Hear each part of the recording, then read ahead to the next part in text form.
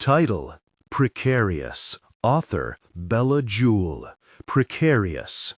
Joker's Wrath MC. Bella Jewell. Published by Bella Jewell, 2014. Table of Contents. Title page. Precarious. Precarious. Copyright 2014. Bella Jewell. Acknowledgements. Dedication. This book is dedicated to my very own biker, my husband.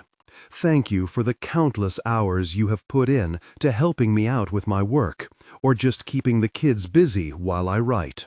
Prologue. Chapter 1. Ahead of the darkness is where I'll find him. Ash. Chapter 2. Chapter 3. Chapter 4. Chapter 5. Chapter 6. Chapter 7. Chapter 8. Chapter 9. Chapter 10. Tristan. Ash. Chapter 11. Chapter 12. Chapter 13. Chapter 14. Chapter 15. Chapter 16. Chapter 17. Chapter 18. Krypt. Chapter 19. Ash. Santana. Chapter 20. Chapter 21. Santana. Chapter 22. Ash. Chapter 23. Chapter 24. Chapter 25. Chapter 26. Chapter 27. Chapter 28. Maddox. The End. Other works from Bella Jewell.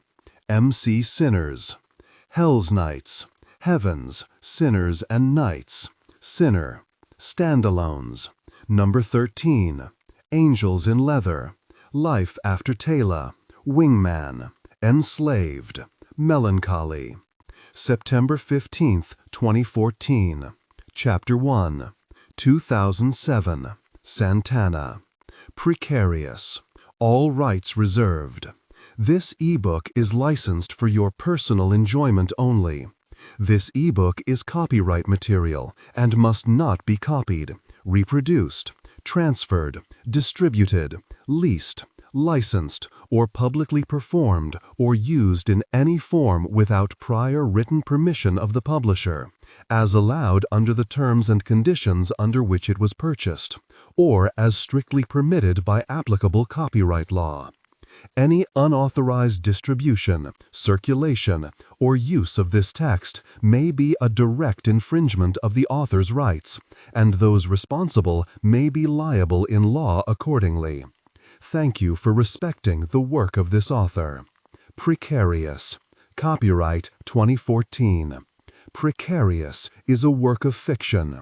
All names, characters, places, and events portrayed in this book either are from the author's imagination or are used fictitiously. Any similarity to real persons, living or dead, establishments, events, or location is purely coincidental and not intended by the author. Please do not take offense to the content, as it is fiction. Acknowledgements. A massive thanks to all the blogs on my tours. You're amazing for taking the time to share and review for me. You'll never know how much that means to me. A special thanks to Love Between the Sheets for always having time to organize my release day blitz and cover reveals. You ladies are super amazing, and I'll always appreciate the effort you've given me. Thanks to Lisa from 3 Chicks and Their Books for always reading an arc before releasing and helping me out. Thanks to Kylie from Give Me Books for always sharing and reading for me too. You girls are amazing. I adore you. A massive thanks to Ari from Cover It Designs for this gorgeous cover. You never disappoint. To Lauren, my crazy awesome editor. You do such a great job. I couldn't do it without you. I adore you, lovely. To my girls, Belle, Aurora, and Solly, for always reading and helping me create the best work I can, for always talking to me and making me smile. I love you too, my besties. And of course, to my admin, MJ, for always keeping my page running beautifully. I couldn't do it without you, girlie. A massive thank you to Chris Shar for coming up with the amazing name of Joker's Wrath MC. as well as picking the name of a character to show throughout the series. You're a gorgeous girl and an amazing fan. Thank you. And last but certainly not least, to my loyal readers, you make this real for me. Never stop giving such love and passion. You make our journey so amazing. Dedication. This book is dedicated to my very own biker, my husband. Thank you for the countless hours you have put in to helping me out with my work, or just keeping the kids busy while I write. You know I'll love you forever, my big man. Prologue. It is in darkness that we find true nature. We fight over the battle of good and evil. One will take us on a path we can live with. The other will take us on a path we can't. There is no in-between. There is no right or wrong. In that moment when our world is closing in on us, there is only ever really one way out.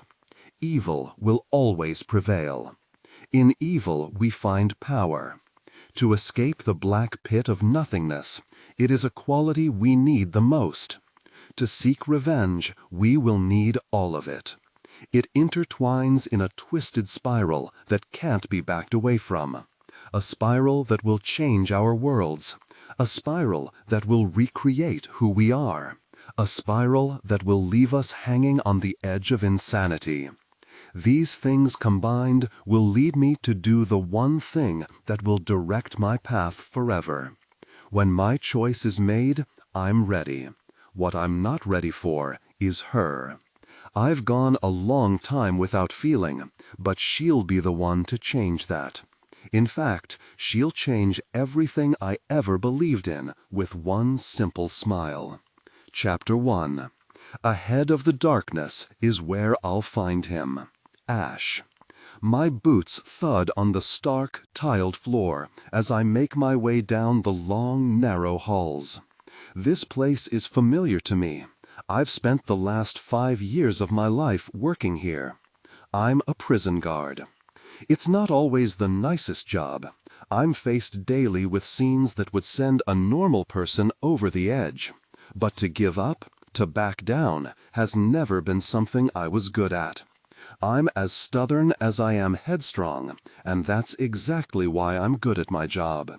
I'm thorough, I'm professional, and I give the prisoners something that no one else can. I give them thought. I am always sure to leave them with something that will change a part of them permanently. They call me Wild Card, for more reasons than one. The first reason being they find it utterly hilarious that I'm a woman in a world that is so heavily dominated by men.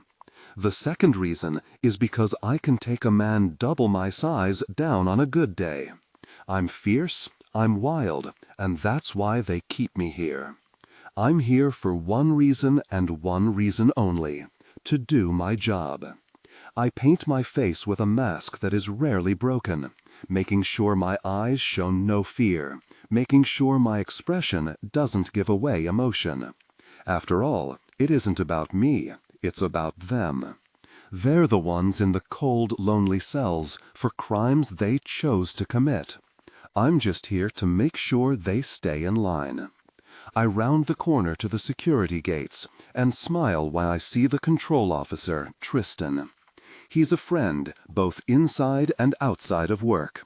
His job, basically, is to make sure the guards are always doing their jobs correctly. He's fantastic at what he does, and he's a great person to work with. Good morning, Ash. He smiles as I approach. Morning, Tress. How are things this morning? He shrugs. Same as they were yesterday. Hectic.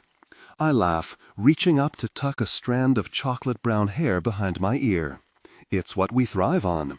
Anything I need to know about this morning? He runs a scanner over a fellow guard who is starting his shift for the day.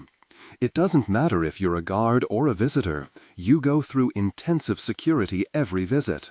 They can't risk allowing weapons or any items that can be used as weapons inside the prison. You're on Ward D. He winks. They're behaving so far. I laugh out before stepping forward and putting my purse down. I lift my arms above my head, and he runs the scanner over me. How has he been behaving? He shakes his head, running the scanner down over my legs. How does he always behave? Nice shoes. I grin down at my boots. I'm not the kind of girl to go for heels. I live in boots. Knee-highs, ankle boots, Doc Martens, you name it. The ones I'm wearing today are black ankle boots that match my skinny jeans. Of course, I don't get to wear them long. As soon as I'm inside, I have to get in uniform. But I don't leave the house without looking sassy. Thanks, they were a bargain. You're good, he says, waving me through. Have a good day. Meet me for lunch. I nod. Absolutely. I go through quite a long process just to get into Ward D. Even though we're not a maximum security prison, this is still where our worst inmates are kept. I am never without another 2 guards by my side when I'm working in that section, purely for safety reasons, and they're usually male. There are only 4 female guards in the entire prison. The prisoners up here are problematic. They spend a great deal of time with our prison psychologist because of the crimes they're in here for. It's her job to decide if they need further treatment in a mental facility.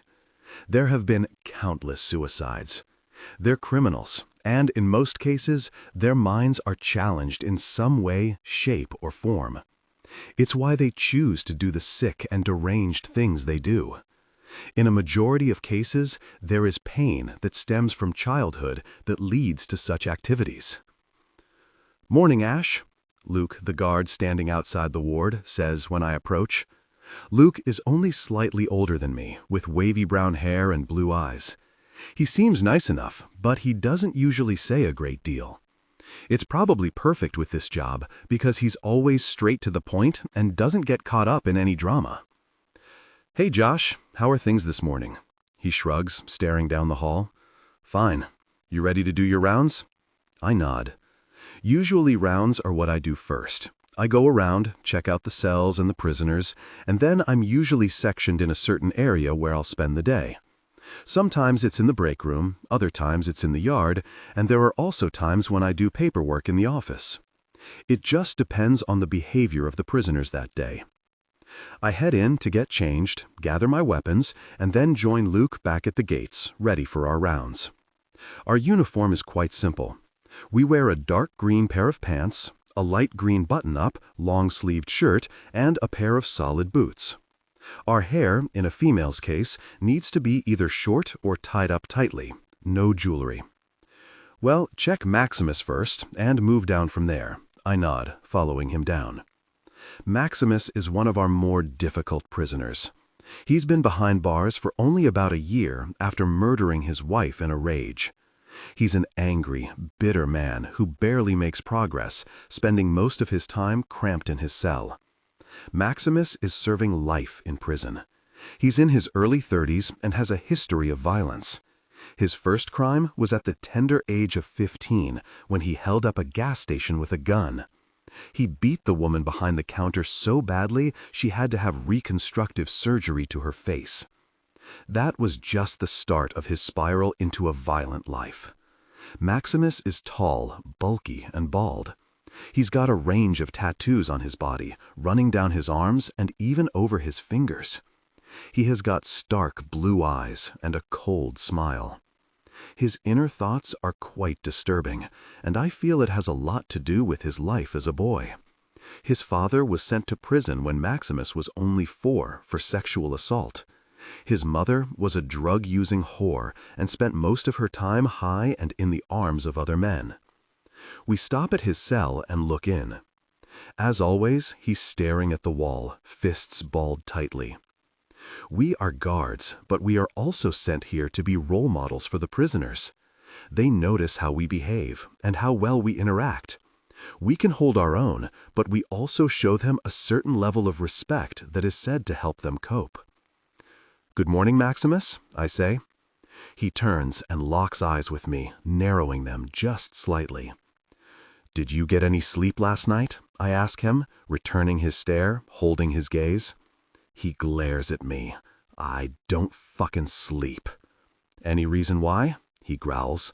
"Because I don't trust any fucker in this place. They're all out for blood."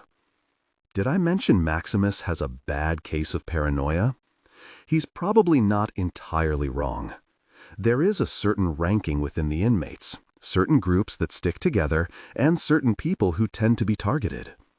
Anyone who murders or rapes children barely ever make it through their sentence alive. It's like a secret code. The next in that line are men who hurt women. There are a lot of those, but they too seem to be a target.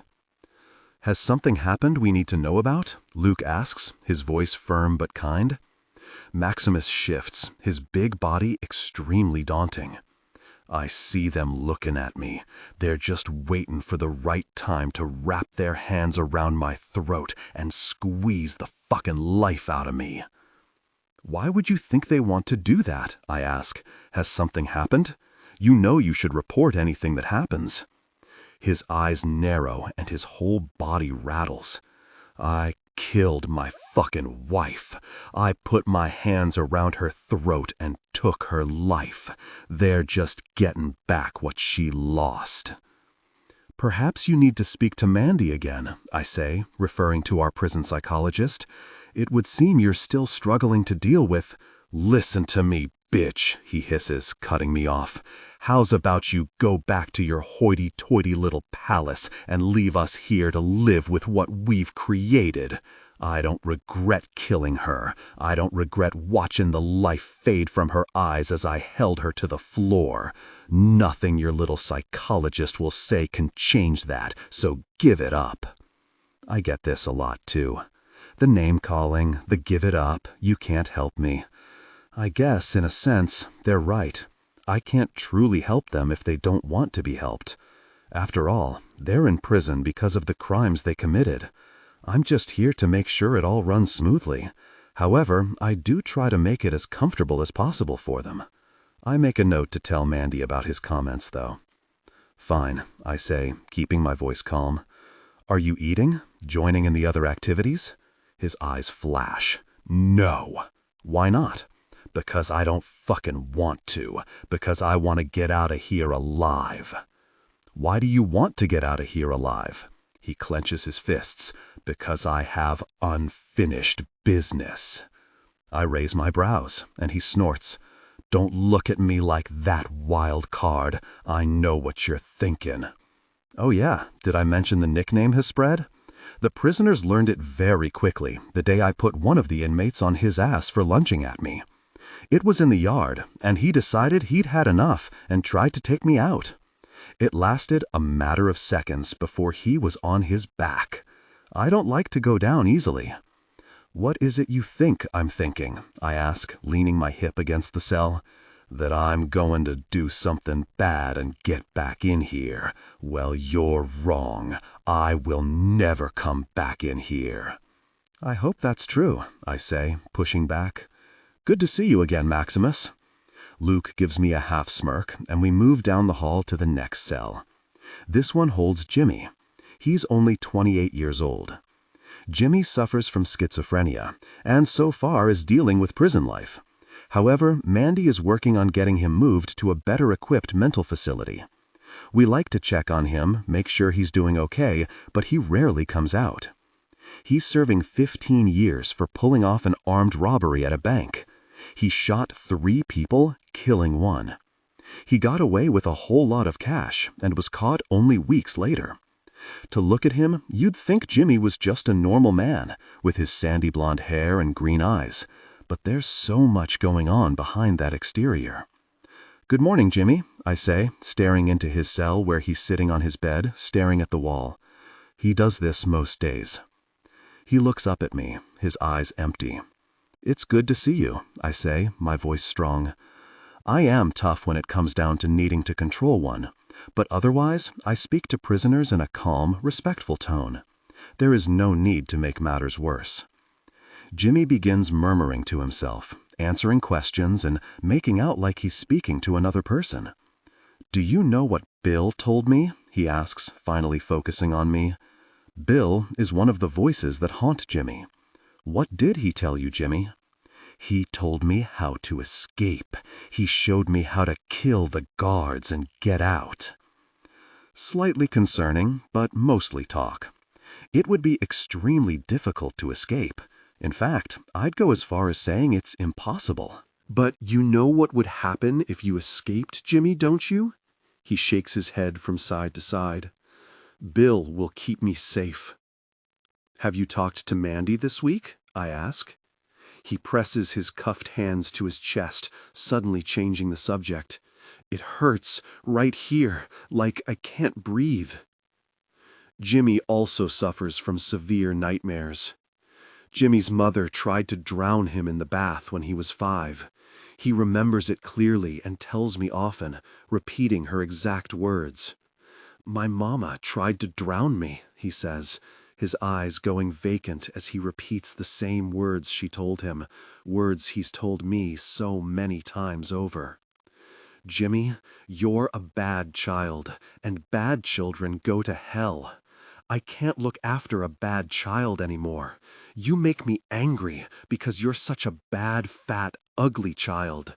I am doing you a favor. This is where you're meant to be." The words still give me the chills, and it breaks my heart to know that a child of only 5 could be treated so badly. "I'll talk to Mandy, okay, Jimmy?" He nods. "I like Mandy. She likes you too."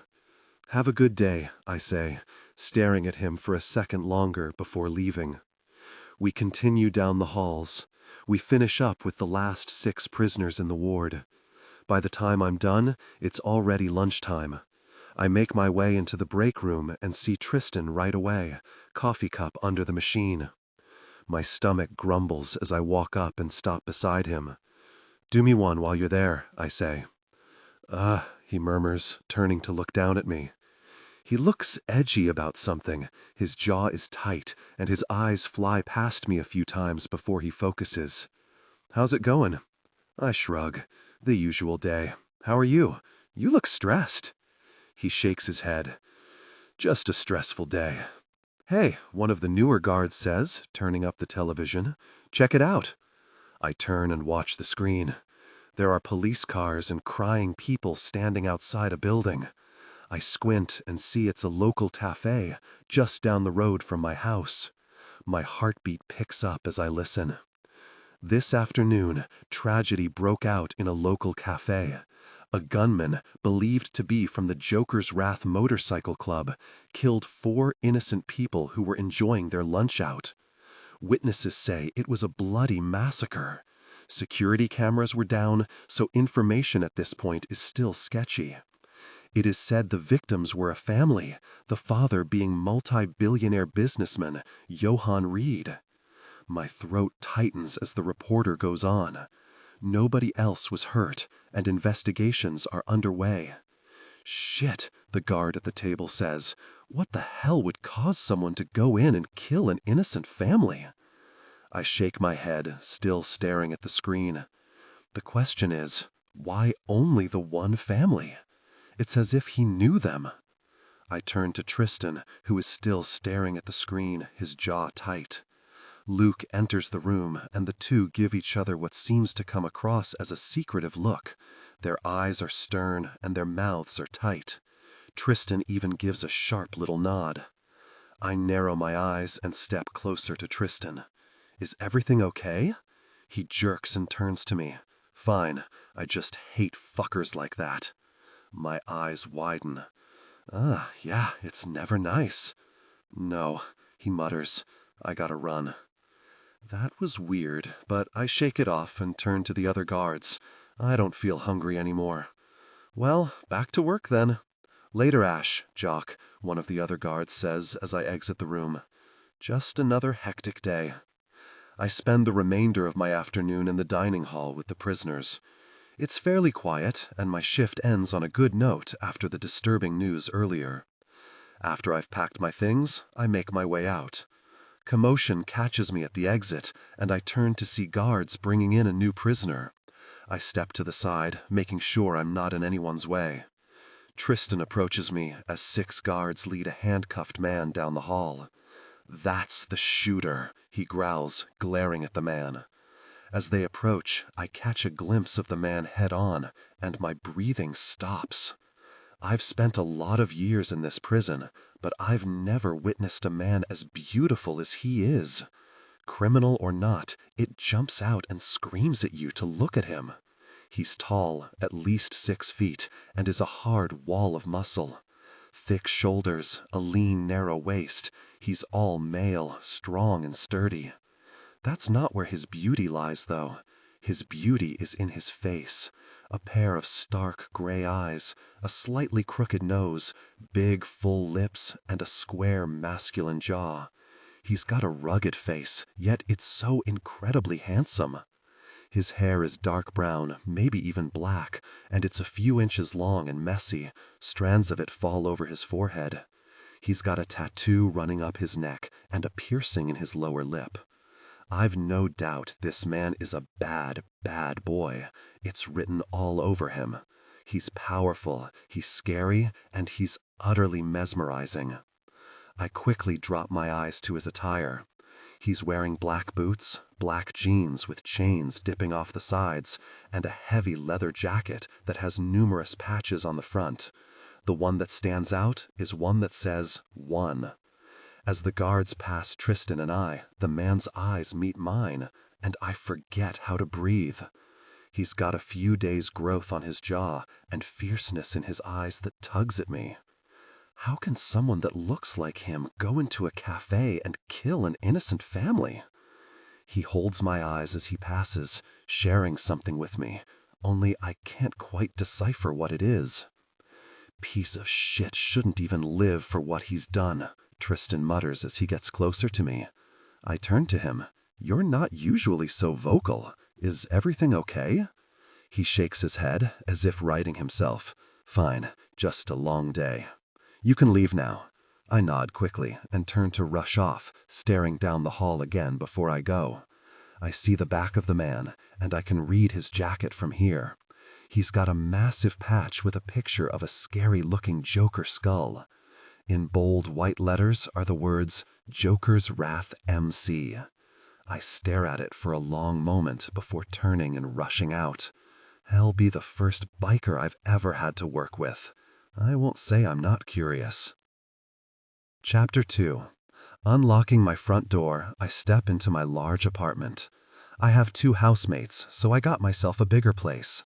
I enjoy the company and could never seem to accept a small 1-bedroom home that I could only share with, well, maybe a goldfish, if I were lucky. We managed to get ourselves a fully furnished apartment for a little extra per month. The furniture is nice and fairly modern, so it seemed like a better deal. I occupy the main bedroom, and my housemates, Leo and Claire, occupy the other rooms. I get along with both of them exceptionally well. Claire is a gorgeous, fun-loving blonde who is somewhat like my light after a dark day. She's bubbly and carefree and extremely refreshing. Leo is broody, sexy as hell, and runs his own tattoo parlor uptown through the day and is a fighter at night. He's a bad boy, but he keeps to himself, and having him around is like having a guard dog. I got milk duds, Claire squeals, skipping into the kitchen just as I place my purse down. You and your addictions, I grin at her. I can't help it. I'm so damned in love with them. Can you tell? She asks, twirling around and twisting to stare at her ass. Is it fat? I roll my eyes. Claire has the kind of ass most men would drop to their knees for. Why don't you ask Leo? I chuckle. She slaps my arm as she passes me, heading towards the fridge. Quit teasing me about Leo. So what, he walked in on me showering. He's got a bevy of babes, and I'm sure seeing me naked was the equivalent to a gynecologist seeing a vagina, an everyday occurrence that is barely worth batting an eyelid at. I snort and laugh softly. God, you give the most interesting descriptions. She slides her backside up onto the counter and crosses her legs, popping a milk dud into her mouth. Did you see the news about the shooting? I ask, pouring myself an orange juice. Yeah, it's so sad. I can't give Claire any information from my job, but I do tell her I saw him being brought into the prison as I was leaving. Her eyes widen. Really? I nod, stealing a milk dud for myself. Yup. What was he like? My cheeks heat as I think about the gorgeous, rugged biker. He was, just a normal criminal. I just can't believe he killed that family. So cold and twisted. I nod. You're right about that. The front door slams, and we both turn to see Leo charging in. Damn, he's good looking. Even Claire's eyes move over his body. He's built. I mean, mega built. He's all muscle. His shoulders are broad, and he's got abs that go far and beyond a six-pack. His messy brown hair often falls over his face, sometimes getting too long and covering those stunning hazel eyes. He's covered in tattoos. They run up his arms and over his shoulders. He's got one down his belly that snakes around to his back. He's even got a few on his thighs. The man is an ink machine. His hazel eyes, which are more yellow than green, swing to us and narrow. Claire looks to me, then back to him. Problem, Leo? He grunts and walks past us.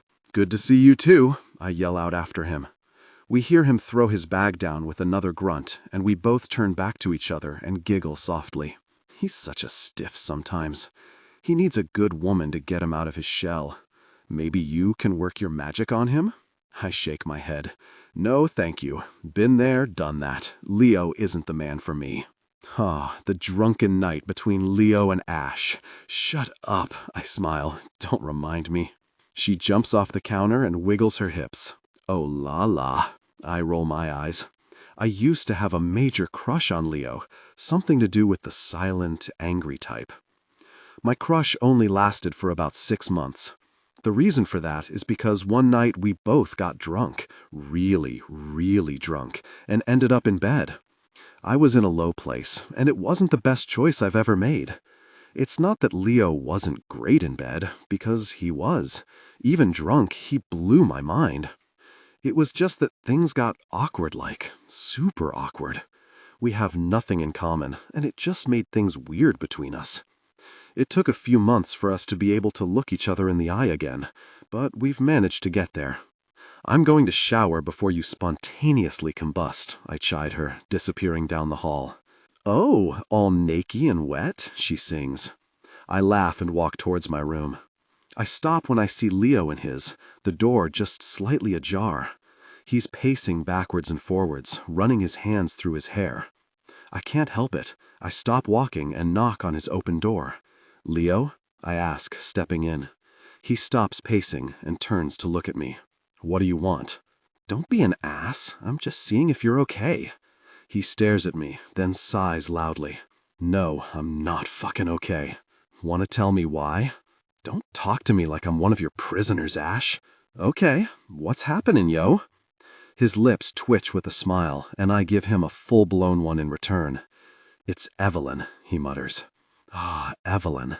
The girl he's been dating on and off. She's easy, she's expensive, and she's up herself in a big way. She's bad for him all round, but she's gorgeous, so he keeps going back. What's she doing now? I ask, sitting on the small sofa in his room. He raises a brow at me. What? I say, throwing my hands up. I'm trying to help. He starts pacing again. It's fucked up. And? She's saying she's pregnant.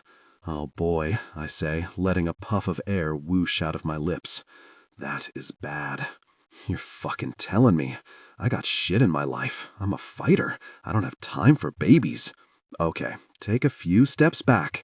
Are you sure it's yours? His eyes flash to me. You saying she's fucking around?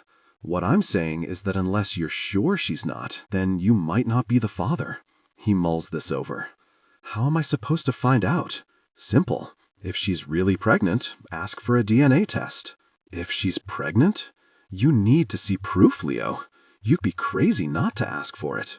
Women make that stuff up all the time. His eyes widen. Why? I shrug. Because they're desperate. A look of disgust contorts his features, causing his lips to purse and his eyes to narrow. That's fucking sick. I laugh softly, standing. Women can do crazy things if they fear they're losing something they want. Would you do that? I snort. Oh no, no, no, no. I know how it ends.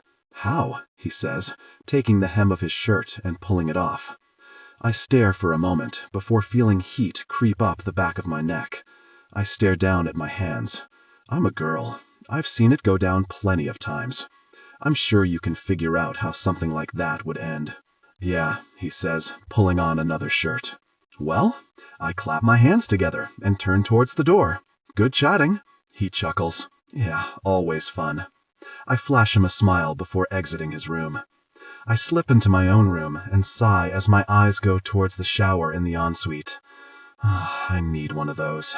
I kick my door closed behind me, strip off, and walk towards the shower. After turning the water on, I tuck my hair up and step in. Heaven, I sigh loudly as the warm water slides over my body. I wash my hair, shave my legs, and then reluctantly turn the shower off. I dry myself and then throw on a pair of gray sweats and a tank before joining Claire and Leo in the kitchen. They're arguing over what to cook for supper. Steak, Leo growls, shoving her out of the way and taking out the steak. Chicken, she snaps back, shoving him. He doesn't move. How about, I yell loudly, causing them both to turn. You have both. Claire rolls her eyes. That ruins the fun. Leo gives her a lusty expression, one that she always seems to miss. I don't miss it. It's loud and clear to me. Stop being difficult, I chastise her playfully. Fine, she sulks. Let the Incredible Hulk have his steak. Leo snorts and turns to her. I'm glad you finally learned your place. Claire opens her mouth to respond, but I put my hand up. Children, that's enough. They both give me pouty expressions that have me smiling. I wave my hand. Carry on, then. I turn and walk out of the room, deciding to find a good book and curl up on the couch while they battle it out in the kitchen. That's just a normal day for me. Just how I like it. Chapter 3. The prison is quiet this morning.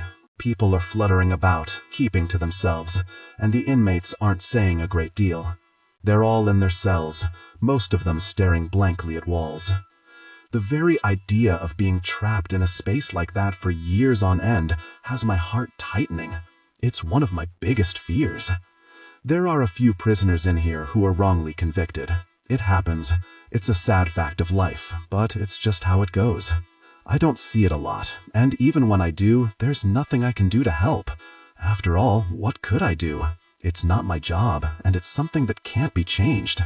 I just can't imagine how horrible it would feel. To be forever trapped for something you didn't do. Another early one, Ash? Tristan says, appearing beside me as I reach security. You're here early, I say, checking the time. He doesn't usually do the morning shifts. Yeah, just wanted to make sure the new prisoner was secured. Right. I yawn. How's all that going? We reach security and start the long process of going through. You will see him today. You can check it all out when you go down there. He isn't saying a word. He doesn't really have to. Well, not to us anyway. No, but it all helps, Tristan mutters. That's true. You want me to see what I can get? I ask, shrugging off my jacket. Yeah, he won't speak, and I'm trying to assess him. His court appearance isn't for another few weeks. What have you got on him so far? Not a great deal, he says, stepping through and stretching his arms out for scanning. His name is Beau Dawson. He's the vice president of the Joker's Wrath MC. Not married, no family. His sister died when they were both 15. They were twins. That's interesting, I say, stepping through after him. Do you know what happened? He shakes his head. Details are sketchy at this point, but I've got someone looking into it. Someone looking into it? It's not really his job to have someone look into details such as that. Who is looking into it? I ask. He stiffens and shakes his head quickly. Oh, just some other guards. Something doesn't feel quite right, but there's nothing obvious enough standing out that I have the grounds to do something about it. Fair enough. Well, I'll stop by and see if I can get anything else. He pats my shoulder. You're awesome. Thanks. I go through my usual routine, changing, logging in, and pairing up with some other guards. Then I begin my rounds. We stop at Beau's cell first, because Tristan wanted me to see his reaction. I peer in, and my lips part as I suck in a breath. God, will it get easier to look at him? Surely it will. Beau, I say, though my voice doesn't come out as firm as it usually would. Beau lifts his head, revealing those incredible gray eyes. They're lighter gray, like a storm cloud that has given off all its rain and is fading into the blue sky. His black hair drops over his forehead, and his expression is almost murderous as he glares at me. They don't like being here. It's not abnormal. "My name is Ash," I begin. "I just came to check in on you. I'm a guard here." His glare doesn't waver. In fact, it's a little intimidating. He's lethal. It seeps off him. "Have you had any troubles overnight?" He doesn't answer. He just keeps his killer expression trained on me. "Nothing?" He doesn't move. It's unnerving. "You're the vice president of the Joker's Wrath MC. That must be a different kind of lifestyle." His eyes narrow, but he still says nothing. Interesting. It clearly gets a reaction out of him, even if he refuses to speak. "I know you have no family. I suppose that's what they are? Would I be correct?" His eyes flash and then harden. His jaw ticks, and it's clear family is a touchy subject. Just to test my theory, I ask a difficult question. I wouldn't usually do this, but Tristan has instructed that I get as much as I can out of him, so I go ahead. "I was informed you lost your sister at a young age. Is that why you did what you did?" Like a flip is switched, he thrashes in his chains, his eyes wild and frantic. "Shit," I curse under my breath. He jerks, his large body arching upwards in what is clearly anguish. His entire frame is straining, his wrists jerking on the chains, his face going a dark shade of red with emotion. "You're going to hurt yourself," I say, my voice tough, even though I feel horrible. "Calm down, Beau." His fists are clenched so tightly they're white. His arms are bulging, ropes of muscle pulsing beneath his skin. He thrashes harder, panting. I turn to the Jeremy, who is already radioing it in. Only minutes later, more guards arrive, and we all step in. Blood is running heavily down Beau's vests. If we don't stop him, it will get worse. I take one of his arms, and the muscles flex beneath my fingers as I hold him firmly. 3 other guards take different parts of his body. He growls and snaps, then he barks, "Fuck off, you cunts!" Well then, it would appear Beau can talk. "You don't settle down, you'll end up in bigger trouble than it's worth," Luke growls at him. I didn't even see Luke come in. Beau turns his eyes to me and bares his teeth. I glare at him, not showing any kind of emotion. He swings his body to the side, sending me flying backwards onto my ass. He did it on purpose. I know he did, and that makes me angry. It's not the first time this has happened. I'm always being knocked over. Anger swells in my chest all the same, because I still hate it. I might have upset him, but he doesn't need to push me around. I get to my feet and walk forward, pressing my fingers down onto his shoulder and pinching a nerve there. I learned this in training. He roars in pain and lurches forward, landing on the floor. It hurts, I know it hurts, but it's an easy and effective way to take a prisoner down without the need for weapons. I lean down, rocking on my heels, as he stares up at me with rage in his features. In a low, growling tone, I say, "Don't touch me again." Then I get up and leave. They can deal with Beau, Dawson. "You look exhausted," Claire says when I drag my backside into the house that night. I throw my purse down and shrug my jacket off. Mentally exhausted, perhaps. She pours a glass of the red wine she's drinking and brings it over to me as I drop down onto the couch. "Here you are." "Aw, you're a champ." She smiles and flops down beside me on the couch. "Can I ask you something?" I sip the wine, closing my eyes and groaning with delight. "Sure," I finally manage. "I overheard Leo talking this afternoon." My eyes pop open and I turn to her. And I heard that Queen of Whoretown is pregnant." I snort at her choice of words.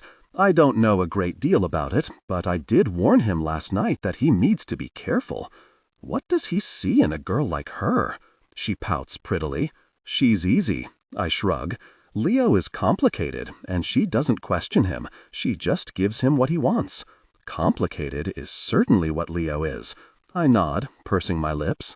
"Does it bother you?" She shakes her head quickly, too quickly, if you ask me. No, of course not. She waves her hand and snorts. He can do whatever he wants. I grin at her, but choose to say nothing more. I wish those two would pull their heads out of their backsides and see that there's a serious sexual connection there. "Did you get to see the crazy gunman today?" she asks, turning towards me with a curious expression. Her eyes are wide, her lips pursed. "I did. Nothing major happened," I sigh, leaning my head back. "Your job sucks." I laugh. "Some days I could agree with you. You up for pizza and movies tonight? I'm too lazy to cook." I groan, kicking my shoes off. "Absolutely. I'm stuffed. I got that new movie, The Fault in Our Stars." "Oh no," I groan, pressing a hand to my cheek. "I heard that one will make me ugly cry." "Ugly, snot pouring out your nose, wailing kind of cry?" She nods. "Can't we watch something happy?" "Trust me," she says, standing and skipping into the kitchen. "It'll be fun." It's not fun. Halfway through the movie, I'm blubbering, clutching my wine to my chest, and wishing I had protested harder. This movie is so beautiful, but so incredibly heartbreaking. I can't deal with this sort of emotion. It's ruining me. Claire is sitting beside me, making the occasional sobbing noise, her hand pressed to her mouth. Damn her and her sad movies. Chapter 4. "In a better mood today, are we, Beau?" I say, leaning against the cell door and staring in at the broody biker. It's the third day, and they're still trying to figure out what happened. There really aren't enough details around it. He's up for a sentence, but witnesses are being very unclear. Apparently, one said Beau was arguing with the man, but didn't shoot him. Another is saying that there was another man with him, and that he couldn't pin who it was. Security cameras went down before the shooting, so it was absolutely planned. Beau is saying nothing. His club is saying nothing. Beau rarely speaks at all, and if he does, it's to spit curses. Mandy said she couldn't get a word out of him, that he won't give her anything. He's protecting himself, I get that, but I also think it has a lot to do with protecting his club. I don't know how, but it would make sense for him to keep quiet if they were trying to do something to change his sentence. After all, if he speaks, it could ruin anything they come up with. So I continue on, each day doing my rounds. Beau gives me the same angry expression every time I stop at his cell. I keep stopping there, though, because for some reason I truly believe he likes it. "The guards told me you don't sleep a lot," I say, leaning against his cell door. "You being picked on, Beau?" He glares at me and surprises me by muttering, "Do you ever go a fucking way?" "That's not a word," I point out, "and no, it's my job." "So I hear, wild card," he sneers. "It appears you have a problem with me, Beau." I smile sweetly. He smirks, his eyes growing even colder. "I have a problem with the fucking law." "Well, that's apparent." He shakes his head and turns away. "Maximus fucking makes a lot of noise at night. Go and sort that shit out." I'll talk to him. "Do more than that, eh?" he grunts. "Are you always so mean?" He narrows his eyes and crosses his big arms. "Are you supposed to talk to me like that? Pretty sure you ain't." I cross my arms, too. "I'm not disrespecting you, am I?" He studies me. "What's a girl like you working in a place like this for, anyway?" I tilt my head to the side. I like it. It gives me something different to an everyday office job. "I hear you're feisty," he murmurs, letting his gaze travel down my body. "I like them like that." I shiver. Oh boy. I straighten and uncross my arms. "Good for you. I like mine outside of a cell." With that, I walk away. Concentrate, focus, remain professional. I'm not meant to be here. My shift is over, and it's just past midnight. I'm running late because I got caught up talking to Mandy about Beau. It seems to be a good thing, though, because if I wasn't here, I would have missed the commotion that starts as I'm leaving. It begins with a faint noise, and it grows louder and louder as I near. I step around the corner and into Ward D. I see Luke, Tristan, and another guard named Peter in Beau's cell. They are holding him down, and Tristan lifts his hand and drives his fist into Beau's face. I yell out, not even thinking, and he spins around quickly, panting with rage. "What are you doing, Tristan?" I cry. He's not allowed to hit prisoners unless there's absolutely no way around it, and he's lying on the floor about to die from an attack. Even then, we learned how to defend ourselves properly in our training. There's no need for this. "He attacked me when I came in here. I had no choice," Tristan barks. "You need to step out and call it in," I demand. "I'll wait with him. You know the rules. Get out, Tristan." Tristan turns, and Beau glares up at him. He has blood running down his mouth, so much so that it makes me wonder if he's been hit more than once. Tristan cuffs his hands behind his back and steps back, nodding at the other two guards. They both stare at me and then exit the cell. Tristan pulls out his radio and calls it in as he passes me. When they're gone, I step inside and stare over at Beau. He glares at me, his face a mess.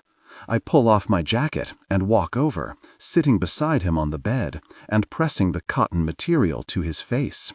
He growls, but he doesn't make any move to attack me, which seems strange, considering they accused him of attacking them. "Do you want to stay in here?" I mutter, staring at the split in his lip. "Why are you fucking here?" "Because you're beating my guards." "Wrong," he growls. "They were beating me." He leans in close, causing me to flinch, but I don't move back. He's trying to get into my space, trying to intimidate me. It won't work. "Tough little thing, aren't you?" I shrug, just doing my job. "Let me tell you a little something about your job," he murmurs. "You got a whole lot of fucking criminals around you." "No shit," I snort. "Last time I checked, that's what's usually in a prison." He narrows his eyes into a full-throttle glare. "Not what I meant. It ain't the criminals inside the cells you should be watching." "What are you talking about?" I say, even though I've already had the same thoughts cross my mind. "You're hardly in a place to be making accusations." He raises his brows. "That's so? If anything, I think I am in the perfect position to be making them." "How do you figure?" He smirks. "Because I'm a criminal myself, remember?" "Asshole." I say nothing. I just cross my arms. "I'm guessing I have about 5 minutes before they come in here and lock me down, so here it is. Your boys there came in here and beat the fuck out of me. I was sleeping in my bed, doing nothing. There is a reason for that, but it's a reason I'm not discussing while I'm in here. Just know those boys are up to no fucking good, and they're doing some bad shit. Keep your eyes peeled." I open my mouth to say something, but a group of guards enter the room. I stand, meeting Beau's eyes. He nods at me, and I turn swiftly, exiting the room. His words play in my mind. Why would Tristan, Luke, and Peter just go in and beat him? I've known Tristan a long time. He wouldn't just do something like that. I'm paying no attention as I walk down the halls until I smash into Tristan's chest. His arms go around me, and he chuckles softly. "Are you okay, Ash? You were off in a world of your own." I step back. I study him, and it's hard for me to see any change. However, the very fact that he's been off the past week is running through my mind. Could Beau be right? Is there something going on? "Why were you in there?" I ask. I can't help it. His eyes harden, but he quickly wipes the expression away. "I told you, I went in there to check, and he beat on me." "Then you should have defended yourself and stepped out. You had no reason to put your fists on him." He glares at me, showing me that I've hit a nerve and making me believe that Beau might just be right. He's a big man, far bigger than me. He overpowered me. Now I have a report to file. "Are you finished?" I narrow my eyes and then force a smile. "I think I need to step away from this for now, because it's going to put me in a difficult situation if I get involved." My eyes are peeled, though. I'll be watching. I'm sorry, I didn't mean to jump on you. Is everything okay now? No problem. Funniest thing, though, he says, running his hands through his hair. The security cameras went down an hour ago. Technical problems. We can't catch Beau attacking me, so there's really not anything I can do except put a report in. My heart stammers. The security cameras never go down. It's just not something that happens. The only way they turn off is if someone does it themselves. I blink rapidly, trying to keep my expression impassive as all the details swim in my head. What the hell is going on here? That's too bad, I say, shrugging. Are they moving him? He nods. Of course. Kent believes me. Kent is the head of the prison, and everything and anything goes through him. He makes most orders. Of course Kent would believe Tristan. Let's face it, who is going to believe a prisoner, especially a biker who is accused of shooting and killing innocent people? Where is he going? Solitary confinement. 48 hours. I nod, swallowing, trying to keep myself calm. Well, I'm going to go. It's about that time. He pats my shoulder. Have a good night. Yeah, I say, turning. You too. Something is going down. I can feel it. I just don't know what it is. Chapter 5. A week passes without any further drama. Beau comes out of solitary and goes back into his cell, and Tristan seems to keep his distance. He's quieter than usual and on the phone a lot, but otherwise it all seems to be going fine. There have been no more fights and no more issues between Tristan and Beau. I'm busy doing my usual round on a Sunday morning when I pass Beau's cell. He's staring down at his balled fists, panting. He seems angry about something, and I so desperately want to go in there and find out what, but I don't. I just wrap my fingers around the cell bars and lean in. Something wrong, Beau? He jerks his head up, and his eyes burn into mine. Go the fuck away. I narrow my eyes and see that he's shaking, just slightly. Are you okay? Did you not hear me? He bellows. Fuck off.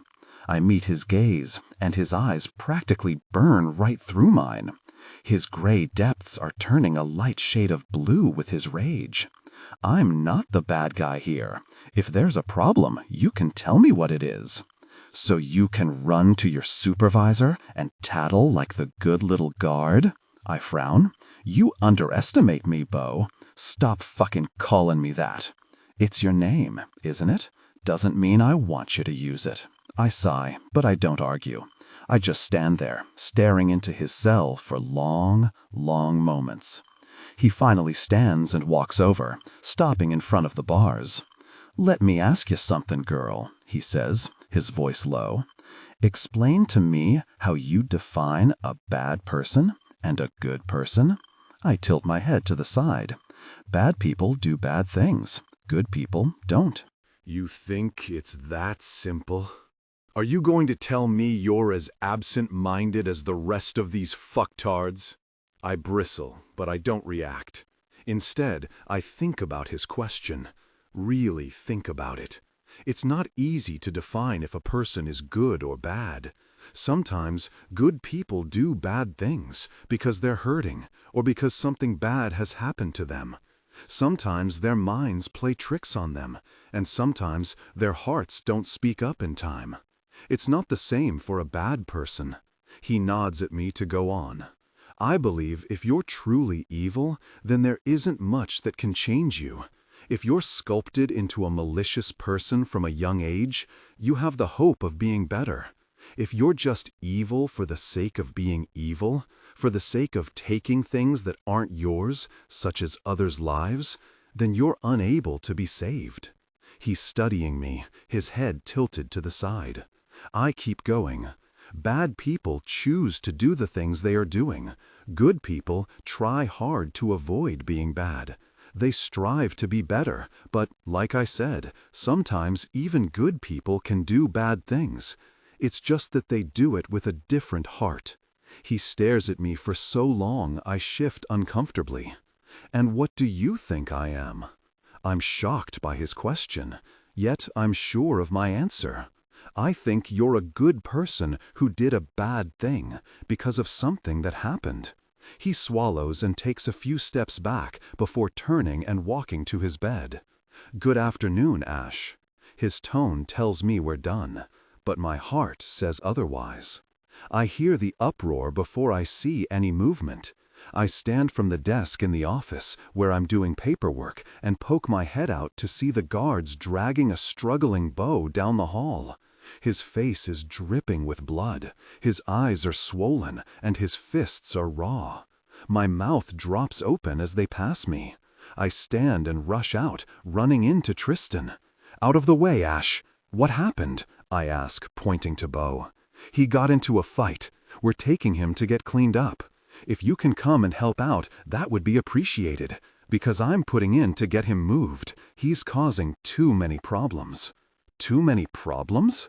He's been rather quiet, to be honest. The only problem he caused was because Tristan apparently went in and flogged him. I don't have time to think about it. I hurry down the hall after the guards. We arrive in the medical office, and I step back as they chain Beau to the table, forcing him to sit. "Where's the nurse?" a guard barks. Tristan turns to me. "Have you seen Caitlin?" I nod. "She was at lunch last time I heard. Did you want me to clean him up while we wait?" Tristan stares at me, then grunts. "Yeah, I need to attend to the other prisoner. Larry, Tuck, you two need to stay in here with her." The other two guards nod, and Tristan pats my shoulder before disappearing out the door.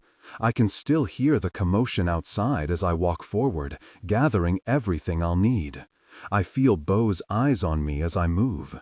I place a tray of items far enough away from him so that he can't reach, and then I fill a bowl full of salt water and dip in a washcloth, turning to him. He's messed up in a big way. His face is battered and bruised, and there's both dried and fresh blood coating his cheeks and his lips. His left eye is swollen, but still slightly opened. With a swallow, I step forward so I'm in front of him.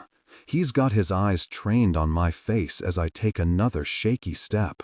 My heart hammers as I lift the warm cloth to his eyes, gently placing it against his skin and wiping the grime away.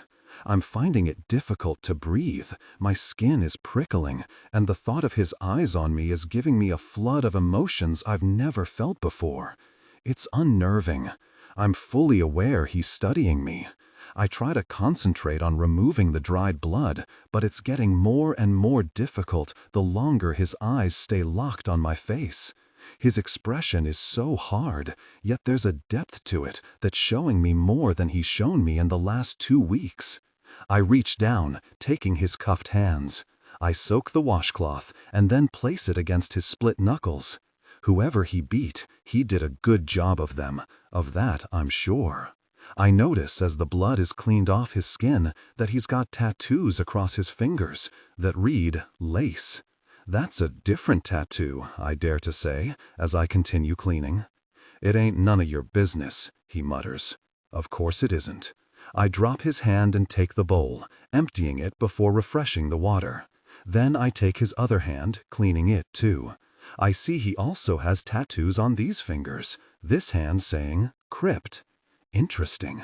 I drop his hands and continue on with his face, focusing on the deep gash under his eye. He flinches when I run the cloth over it, and I feel a puff of his warm breath hit my cheek. I realize I'm too close and go to step back, but he moves like lightning. His bound hands reach out and take one of mine, tugging me closer. His fingers are calloused and hard against my smooth flesh. I gasp and my eyes are wide as he brings me so close we're nearly nose to nose. He says nothing. He doesn't need to. His eyes are on mine, his expression telling me everything he can't. It screams, "Don't mess with me," as well as something else, something deeper. No doubt something about the guards that he wants me to know, and part of me wishes he could tell me. The guards jump into action quickly, jerking me backwards and securing him. His eyes don't leave mine, even as they recuff his hands, this time behind his back. "Don't move again," Larry barks. With a swallow and trembling hands, I step back and continue cleaning his face. I decide, while he's here and he can't escape, I might as well ask some more questions. Do you want to tell me why you got into a fight? He glares at me, but I continue. Did he say something about your family? A flinch. About your sister? He bares his teeth at me in a snarl that has me taking a step back. His look is murderous, and it stuns me for a moment. I catch my breath and take the step forward, so I'm close, and only he can hear me. I get it. I understand how it feels to be angry at the world, to want revenge. You might think I'm here to make your life harder, but I'm not. I understand what you said. I'm taking notice. I hope you know that I'd never let anyone hurt you if I had a choice. Our eyes lock, and we don't move until the door swings open, and Tristan enters with Caitlin following closely behind. I drop the washcloth, giving Beau a determined stare before turning. I got most of the blood, Kite, I say, smiling at the young, red-headed nurse. Thanks, Ash. She smiles back, taking over. I walk over to Tristan when he beckons me and lean in close. He say what happened? He asks. No. He nearly killed the other inmate. Neither of them will talk, so a decision has been made that he needs to be transferred to a higher security prison. We don't have the facilities here to deal with this kind of violence. It won't be the first fight he'll get into. I turn and look at Beau, whose eyes are still on me.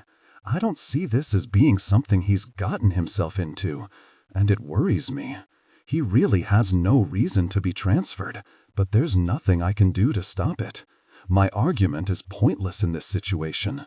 If you've got the morning free tomorrow, it would be good if you could accompany us. 2 guards are off sick, and we need extra hands. I know you don't usually do transfers, but in this case, we don't really have a choice. I'm happy to, I say, giving him a forced smile. At least I can get a feel of what's going to go down if I go. He pats my shoulder. Thanks, Ash. I nod, then glance back to Beau. He's watching me still, his eyes narrowed. Why has this prisoner gotten to me in such a way? Maybe it's because I truly don't believe he's a bad person. Chapter 6. It's a cold morning when I head out the next day.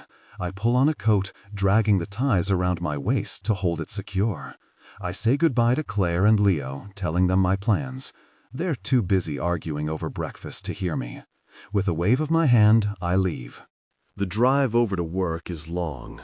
That would probably be because I'm spending my time pondering Beau and the issues going on around me. I've lain awake all night wondering why they're transferring him. It has to be orchestrated. I've seen prisoners do far worse and never get moved. Someone is behind this, and it scares me to think of why they'd be going to such an effort. I arrive just as they're preparing the transfer vehicle. It's a large truck with a fully secured back. In the back with Beau, there will be 2 guards. He will also be fully shackled to the ground and walls of the truck, making sure he can't move. I'll be in the front with 2 other guards. Are you ready? Tristan asks as I approach. I nod, wrapping my coat around me even tighter. Sure. I'm not coming. I have a meeting, but you're with some good guards. He's not coming? That's strange. He always comes to these things. You're not coming? He shrugs, but I don't miss his eyes darting away for just a second. It's a meeting I can't change. Sorry. Okay, I mutter. He pats my shoulder. Let the security guys go over you, then jump into the truck. They're loading Dawson now. I give him a fake smile as I head toward security. They make sure I'm not packing any weapons to attempt a prison break, and then I walk over and climb into the truck. Larry is already in the driver's side. Morning, he grunts, nodding at me. Hi, I say, feeling awkward. I cross my arms and tuck my knees up, waiting. They load Beau about 15 minutes later. Guards bark orders at one another, and then Peter jumps into the truck, staring over at me. He gives me a jerk of his head and then looks over to Larry. It's awkward being stuck in between them. We're good to go. Then we're off. Larry drives the truck out of the prison, taking us towards the highway. The high-security prison is about an hour and a half away, in the neighboring city. It's not that it's better than the prison I work at, it's just that they tend to be better equipped to deal with the more aggressive prisoners. Not that Beau is an aggressive prisoner. I pull out a book when we hit the highway, and busy myself reading while Larry and Peter talk casually between them. The ride is smooth and easy, at least until the deep rumble of bikes comes sailing through the window. Larry turns and stares out his rearview mirror. That the motorcycle gang? I shudder. It's a club for a start, not a gang. And if it is, we're in big, big trouble. The other thing that bothers me is that he doesn't seem scared about it. What's going on? I ask. They ignore me as Larry continues to stare out the rearview mirror. They're early. What? My heart picks up and I turn to find Peter with a gun pointed at me. I reel backwards, confused. What's going on? Shit, Peter, Larry balks. It ain't them, it's the boys' fucking gang. The boys? Beau's? What's happening? What do you fucking mean it's the boys? How the fuck did they find out? It ain't meant to be them. Speed up, get off this road before they have the chance to get hold of us. What is going on? I screech. Shut the fuck up, Peter barks, shoving the gun out the window and taking a shot. I open my mouth to scream, but it's cut short when a bike lines up next to the truck. The biker, whose face is covered with a mask, raises his gun and shoots the tire, causing the truck to swerve off the road.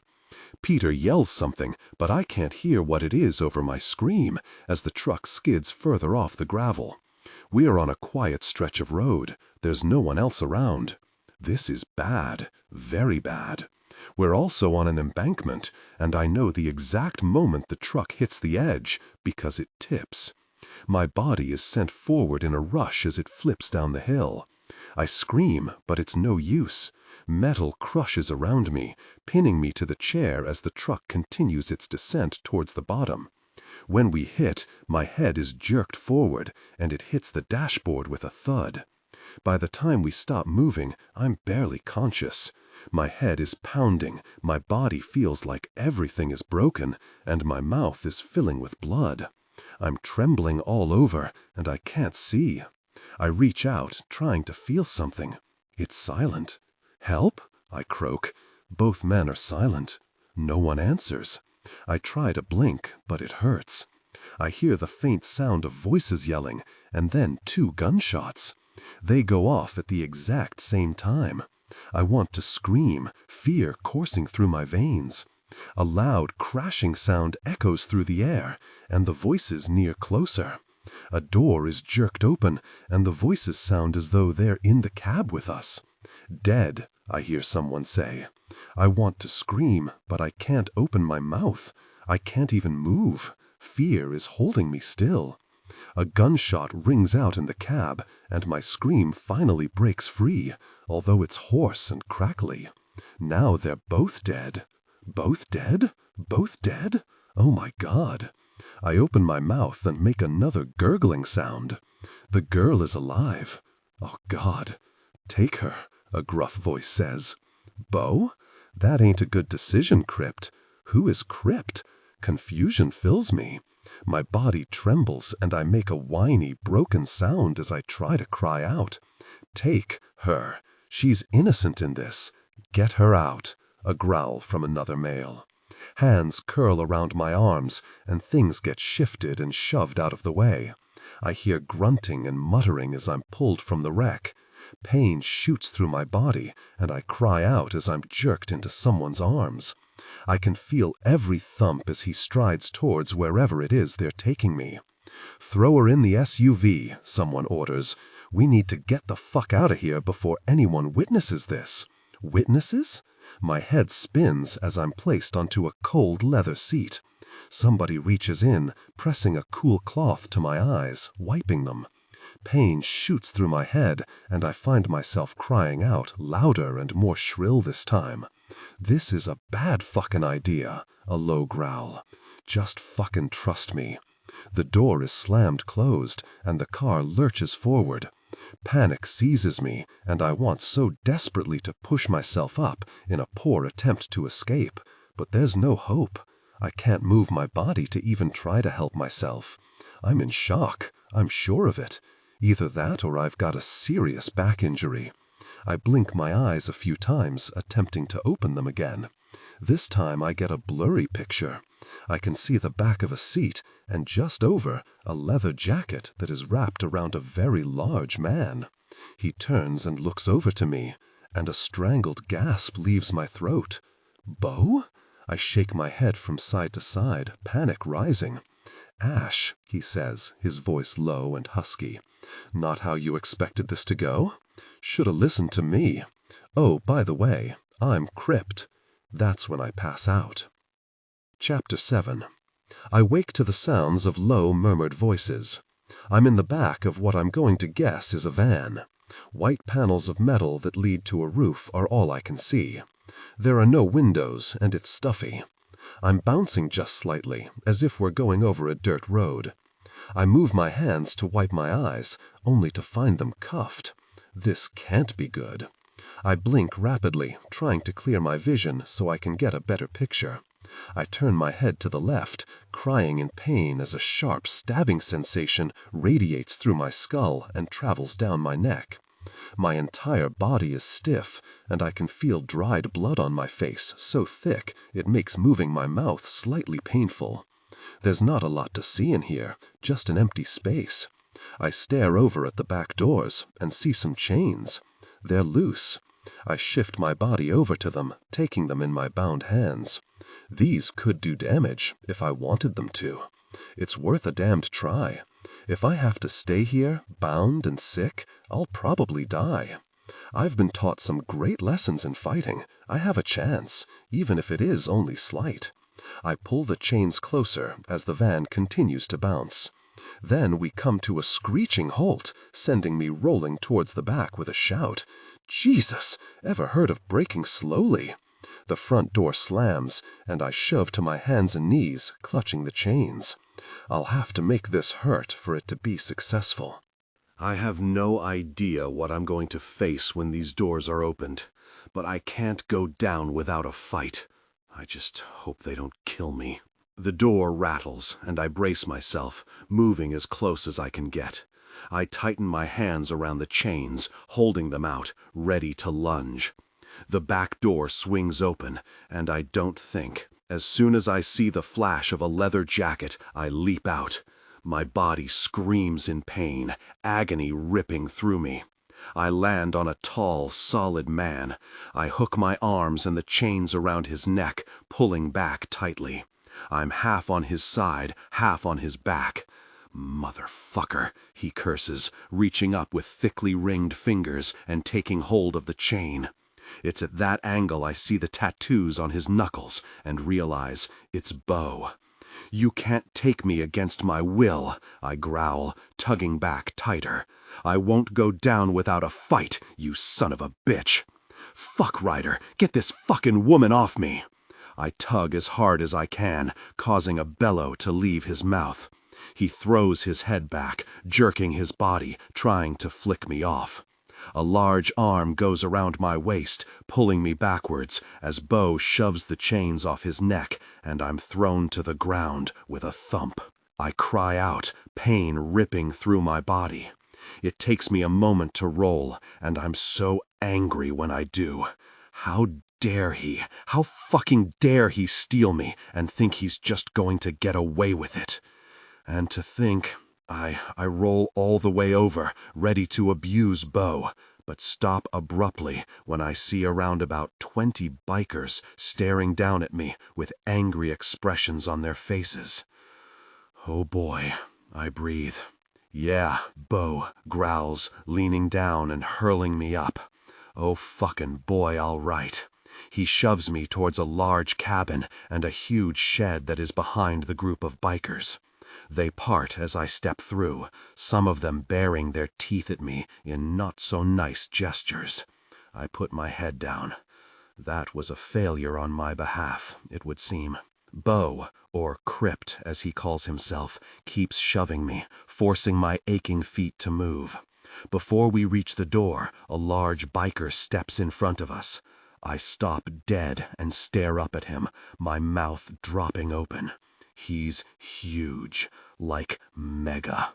He's at least 6'2", with shoulders bigger and thicker than any shoulders I've ever seen on a man. He's got the lightest blue eyes and thick, dark hair that is long and sitting just below his shoulders.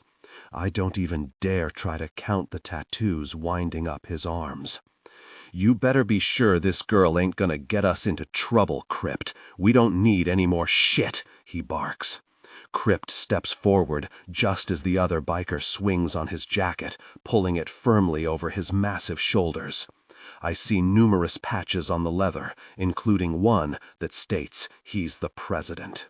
So he basically runs the club? I have read enough about bikers to figure that much out. "She ain't gonna cause any more trouble," Krypt grates.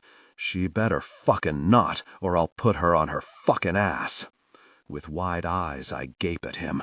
He flashes me a feral grin. "Yeah, babe, that's what I fucking said." He steps past us, walking off to join the rest of the bikers. Krypt drags me inside, pulling me through the doors until we stop in the living room of the cabin. It's actually a nice space, surprisingly. There are polished wooden floors and a big wooden kitchen. The furniture is very masculine, all black and bikerish. "Why did you take me?" I ask as Krypt drags me down a hall. "Because you're fucking evidence, and there ain't no way in fuck we're letting you go back and tell them what happened. There is big shit going down, and you ain't gonna ruin what we've put in place." "I think this is the most I've ever heard you speak. I was starting to think you had a condition," he snorts. "Code out here, woman. Don't speak when you're locked away." "You killed people. It's your own fault you were locked away." He stiffens and spins around, clutching my shoulders and shaking me just slightly. "You want to fucking survive?" I open my mouth, but he cuts me off. "Well?" he barks. "Yes," I snap. "Then shut your mouth, do as you're told, and don't fucking mention me or my club again." "Your club," he growls at me. "What are you going to do with me?" I ask as he turns and starts dragging me down the hall again. "I have no fucking idea right now, but until I find out, you're my prisoner." "Prisoner?" I want to gag. I'm hurt. Can see that. I'm not fucking blind. There's no need to speak to me like that. I bite out. He spins to me again. Don't feel fucking nice, does it? I recoil and flinch. "I've never spoken to you like that." He chuckles, but his smile is cold and deadly. "Yeah, you were the only one." I say nothing as he continues to lead me to wherever it is we're going. We stop at a room, and he shoves me inside. It's a big room with a double bed, a ragged couch, and what seems to be a bathroom off to the side. He pulls me across the faded green rug on the floor and forces me to sit on the bed. "First thing," he says, reaching under the bed and pulling out a first aid kit. "You even try to run, we'll kill you." "You'd kill an innocent woman?" He looks at me, his eyes burning into mine. "If she threatened our club and everything we've worked for, yeah." A cold chill runs through me. "You keep your mouth shut," he continues, "and we'll have no problems. This is a club life, and trust me, babe, it's not what your spoiled ass is used to." "I'm not spoiled," I say, tugging on my cuffs. He snorts. "Not spoiled my ass. Look at you. You're up yourself so fucking far you can't see your own head." "That's not true," I protest. "Ain't it, babe?" he snorts. "I could put you on your ass in a matter of seconds." I spit at him. "Is that a challenge?" "I'll make it one when my ribs aren't broken." He smirks. "You're on." I refuse to answer him. He pulls out a cleansing wipe and reaches towards my face, but I flinch away. "Don't touch me," I growl. He glares at me, his gray eyes narrowing. "You got two fucking choices here. Think carefully. You either let me help you, or you sit here in your own dried blood.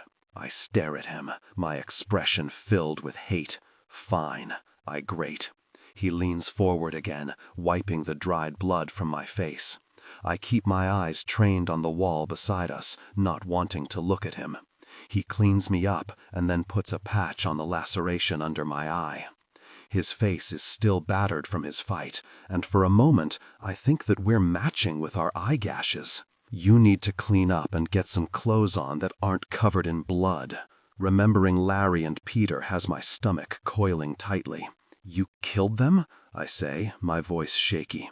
They had it coming. Believe it or not, babe, those men were bad guys. I'm starting to believe that, I mutter. He nods. Because of that, we need all evidence gone. We gotta burn your clothes. I snap my head up. This jacket was more than $500. Look at it. It's epic. Why did I wear the one jacket I actually loved today? That'll teach me. It's a biker jacket, too, all leather and spunk. Damn it, he snorts. Well, it'll make nice firewood then, won't it? I grit my teeth. I have no other clothes. Plenty of women's clothes here. Why would there be clothes here? Is this your whorehouse? He smirks at me, showing me a dimple in his cheek. You got it right on, babe.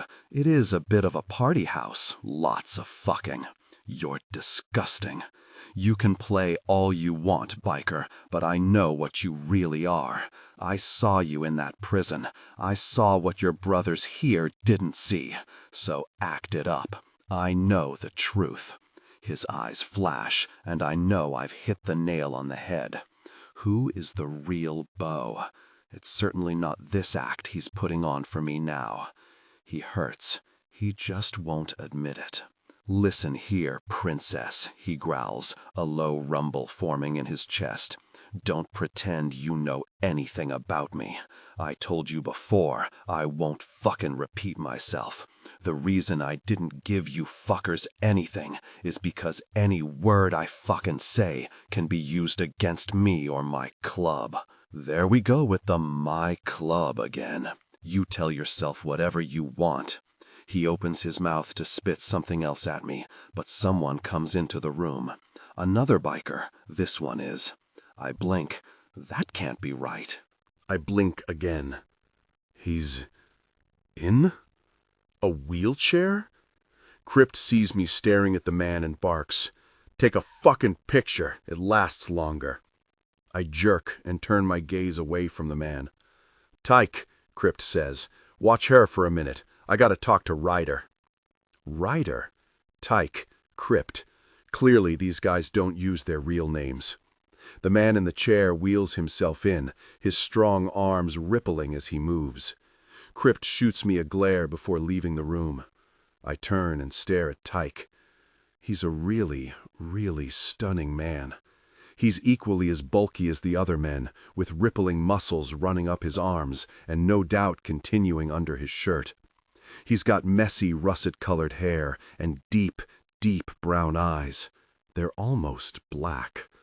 He's equally as scary and intimidating as the rest. I turn my eyes away when he holds my curious gaze. Never seen a man in a chair before? He grunts. I turn to him. Yeah, just not a biker? I shake my head, my cheeks flushing. No, never a biker. Accident, he says. It's clear he's probably had to tell this story a lot, so now he shares it before the question is asked. I get that. Fucked my legs. Crushed all the bones from my thighs down. Can't feel anything from just slightly under my knees. Enough that I can't stand real well, so I spend most of my time in this. He pats his chair, and I stare at it, unable to stop the smile creeping across my face when I see it's been decked out, Harley style. Flames have been painted up the side, making it look like a gas tank. It has thick wheels with a whole lot of bling. Will you ever walk again? I ask, feeling sorry for him. He shrugs. Probably. They tell me most of it's in my head. They? Shrinks. I scrunch up my nose. He wheels forward, using his big hands to pull the chair across the room. He goes right past me, leaving the door open. I'm not ashamed at my thought in that moment. He can't chase me. I never said it was right, but I certainly don't want to be stuck in this house with a group of bikers who are keeping me prisoner for longer than I need to. I don't think, I just do. I run out of the room. Tyke doesn't yell right away, which tells me he hasn't seen me go. Adrenaline runs rampant in my body as I hurry down the halls. I reach a window and peer out. Krypt and the bikers are all out the front, talking between themselves. I turn, staring down the hall just as I hear Tyke bellow. It's now or never. I spin around and charge through the kitchen, slipping on something that has been spilled on the floor. With a curse, I push forward, my body aching and pounding with each step I take. I see a back door, and I don't stop to see if anyone is behind me or in front of me. I just bolt right on out. I see a patch of grass before it disappears into thick, luscious mountain trees. We're not close to any city, that much I know. It's a huge risk, but there has to be a road close by. If I skirt around the trees and follow the driveway down, I might have some luck. I hear shouting and curses being flung about. I run forward, forcing my legs to move as fast as they can, which, in the scheme of things, is pretty fast, considering my condition. I grit my teeth as pain shoots up my legs and right into my spine. My head pounds, and I'm struggling to breathe, but I push on. I force myself through the trees, dodging the thick branches pointing out of the massive trunks. I reach a clearing that boasts one hell of a gorgeous, crystal-clear creek. I don't stop. Mountains are all I can see ahead of me, and with mountains usually comes caves. I'm sure I can hide, at least for the night. The wind is chilly, and I wrap my blood-stained coat further around myself, glad Krypt never got the chance to burn it like he'd said he would. Footsteps echo through the trees, and I know they're close. I keep pushing on, heading for the thick trees that surround the base of the mountain. When I reach them, I duck behind one, desperately trying to catch my breath. Fear and adrenaline battle inside my body, and my skin prickles with the knowledge that if they catch me, it could end badly. "I know you're fucking out there," I hear Krypt bellow. "I'll find you." I have no doubt about that. It's why I push off the tree and keep running. His footsteps fade as I pick up my pace, getting deeper into the trees. Then I make the fatal mistake of tripping over a log that I try to jump. With a scream, I land on my face, sending a burning pain through my ribs that has me screaming in agony. I push to my feet, desperate to keep going. Angry tears course down my cheeks because I know I'm about to fail. I'm about to ruin the only chance I have of escaping. Footsteps behind me come to a stop, and I hear a cursed word before a heavy, booted foot lands beside my head. Krypt kneels down, pulling me up. "You're fucking bleeding," he growls. Not the reaction I'd expected.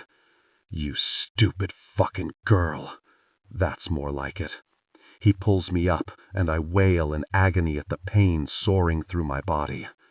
I stare down and see that I am, in fact, bleeding. I've obviously torn open a wound. Krypt has one strong arm around my waist as he leads me out of the trees. I have no strength to fight, no energy left. That was all I had. I'm in too much pain to give more. If I weren't so hurt, I would have had a decent chance. "Do you have any fucking idea what's in these woods?" he says, as he leads me back to the house. "Nothing that could be worse than staying here with you," I whisper, my voice gone. He scoffs. "You would rather take on some feral mountain lion over me?" I say nothing. He's got a point. I didn't think it through. I add, "You killed the people I work with." He snorts, and his arm tightens around my waist. "You have no idea about the people you work with." I think you're wrong. I think I do have an idea. It still doesn't make it right. Now it's his turn not to answer. When we reach the house, he leads me inside and closes the door behind us. The president comes charging over, his fists balled tight.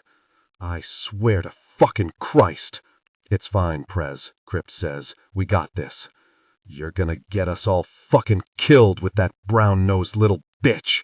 I prick up at his words. Excuse me? I yell. Do you even know me? You work with the rest of those little bastards. You're exactly like them. You're wrong. I'm nothing like them. I work there. I love my job, but I have a life outside of that place. I am a normal person. Don't assume you know what I am. He steps forward, leaning down into my face. You're telling me that you wouldn't go straight to the cops if you got out of here? Of course I would, I snap. You killed people. Some of those guards weren't bad. My point exactly. He steps back. Krypt, she gets away again, I won't be so kind. I glare at him as Krypt leads me past. Stop winding him up, he mutters. He's not a nice guy. He shouldn't pretend to know me. He doesn't. Krypt stops, spins around and leans in close. He runs things around here, and if you value your life, you will fucking do as he says. He doesn't run me, I growl, standing my ground. You see what happened to your friends? My stomach twists, but I don't answer him. Well, did you? He barks. Yes, I fucking saw it, you jackass. Then what the hell makes you think he won't do it to you? My next words are cut off as I realize he's right. Nothing is stopping him from doing it to me. That's what I fucking thought, he mutters. Now move. He walks me down the hall and back to the room. When we get in, he slams the door shut and turns to me. Get in that shower and clean yourself up. I don't bother to argue. Instead, I take the towel hanging off the bed and walk into the shower. Don't even think about climbing out the window. It's barred. Of course it fucking is. I shut the door to the bathroom and turn the shower on. Then, slowly and very, very painfully, I step out of my clothes. I'm covered in blood, and not all of it is my own. The very thought makes my skin crawl. I step under the warm water and cry out in pain as it hits the battered parts of my body. I can barely stand it. The minute I'm clean, I step out. I pat myself dry and straighten to stare in the mirror. My face looks awful. My usually sky-blue eyes are dull and bloodshot. My skin, which is really quite pale, is now covered in ugly bruises.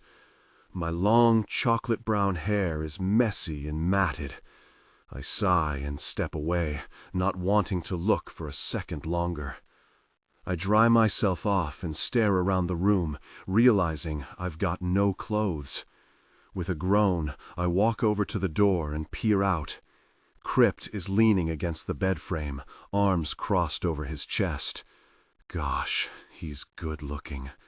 He flicks his gray gaze to me, and it slowly moves down. You need to get cleaned up before you dress. I don't think so, buddy, I mutter. You don't get a fucking choice, Ash. The way he just said my name has shivers breaking out over my skin. I swallow and keep my arms tightly crossed. Krypt points to the bed. Sit. I stare at the bed where the first aid kit is lying. I know I'm an idiot if I don't go and let him help me. Can I at least put some undergarments on? His lips quirk. Yeah, babe, whatever. I flush and rush out past him, taking the pile of clothes on the dresser. I hurry back into the bathroom and pull on the bra and panties. I'm grateful the panties still have the tag on them, but that doesn't stop me from inspecting them to make sure they're clean. They're a little tight on my curvy body, but they'll do. When they're on, I pull the towel back over myself and walk out. I sit on the bed next to Krypt, and he flips the first aid kit open. "You might need stitches in that wound on your arm," he says, nodding to the ugly gash near my elbow. It hasn't really stopped bleeding, even after my shower. A slow, thick rivulet of blood is already running down towards my wrist. "You want me to let you put stitches in my arm?" He meets my concerned gaze. "You want to die of infection?" "No, but I'm not sure I won't die of infection if I let you do it." He grins. God, just God. He's perfect. How can someone be such an asshole and yet be so damned good-looking? It hurts to watch him. "You make the choice, babe." "Don't call me babe." "And fine, do whatever you want." He flashes me a devilish grin. "You do know I'm going to put a needle through your skin, right? I know what stitches are. With nothing to numb your skin." That has me swallowing. He sighs and turns, barking out, "Rex!" Minutes later, an older biker with a big bushy beard comes in. "What?" "Get me the whiskey." "Whiskey?" I squeak. He turns back to me. "It'll help the pain." Oh, God. He reaches over and presses around the wound. Definitely needs stitches. Double. Oh, God. "Here you go," Rex says, coming back in and tossing Krypt a bottle filled with amber liquid. Krypt hands it to me. "Drink this while I clean the rest of you." I stare at the alcohol. "You scared it might bite you, princess?" I jerk my head up. "Why the fuck do you think I'm such a princess?" He doesn't answer, but his eyes are alight with humor. I get the feeling he's having a dig at me. I unscrew the bottle to prove my point and take a long pull. It burns, but it's nothing I've never done before. Claire and I often go out drinking together, and shots are our thing. I rest the bottle between my legs and meet his gaze. He's watching me, his eyes intense. He turns away and begins cleaning up any wounds he can get to, while I continue to sip the alcohol. His fingers grazing over my skin have me breaking out into shivers. He's sending me over the edge, and I don't even know him. I bite my lip and turn away, crossing and uncrossing my ankles. "Stop fidgeting," he mutters. "Shit, you think you've never had a man's hands on you before." I don't look at him. I just keep my lip in my mouth, and I turn my face away. His fingers run down my arm until he stops at the gash. "You ready for me to stitch this?" "No." I take another long pull from the bottle before nodding sharply. I hear him rustling about, but I keep my eyes trained on the wall beside me. "You can do this. It's just a needle. You've got a tattoo, for Christ's sake." "It's fine. It's okay." I take another sip when I feel him wipe my skin with something that leaves a cool sensation behind. I pinch my eyes closed, panting softly. Fingers curl around my jaw and turn my head. My eyes pop open, and I'm looking directly into his. I stop breathing. "If you tense up, it'll hurt more," he says, staring at my mouth. Why is he staring at my mouth? "Just do it," I grind out. He lets my jaw go and reaches down to take a needle and some thread. I take a breath, another swallow, and turn away again. My head is swimming from the alcohol, but I still don't think it'll be enough. He doesn't tell me when he's going to start. I just feel the sharp, burning pain shoot up my arm. I cry out loudly, but I don't flinch. "Sorry," he murmurs. Then comes the next raging hot prick. I bite my lip, desperately trying to stop the whimper that's threatening to escape. My entire arm feels like it's on fire. Another pull of the needle, and I give in to my cries. I make a strangled sound as he pops it out the other side. "Nearly there," he says, his voice oddly calming. "I've seen men cry over this. You're doing fucking good, babe." Tears leak out of the corners of my eyes as he pulls the last stitch through. My entire arm throbs after the invasion of needle and thread. He ties the final stitch and then leans back. "You're done." I turn and stare down at the 3 neat little stitches in my arm. Thank you, I croak. He stands, nodding at me. He quickly cleans up and then turns and takes it all towards the door. Before he reaches it, he turns back to me. I take it back. His voice is low and husky. You ain't a princess at all. My eyes widen at his words, but he doesn't see it. He turns and exits the room, shutting and locking the door behind him. I guess that means we're done here. I find myself dropping off to sleep on the double bed. I want to stay awake, but my eyes refuse to allow it. I'm exhausted, and my body aches all over. I lie down to just take the pressure off my arm, and I'm out in minutes, drifting away from the unpleasant situation I'm in, even just for a moment. Hey. I flutter my eyes open at the feeling of a hand on my arm. Wake up. Wake up. I blink a few times, and when I can focus, I see Krypt standing at the edge of the bed, staring down at me. We gotta go. Go? Go where? I sit up slowly. My entire body aches. Where do we have to go? The cops are going mad. We can't stay here. We gotta go further up. We have a cabin in the mountains. We're going there until Maddox can sort it out. Who is Maddox? I croak. The president. Oh, so that's his name.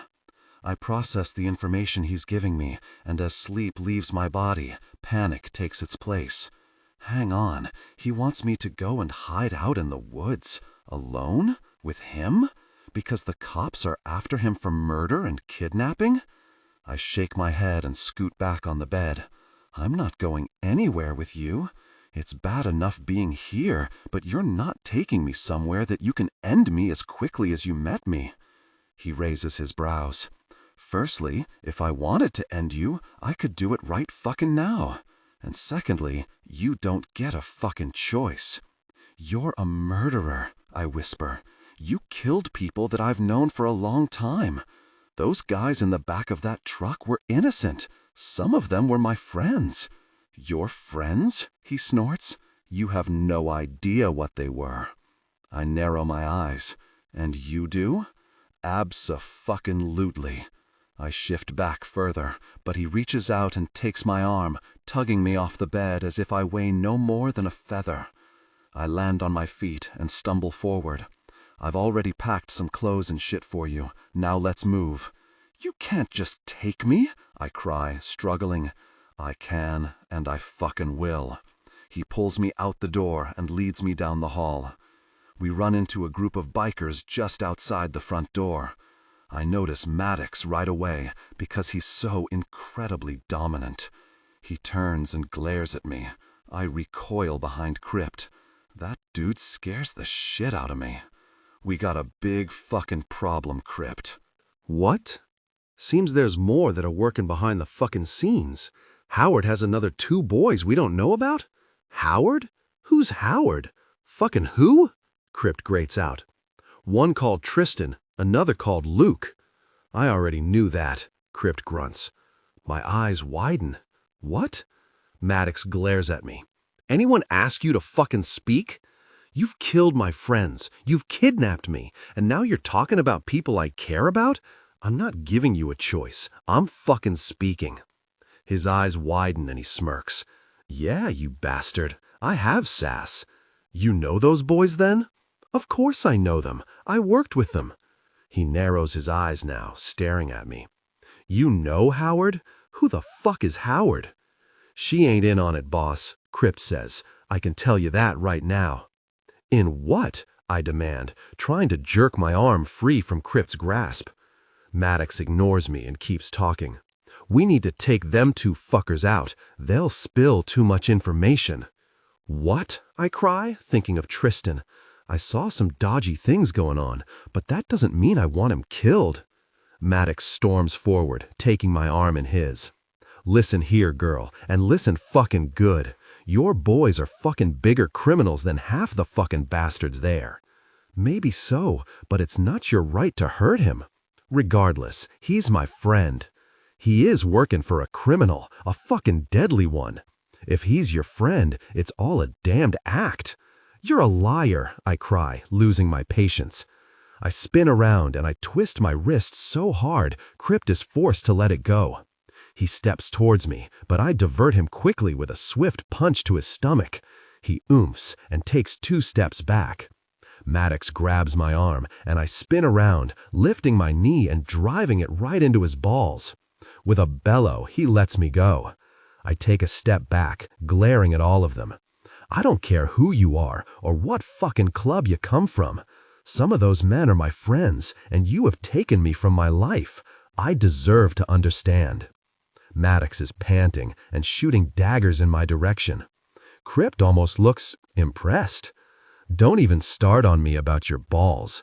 It won't hurt you not to reproduce, you jackass," I bark at Maddox. He straightens and walks towards me, his eyes flaring with rage. He lunges at me, wrapping a hand around my arm and jerking me so close I can smell his breath. "I've warned you enough times. Now I'm fucking pissed off." "So do something about it," I spit back at him. "Kill me. You're going to anyway, aren't you?" "Damn fucking right I am." "Consider this," I growl. "You kill me, you're giving up the chance at some seriously good information. I know Tristan, and I know Luke. I saw what went on behind the walls at that prison. So go ahead and shoot me. I fucking dare you." Now he looks impressed. "I thought you were a fucking pansy," he grunts, letting me go and shoving me back.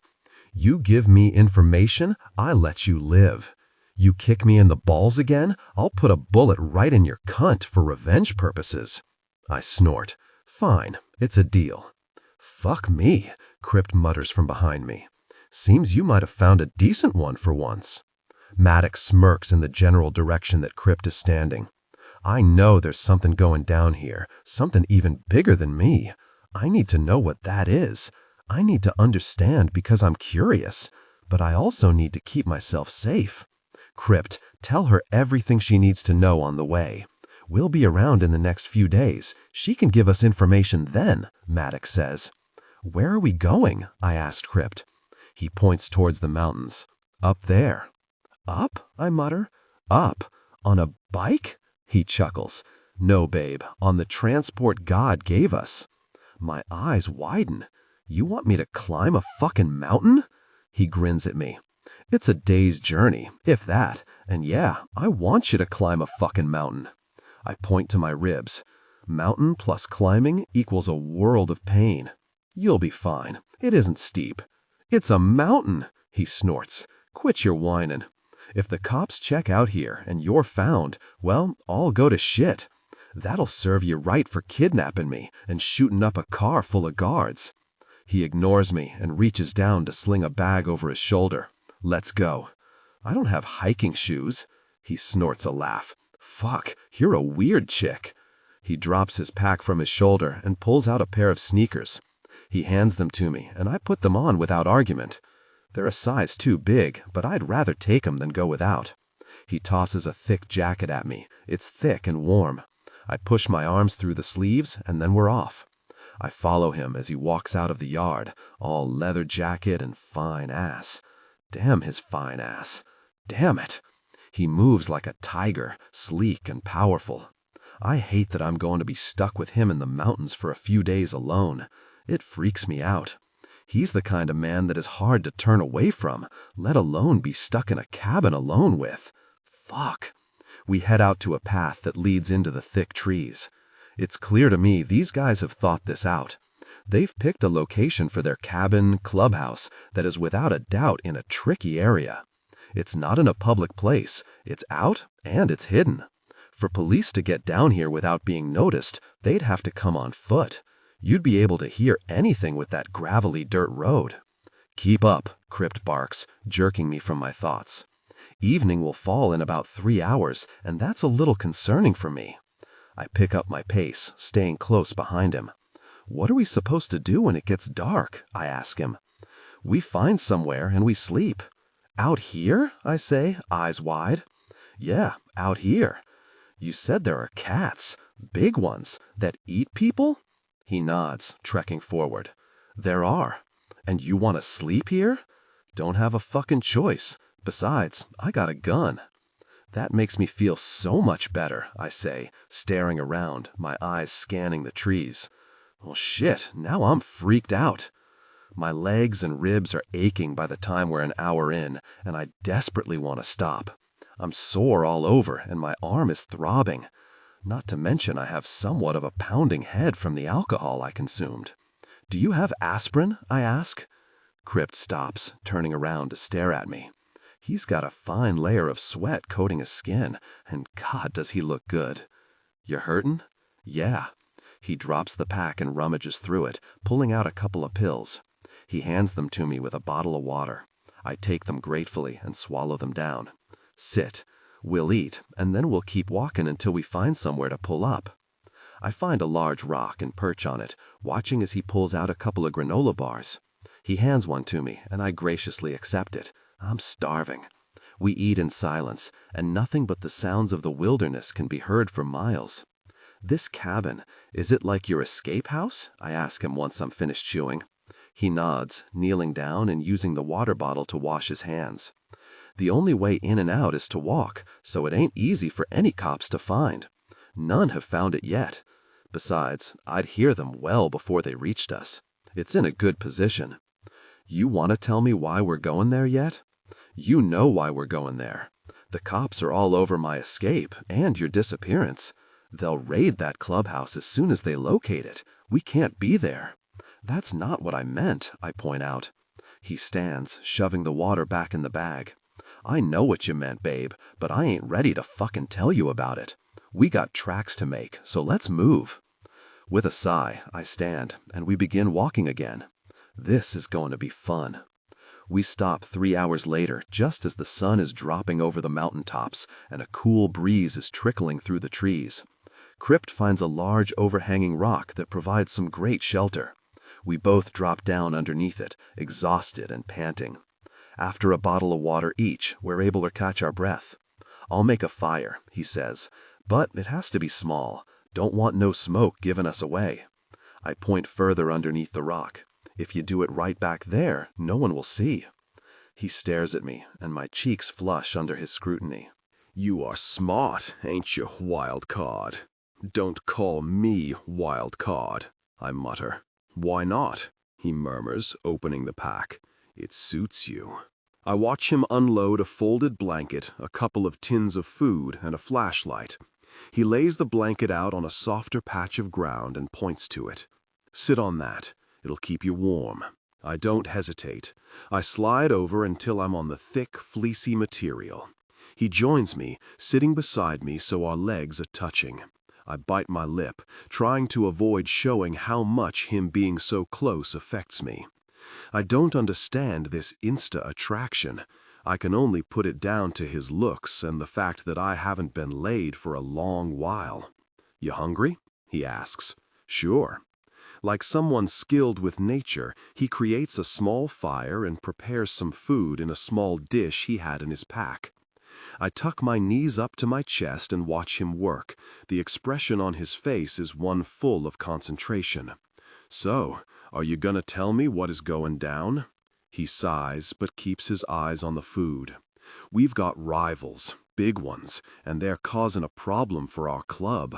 Another MC? I ask. He raises his brows at my term. What? I know a little bit about clubs. Right, he mutters. So then you'll know we take shit very seriously. This club is messing with things they shouldn't be messing with. Firstly, they put me in prison. But you shot and killed those people. Wrong, he says, his eyes hard. I shot and killed Johann Reed, but it was all a big setup. They set you up to kill someone? He growls, low and throaty. Let me fucking finish. I close my mouth. I had every intention of shooting that fucker, but it was set up that I'd end up in the same place as Johann. I got a call out to there saying shit was going down with another club. Took another one of the boys and went to check it out. When I arrived, I saw nothing. I went inside the coffee shop to check things out further, and he was there. That filthy motherfucker. I'd been looking for him for a long fucking time, and there he was. I lost my shit, pulling out my gun and shoving it at him. People freaked out, screaming and causing shit. I told them all to get down and stare at the fucking floor. I couldn't deal with them. I was waving my gun around like a madman. It wasn't my finest moment. My mouth opens. You need to understand I was blinded by rage. I didn't care about the people around me. They were all face down when I shot Johann in the head. Doubting anyone saw much. It's why witnesses were sketchy. Makes sense. Screams broke out, whiskey came in, and before I knew it, shots were coming in through the doors. They killed the rest of his family. Cops showed up minutes later, arresting me. The witnesses missed most of it, but there was enough evidence to assume I killed them all. I was the one they saw waving the gun around, so why wouldn't it be me? I was arrested. What did he do to you that would make you so angry? I whisper, eyes wide. That ain't any of your business. All you need to know is that I didn't kill the rest of them. I'm sure if they did their fucking research, they would see the bullets weren't from my gun. He snorts loudly. Or maybe they were. Howard and his club are fucking clever. What you're telling me is that this other club shot the rest of his family, making it look like you did it? That's exactly what I'm telling you. They even cut the cameras so no one would see it. It was fucking crazy. People were everywhere. It wouldn't have been hard for them to slip shots in. I know Howard has some fucking good shooters. These people deal with bad shit. They have contacts with the cartel. They aren't the kind of people to fuck around. They said there was another man with you. He nods. Whiskey, one of the boys, was checking out the cafe next door. He came in when he heard the shot. A few people saw him, hence why testaments were coming through that another man was there. I'd already shot Johann when he came in. I made him leave before the cops arrived, but he took my gun with him, not exactly sure why. He got questioned, but said fucking nothing. He won't say nothing either until this shit is sorted. Club code. Why? I gasp. He could have confirmed your story. No, he mutters. He needed to inform Maddox, and I didn't have time to get a call in. It was better that way. I think about the witnesses that came forward and how some of them were telling a very different story. His version makes sense because logically they would have missed the actual shooting part. It would be easy to assume it was Beau, since he was the only one they saw with a gun. What do the prison guards have to do with any of this? I ask, narrowing my eyes as I try to piece it all together in my head. They're on the fucking inside. Howard paid them good fucking money to feed information. The prison transfer, it was all a big fucking setup. They said they were moving me for fighting? I had one fucking real fight. It wasn't enough to be moved. It was all set up through the group of them working with him. They were planning an ambush, only they weren't expecting Maddox. They were expecting Howard. I shake my head, trying to clear it. You're telling me they were expecting Howard? What was he gonna do? Take you? I have no fucking idea what he was gonna do, but if Maddox didn't get in first, I would have found out. How did Maddox know? Maddox is a fucking smart man. He has contacts everywhere. Not only did he manage to get hold of one of Howard's men's guns, he also shot those fuckers with it.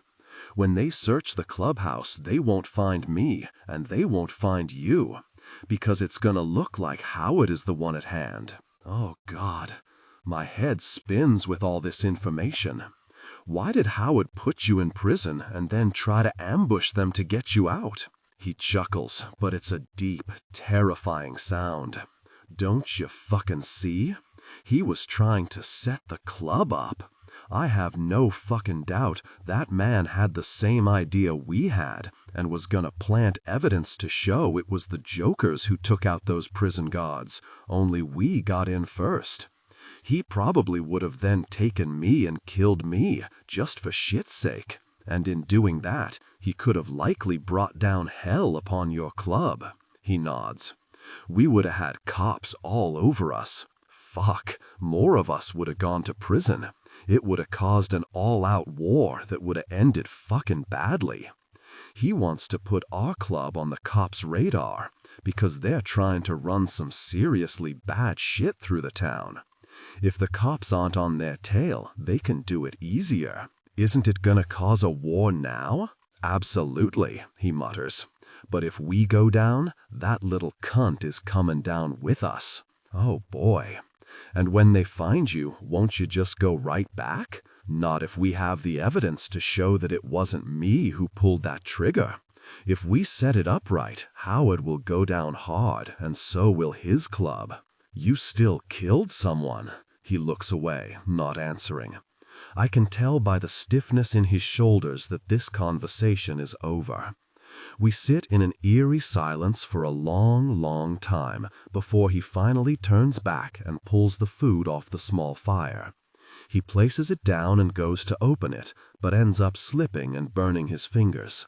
He roars and leaps backwards, cursing loudly. I don't think, I just rush forward and take his finger. I pop it into my mouth. My mom used to do this when I burned my fingers as a child, so it's just an instant reaction. The moment I realize that I have a big, thick finger in my mouth and a biker's eyes on my face, filled with shock and lust, my cheeks flush. You want to be very fucking careful what your next move is, he growls. 'Cause baby, if you keep sucking my finger like that, it's gonna be a long night for me and you. Oh boy. I let his finger fall from my lips. The sexual tension is thick between us. I swallow. It helps take the burn out. I didn't think. And his eyes are on me, and God, do I feel them burning into my deepest, darkest parts. Been a good fucking month since I've felt a sweet pussy around my dick. Best be careful about how you are around me. I've had a glimpse of what you've got going on underneath those clothes, and baby, believe me when I want a fucking taste. Oh, my. The air becomes thick around us, and I hear nothing but the faint sound of crickets chirping about in the trees. I swallow, and it seems like it takes forever to get the lump out of my throat. Krypt's eyes are on mine, intense and wanting, and fucked if I don't want to lean forward and capture his mouth with mine. He's the one to move his eyes away first. He turns back to the food, pulling the can open quickly. I watch him, my eyes never moving from his large back as he pours the contents into bowls. He spins around and hands me one. I take it wearily, not meeting his gaze. We sit side by side, eating in silence. Are you hurtin'? I turn to stare at him, confused by his question. Hurting? Your arm? Your body? Is it hurtin'? I shift, feeling a dull ache in my ribs. I don't actually think I broke them, but I came close. I am okay, thanks. We fall silent again. I have so many questions eating at me. Hey, Beau? He stops eating and flashes his gaze in my direction. Yeah? You're saying Tristan is a part of all this? He nods.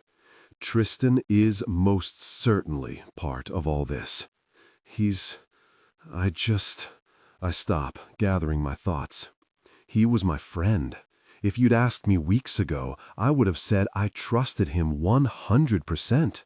Then I saw stuff going down, and I doubted him. Not your fault, babe, he murmurs. It's clear you're a good chick, and a loyal one. Was that a compliment? I know that. But I trusted him, and it hurts to know that he could use a prisoner for his own gain. He's being paid top dollar. He could lose his career, I whisper, meeting Beau's gaze. He reaches over, running his thumb along my jaw. Not everyone gives a fuck about their career, babe. People like you, who care about their jobs and show the passion you do, are hard to find. Tears burn in my eyes and I turn away, staring down at my half-empty bowl of the bad-tasting tinned beans. "He could have had you killed," I breathe. "That's never okay. It doesn't matter what a prisoner has done. It isn't his place and it isn't his job. It would make him no better than half the people in that place." You're right about that. It's why he was hoping never to get caught. He knows what he'd lose, and he knows he'd quickly become one of them. "He deserves to be one of them," I growl.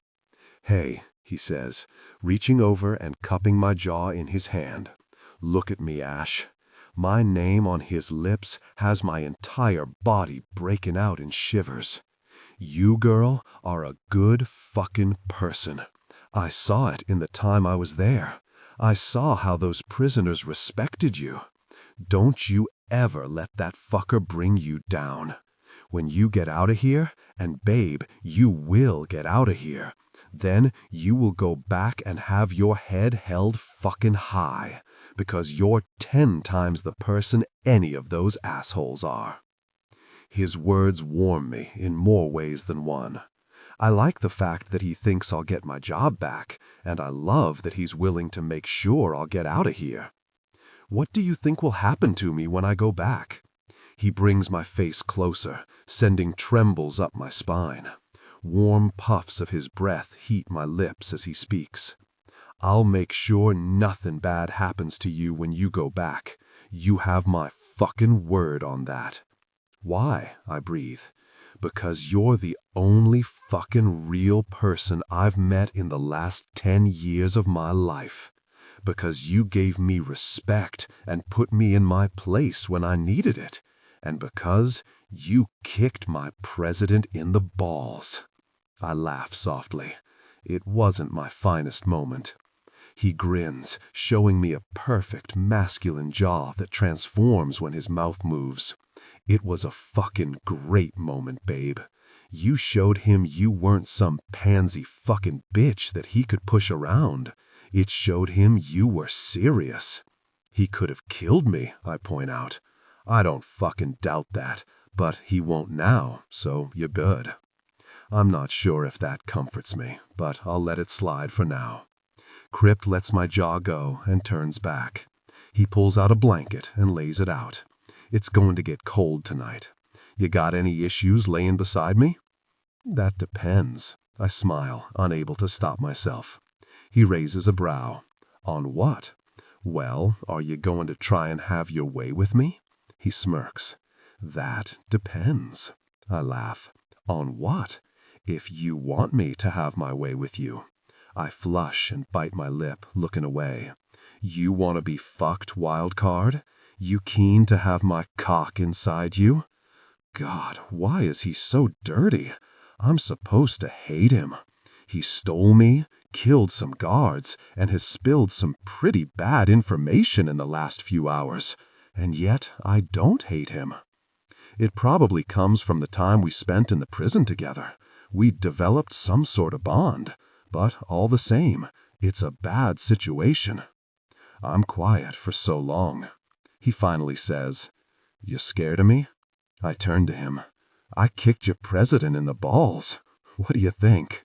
"Seriously, babe, are you scared of me?" I shake my head, keeping my eyes locked on his. "No. For whatever reason, I don't think you're going to hurt me." "You're right about that," he murmurs. "I don't think I will." I swallow. He tilts his head to the side, studying me. "You know what I think you're really scared of?" He pauses for a moment. "I think it bothers you that you might actually want it." I smirk. "Don't tell me you think I'm one of those women who will blush and turn away because you're putting me on the spot. Oh, he has me pegged all wrong. This situation scares me. He scares me just a little. His president scares me a whole lot. But admitting to my needs has never scared me. I've always been one to say what I want." He narrows his eyes. "Aren't you going to tell me that you can't stand me, and there's no way in hell I'm getting my cock near you?" I snort. "You read too many books." No, I'm not going to tell you that. Firstly, I don't hate you, Beau. I don't know what your life is about, but there's a big story behind your stormy eyes, and I'm sure you have a reason for being the way you are. His eyes darken, but he says nothing. And secondly, I haven't been fucked for over 12 months. I might be pissed at you for hurting me and dragging me into the wilderness, but I won't deny that the idea of fucking you turns me on. He growls like a feral, hungry beast. It turns me on big time. Shit, I've never met a girl like you, know that? I shrug. I endeavor to be different.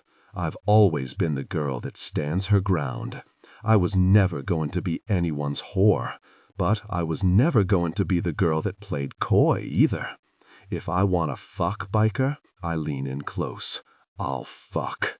His eyes flash. And do you want to fuck, babe? I tilt my head to the side. I haven't decided yet. He makes a rumbling sound in his chest. Let me know when you do, eh? I grin. Yeah. Now get in here and go to sleep. It's been nearly 24 hours, and you've only had 2 hours in that time. He points to the made-up bed. He leans down and shoves the pack under the blanket, making a pillow. Then he turns to me and jerks his chin towards it. I stare at the space and then narrow my eyes. What about you? He shrugs. Slept on worse. I pull my coat tighter around me. I am tired. I position myself on the blanket and find a comfortable position. Krypt drops down beside me, pulling the blanket over us, then his big arms going up behind his head. Why a guard? He asks suddenly. I think about his question. Honestly, I don't know. I wanted to do something different. I never wanted to be the office girl or the checkout chick. I wanted to do something challenging that gave me access to all walks of life. Must be a tough job sometimes? It is. I sigh. Sometimes I wonder why I do it, but then I try to consider something else and fail. You're good at it. Take it from me. I smile. Thanks. I'm still taking you on when you're not hurting. I want to see you fight. I laugh. I'll bring you to your knees, biker. Don't doubt it. He chuckles. Yeah, babe, we'll see. Get some sleep. He doesn't have to ask me twice. Chapter 8. I'm cold. No, that doesn't cut it. I'm so fucking freezing, my teeth are rattling, and my entire body is shaking from head to toe. I can't feel my nose, and I certainly can't feel the rest of my body. I have rolled at least 5 times, trying to curl myself up to get warm, but there is no hope. My body is too sore to bend that much. Stop fucking wiggling, Krypt barks. I'm freezing. Seriously, my nipples are going to drop off, I cry. Come here, he orders. What? No. You want your nipples to fucking drop off? No. Then get over here. He reaches out and his warm hand curls around my cold one. He pulls back with a curse. Fuck me! I told you I was cold. How are you so warm? Leather, he mutters. He reaches back out and pulls me towards him. The freezing air hits my skin as the blanket moves, and I cry out. Krypt takes me into his arms, tucking my hand under his jacket and forcing my face into his shoulder. He's so warm. My fingers are resting on his hard, muscled chest, and I can't help but notice how damned nice that feels. Shit, you're like a damned ice cube. It's not my fault. You were the one who dragged me up here. He mutters a curse and uses his arm to furiously rub my free shoulder. I find myself getting warmer right away. You know what they say about getting warm. Don't even think about it, I warn. He chuckles. Can't blame a man for trying when he's got a girl in his arms. I bet I'm the only girl you've had in your arms that you haven't fucked. You're right about that, he snorts. You talk the most, too. Be grateful. I could be screaming at you. Or, don't, I cut him off. I know he's grinning, and if it were light, he'd know I was, too. I tuck my leg in his, and my body slowly begins to defrost. My eyes get heavy, and his breathing evens out. Then, before I know it, we're asleep again. This time warm. This time tangled in each other. The morning comes like a bad cold. My entire body hurts, and every muscle aches. I shift out of the hard, warm body I'm pressed against, desperate to pee. I roll and push to my knees, groaning quietly. Jesus, I'm never sleeping on the ground again. I look over to Krypt, who is sleeping quite soundly. He looks gorgeous during slumber, his big chest rising and falling softly. His dark lashes fan out over his chiseled cheekbones. If I were a stupid girl, I'd take this chance and run. I'm not stupid, though. I know exactly how it would end, with me dead, or worse, mountain lion poop. Besides, with all this information that I've been fed in the last day, I'm not sure being home is the safest option for me right now. Something about Krypt makes me feel safe, like he's exactly where I should be right now. Either that, or my thoughts are clouded with lust, and I'm fucked. I push to my feet and step out of the overhanging rock area. The fog is so thick this morning that I can't see a foot in front of me. Great. I'm probably going to walk right into the jaws of Megalion. Swallowing, I tilt my head to the side and listen. I can only hear the sounds of birds, water, and nothing else. Thank God. I walk forward, deciding to go with just walking in a straight line. I put my hands out in front of me, dodging trees. I turn back, hearing Krypt shuffling around. Nope, too close. He cannot, under any circumstances, listen to me pee. I keep walking forward. The trees thin out just slightly. I can hear the sound of trickling water. I don't realize that the water is so close until I'm slipping down a bank, screaming, my sore body flying over rocks and jagged pieces of branch. I land in the cold water with a splash. It's freezing, as if tiny ice shards are stabbing me all over my body. I wail in agony, coughing and spluttering, splashing around as I try to find the surface. It's too damned foggy. The fuck? Ash? Krypt yells. Help! I squeal. I hear his boots crunching as I struggle to get out of the water. I manage to pull myself up the bank, shivering violently. I reach the top and fall flat on my face. My entire body burns all over. It's so cold I can't even feel my injuries anymore. Krypt's boots pound through the silence, and I know he's getting closer. The fog is starting to clear, but I still can't see him. Where are you? He yells. Here, I stammer, my lips trembling. I pull myself forward just as he comes into view. He stares down at me, and his eyes widen. What the hell are you doing? I was trying to pee, I yell. I didn't see the water. He presses his lips together, and I shoot him a warning look. Do not laugh. He clearly can't help himself, because he barks a laugh as he reaches down, pulling me up. There are plenty of trees near the cave, and you walk all the way out here to piss? I didn't want you to hear me, I protest. He wraps his arms around me. You're fucking freezing. Come on, we need to get you dry. God, I'm cold, and my legs are aching so badly they actually hurt. Krypt takes me back to the cave and sits me down. He lifts the blanket and then hesitates before saying, "Clothes off." My eyes widen. I beg your pardon? He leans in closer. I didn't fucking stutter. Clothes off. I stare at him like he's lost his mind. I mean, he must have, right? He can't expect me to strip. Either you do it, Ash, or I will. I'm not showing my naked body to you. Nothing wrong with it, so I don't see why. Oh, he's being funny. I glare up at him. There is something wrong with it. My ass does not look good outside of these jeans. He grins. Asshole. I think I'll be the judge of that.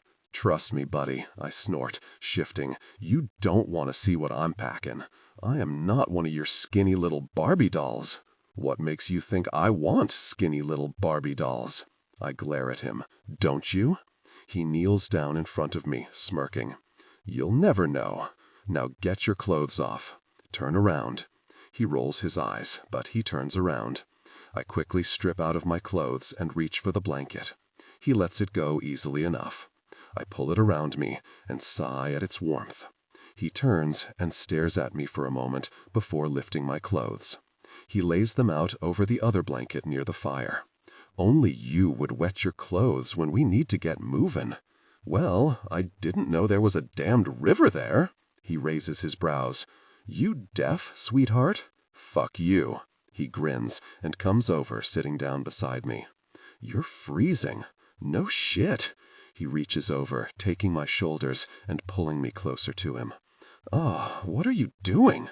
I'm warming you up, he says matter-of-factly. No thank you. He chuckles. Wasn't asking you, babe. You're trying to cop a feel, and it's not going to happen. He pulls me so close, I'm tucked into his side, his big arm slung around my shoulder. I can smell the leather of his jacket, crossed with the scent of him. Just man. All man. It's musky and a little dirty, and my body reacts to it. My skin prickles, and I have to press my legs together as I feel my sex becoming damp.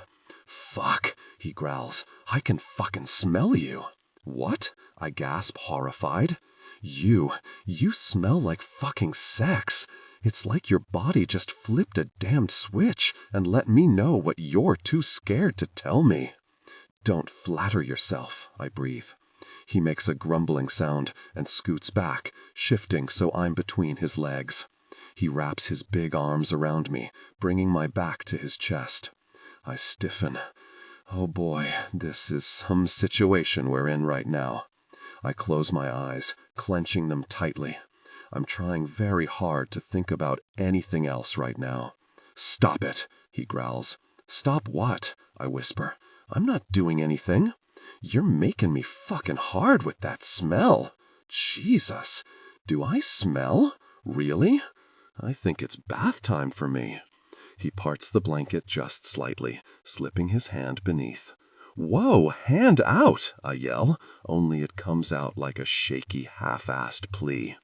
Don't pretend you don't want my fucking hand in there. I'm not going to fuck you, babe. That depends on what you consider fucking, I whimper, as his fingers find my belly. I consider it fucking, he murmurs, his breath against my ear, when my cock is deep inside you, and you're screaming my name. Okay then, I breathe. Well, I consider anything entering my body fucking. I can nearly feel him grinning against my ear. I don't have to put anything in your body to warm you up, Wildcard. How is this warming me up? His fingers slide up and down my belly, stroking the soft skin there, causing little shivers to break out across my skin. His hand inches higher, finding the swell of my breasts. He gently caresses the skin there before sliding up and cupping my breast. I gasp and wiggle, but he uses his other hand to press firmly against my belly so I can't move. Believe me, in 5 minutes, you'll be warm. I can't answer him. My entire body has come alive. It's been a while since I've been touched, and having this man's hands on me feels so erotic, so forbidden. I close my eyes, biting my lips so hard that I taste coppery blood. He shifts closer to me, and I can feel his bulging cock in his jeans, pressing against my back. All I can see of him is his booted feet by my side, and some sexy as fuck black jeans. He presses his lips against my neck, and my nipples turn into little hard tips within seconds. He purrs against me, making a low, rumbling sound that has everything coming to life in a big, big way. I can make you warm, baby. Just say the word, and I'll make it all fucking better. Oh, I just bet he will. I croak. That's it. It's the best I can do. That would be because his fingers are trailing down my belly towards my extremely aroused sex. His mouth is on my neck, his cock pressed against my back, and he's about to finger fuck me. Even I'm not that strong. I mean, come on, who could say no to that? Spread your legs for me, he growls into my ear.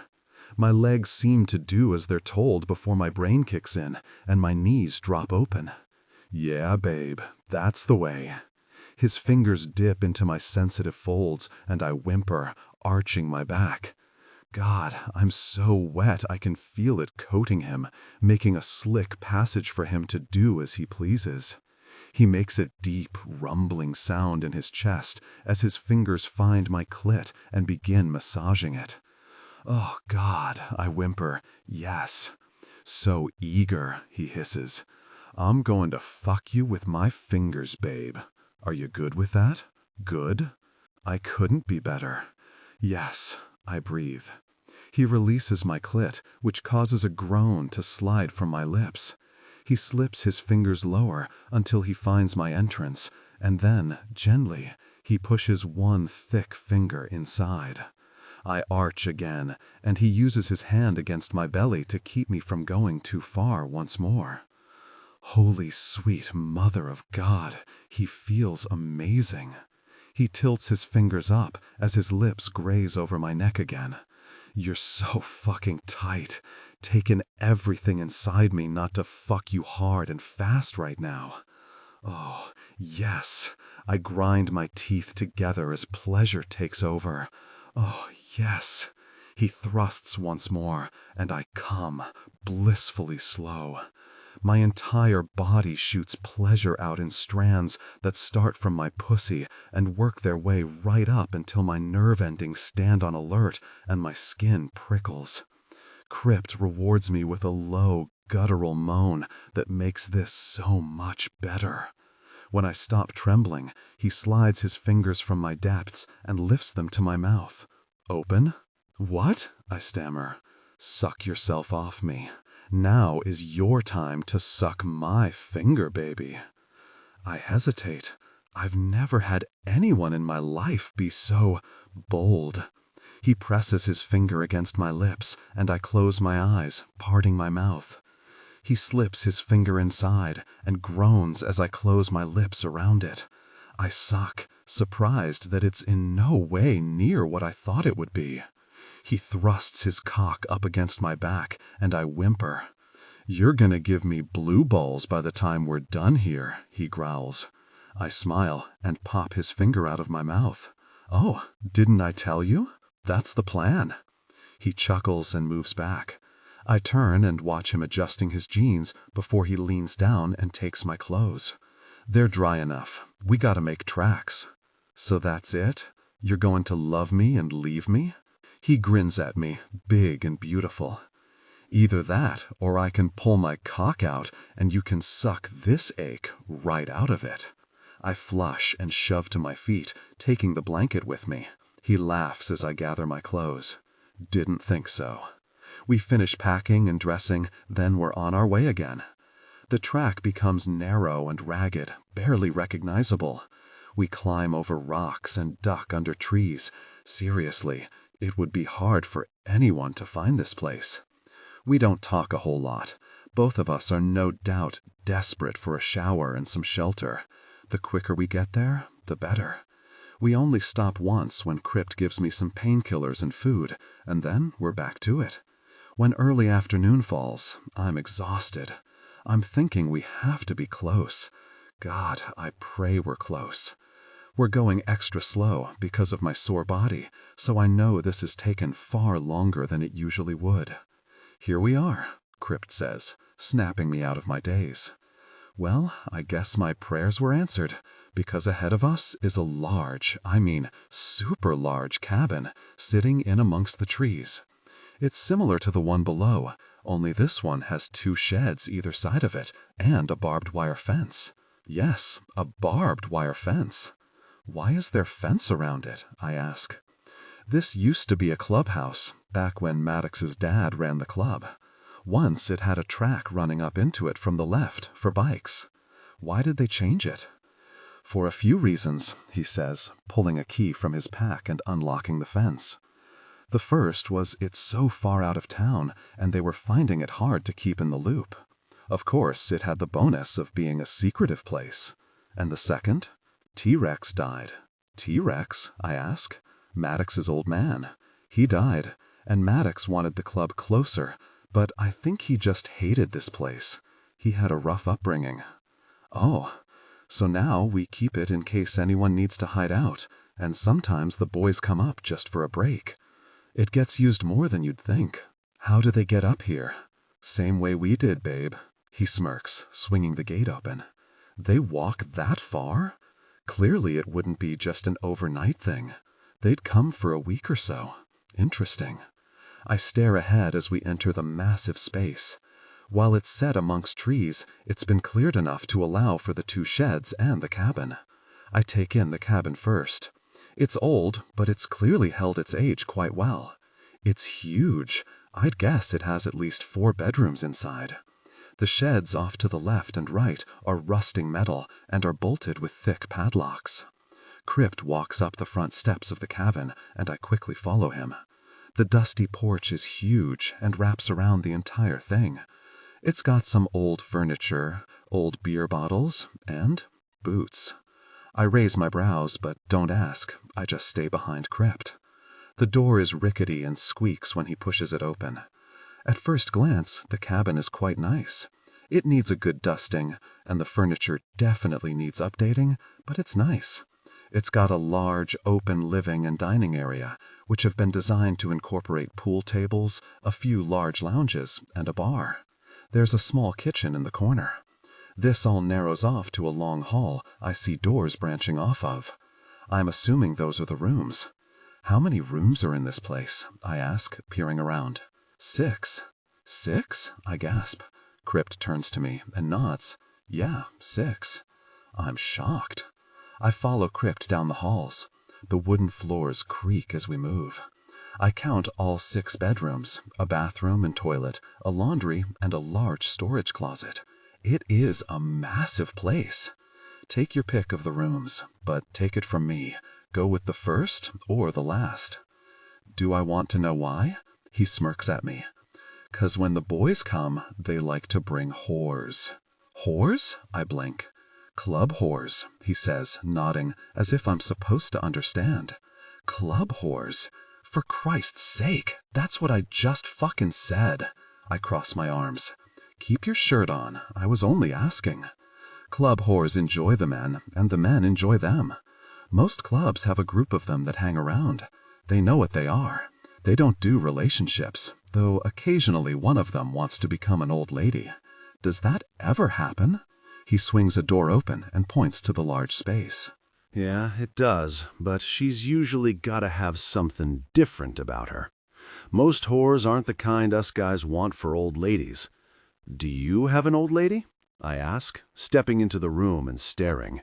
It's massive, with a double bed, an old couch, and a desk with a small bathroom to the left. Did I just have my fingers inside your pussy? He asks.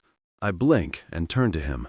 What? My fingers, sweetheart, he growls. Were they in your pussy?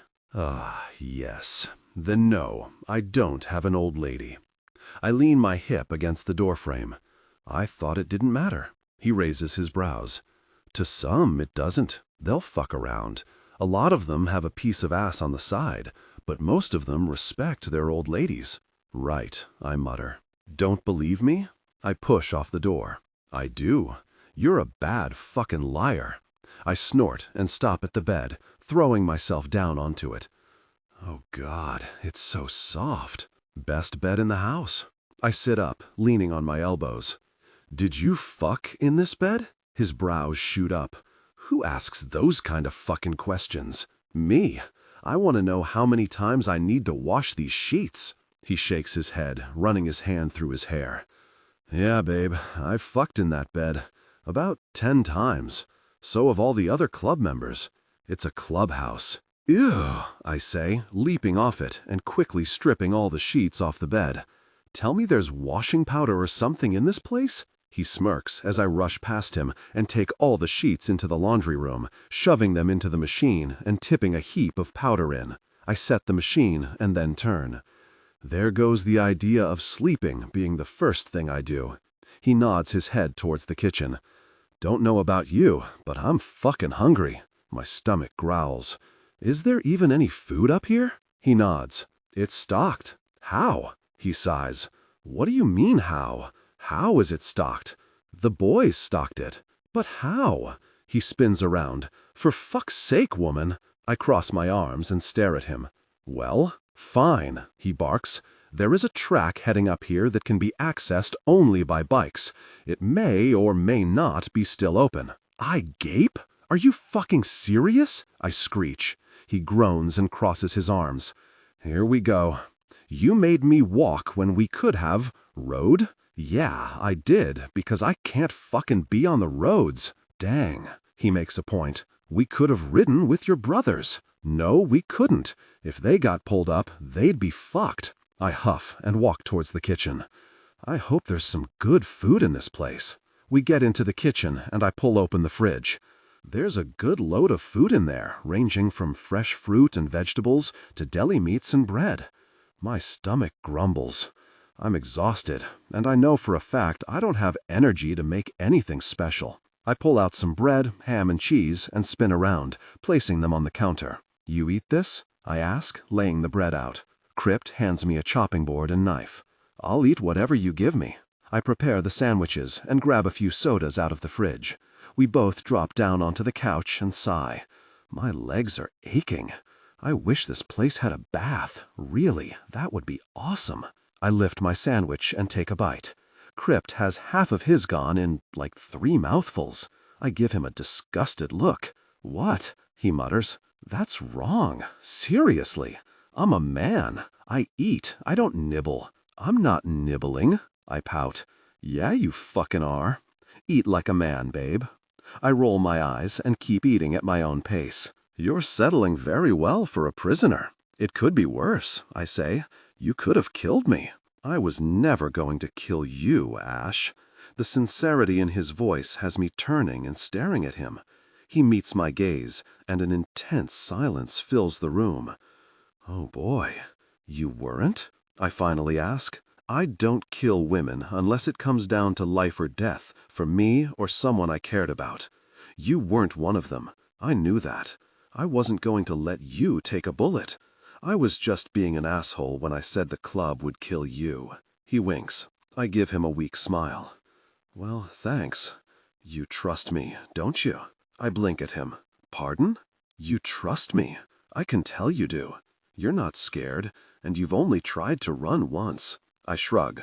I saw you in there. I never thought you would hurt me.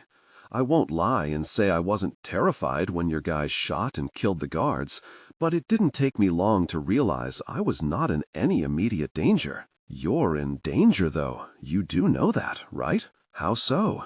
There is a war brewing, and while you're with us, you're right in the middle of it. It would seem I wasn't really that safe where I was anyway. No, you were being used. Do you really think they were using me? I ask, turning towards him and crossing my legs. Did you get asked constant questions about me? Did they ask you what I'd told you, what you'd learned? I gasp. Tristan asked me every day if I'd gotten new information out of Krypt. He was setting me up because he knew I had a connection with the prisoners? He was trying to use that connection to get information? Then he went out of his way to put me in that truck for the transfer. My chest seizes at the realization that someone I cared about had been using me, and because of that, I was nearly killed. You okay? Krypt asks. I'm fine, I say quickly, standing. I'm going to shower. Ash, he calls out, but I'm already halfway down the hall. The minute I get into my room, I press my hands to my head. I trusted Tristan. I'd considered him a friend. And all along, he was just using me to feed information to a club on the outside? It was all a damned big setup. Was any of it genuine? Did he care about me at all? Or was he pretending with that, too? I spend longer than needed in the shower.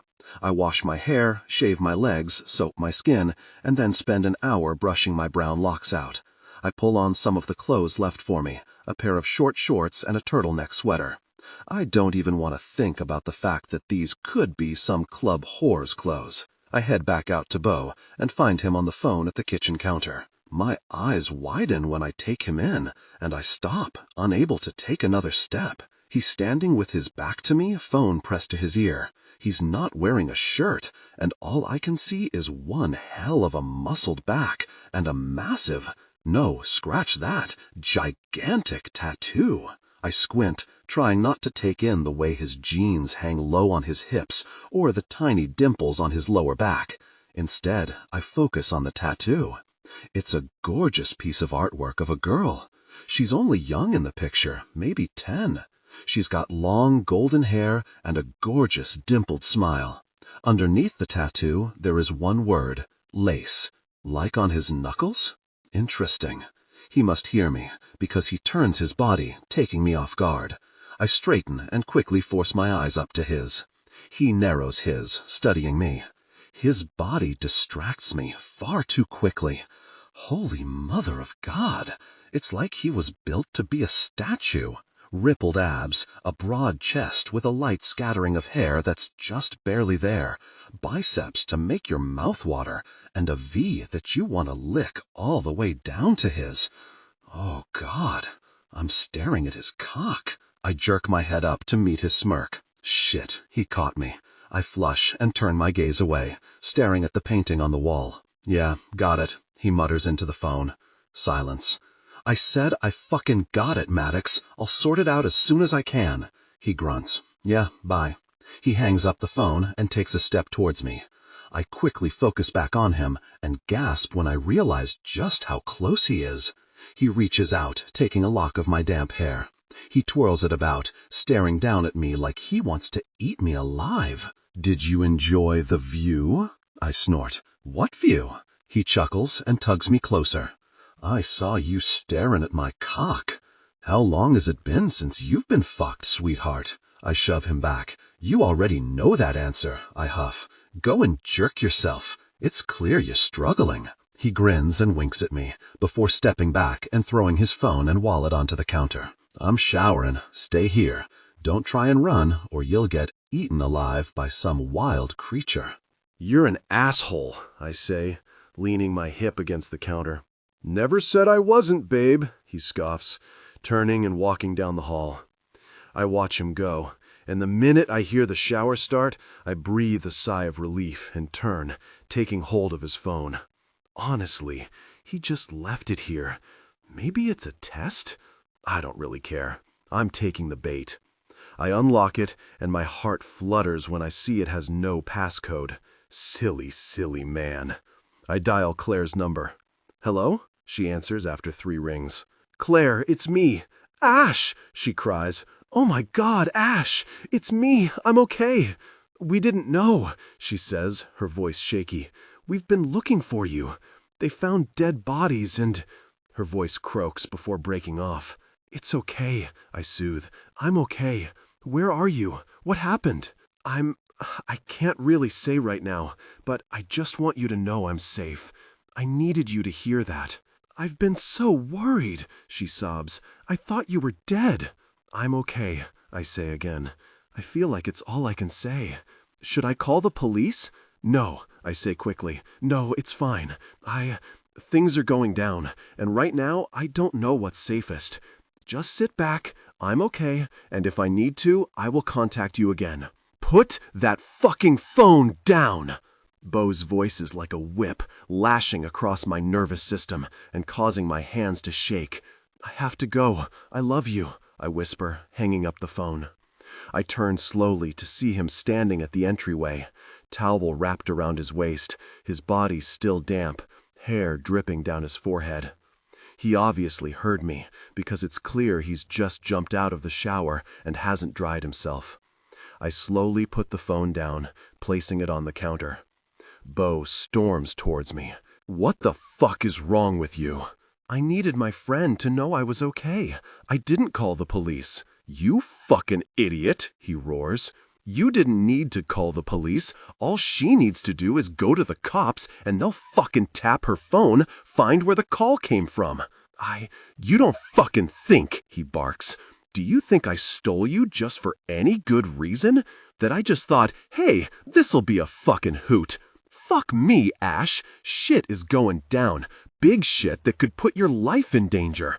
I have you here for your protection, when I really could have left you in that fucking truck. Oh, no, you don't, I growl. You aren't protecting me. I was in the wrong place at the wrong time.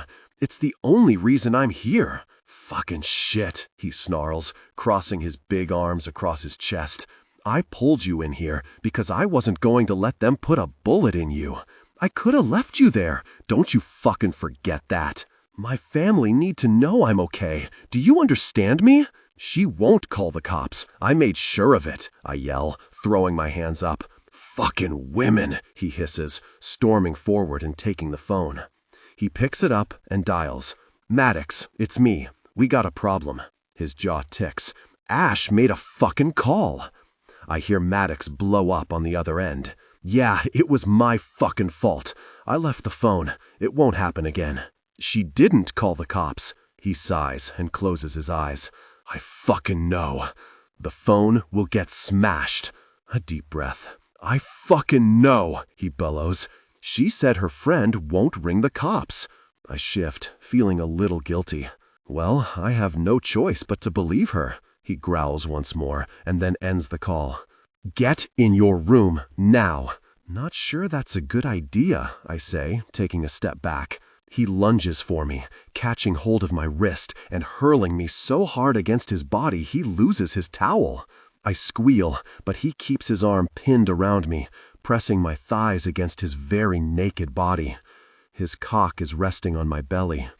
Even though I can't feel the skin, I can feel its presence there. My fucking cock is on your stomach. If you keep misbehaving, I'll find a better place for it. Shit! Get it off me, I yell, squirming.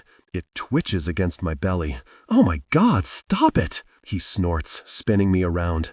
He presses my back to his chest and shoves us forward, heading down towards the room. The moment we reach the door, he pushes me inside. I stumble forward, landing on my knees. I turn without thinking and come face to face with his cock, his very large, thick, pierced cock. My eyes widen at the piercing. It's a big barbell going right through the head of his cock. I mean, in one side, out the other. That would have hurt like a bitch. When I realize I'm staring, I throw myself backwards with a squeal. Jesus, do you want to take a fucking picture? He growls, finding some jeans and jerking them on. That's the second time you've looked at my cock. Well, it was right in my face, I yell. It was kinda hard to look away. Just admit it, he mumbles, lifting me up and throwing me on the bed. You want it. Kiss my, with pleasure, babe, asshole. He leans over and ruffles through some drawers and takes out a set of handcuffs. Oh, hell no. I launch myself off the bed, but his hand wraps around my ankle before I get the chance to even get off. He jerks me backwards, kicking and screaming, and then he flips me over effortlessly as if I'm merely laying here. He throws his body over mine. He jerks my hands above my head and wrestles the handcuffs on. Get off me, I screech, bringing my knee up to hit him, but he presses his body over mine so hard I can't get it high enough. You want to disobey me? You can stay attached to this bed. I didn't disobey you, I grunt, squirming. You never told me I couldn't use the phone. You're a prisoner. When do prisoners ever get to use the phone? I'm not a prisoner, I protest. Prisoners don't get finger-fucked. He laughs, the piece of shit. Good point. Get off me, I wail angrily. He shackles me down and then stares down at me, gray eyes on blue. You comfortable? I hate you. Can I get you anything? Eat a big dick. Water? Food? A cock to shut that pretty mouth? You even so much as think about putting that thing near my mouth and He kisses me. He fucking kisses me. And I like it, I can't lie. His lips are soft, his stubble scratchy in the best possible way against my cheeks. His tongue is forceful, yet sweet as hell. He kisses me until my mind is spinning and my heart is pounding. He keeps going until I'm wet for him, aching for him to slide between my legs and fuck me until I'm screaming his name. Then he pulls away. Asshole. Mega asshole. Now, go to sleep and start behaving. He gets off me and leaves. Leaves. Jesus. It's going to be a long night. Chapter 9. I was right. It is a super long night. I toss, turn, groan, and ache. By the time morning sheds its light through the window, I'm more exhausted than I was the day before. Krypt comes in the room first thing, his hair ruffled with sleep, his jeans unbuttoned and hanging low enough that I can see the touch of hair poking out the top. "Sleep?" he murmurs, lifting his hands, causing his muscles to flex. He runs them through his hair and down over his face. "No, because I'm cuffed and sore." He stares at me. "Why didn't you yell out?" "Seriously?" I gape. "You put me here. I didn't think I had a choice." He sighs and shakes his head. "Come on, I'll get you some food and then you can sleep some more." He walks over and uncuffs me. The minute my hands are free, I shoot my fist out and I hit him in the side of his jaw. It clearly takes him by surprise because I get a decent, hard hit in. He roars and stumbles backwards, tripping on the rug and landing on his ass. I throw myself out of the bed, groaning in pain as my sore body moves. "That's what you get for cuffing me, you big jerk-off," I growl, stepping over him. "You'll fucking pay for that." Yeah, tell that to my fist. I grin all the way down to the shower. I turn the water on and step underneath it. I groan and close my eyes, the warm water easing everything. Then, suddenly, it turns freezing cold. I squeal and reach over to adjust the temperature, but it makes no difference. Then I realize that Krypt has obviously turned another tap on, probably a few, making the water run through cold. "You piece of shit!" I bellow. "You'll pay." "Tell that to the washing machine," he laughs from down the hall. I leap out, turning the taps off quickly. I wrap a towel around myself and charge out and down the hall.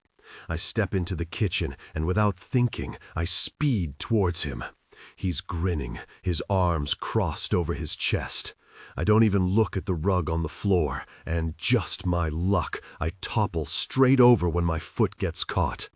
I land on the ground with a thump, and in my haste to get up, my towel drops off. Literally, it just drops off.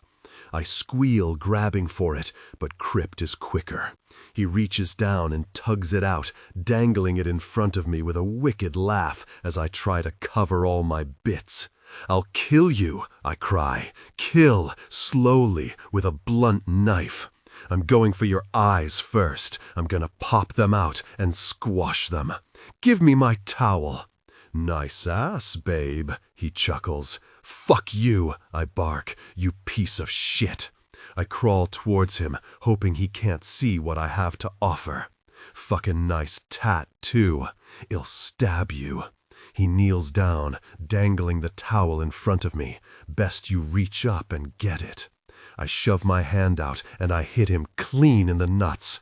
He roars and topples backwards, and I take my chance to snatch my towel and turn to scurry away. He rolls, catching my wrist and pulling it out from underneath me. I land on my face with a cry. He throws himself towards me, taking my hands and flipping me over. "Are you finished?" he breathes, staring down at me. "Not even close," I growl. "Then, well, stay here all fucking day." "Get off me, you!" "Do I need to kiss you again?" he asks, cutting me off. "Fuck you!" "I can do that," he says, lazily making circles with his finger on my cheek. "All it would take is a quick jerk of my jeans, and then my cock would be sinking deep inside you. And trust me, sweetheart, I fucking want it there." "You're a pig." He leans down, bringing his lips so close to my ear. I shiver. Don't pretend you don't like it. You would have loved to know I stroked over my cock last night, thinking of your sweet pussy. And baby, when I came, it felt so fucking good. Oh God, why does he have to arouse me so? The very idea of his big, thick hands stroking over his cock, his abs clenching, his muscles pulling, has everything inside me coming to life. Get used to your hand. It's all you'll get. We'll see about that. His lips brush over my ear, and I helplessly whimper. I think you'd like me to fuck you right now. You're wrong about that, I groan, as he rocks his hips, pressing his jean-clad cock against my exposed pussy. Think I can make you come like this? Don't even try it. God, I sound so breathy, like I'm not even trying to fight him off. He rocks his hips again, pressing against my core, causing my clit to jerk to life. I wish I could protest, but I can't. Fuck, the bolts of pleasure shooting through my body. He tucks his arm under my head and brings my lips up to his, gently brushing over them. I think I can make you come. I think I can make these pretty lips part for me. I keep my lips pressed together, even though his are softly resting against mine. He keeps rocking his hips, the friction of his jeans causing enough pressure for my clit to begin that dull ache that I know will lead to extremely explosive things. He rubs his lips over mine. Come on, baby. Open up. Let me kiss you. I shake my head, keeping my lips pressed together. He keeps stroking his hips against mine, and the friction suddenly becomes too much. I squirm, trying to escape him. He's surrounding me, his warm body is crushed against mine, and his cock is taking me to the edge without even touching me. Yes, come, he growls. I throw my head back, and I do just that. I can't stop it. I'm not even sure I want to. I push my chest up into his, my nipples grazing across his taut chest as my orgasm rocks me. I cry out his name, pulsing shamelessly as each burst of pleasure shoots through my body. The moment my lips part, he presses his tongue inside, giving me a mind-blowing kiss. I give it all back. I kiss him so hard, so deep, that our tongues become one as they dance together. His lips feel like heaven, and his stubble is scratchy against my cheek. I don't care, not even a little bit. I kiss him until it hurts. By the time he wrenches his mouth from mine, we're both panting. My cock fucking hurts for you right now, he breathes. My body is alight, and my hand starts moving before my brain kicks in. His eyes widen as I reach into his jeans, curling my fingers around his throbbing length. It's long and thick, but not too thick that it would be considered painful. It's perfect. I rub my thumb over the piercing, and he growls. I like the feeling of his cock in my hand. I squeeze him, and then begin to gently stroke. His cock swells in my palm, and his entire body goes tight. Fuck, you're gonna de-man me in my own fucking pants. I shift and reach down, shoving his jeans down. No. I'm going to de-man you on my skin. Motherfucker. I move with long but firm strokes. He winds up tighter and tighter with every pull. My entire body is aware of him. It's taking everything I have not to moan his name and beg for him to end this inside me. I pick up the pace, jerking him harder and faster until he's grinding out my name through clenched teeth. Coming, fuck, he barks out. His cock swells, and then he releases with a ragged growl. Hot spurts of cum land on my belly, and I gasp with delight. It feels amazing, warm and soft, evidence of his arousal. His entire body shakes over mine as I milk every last drop from his cock.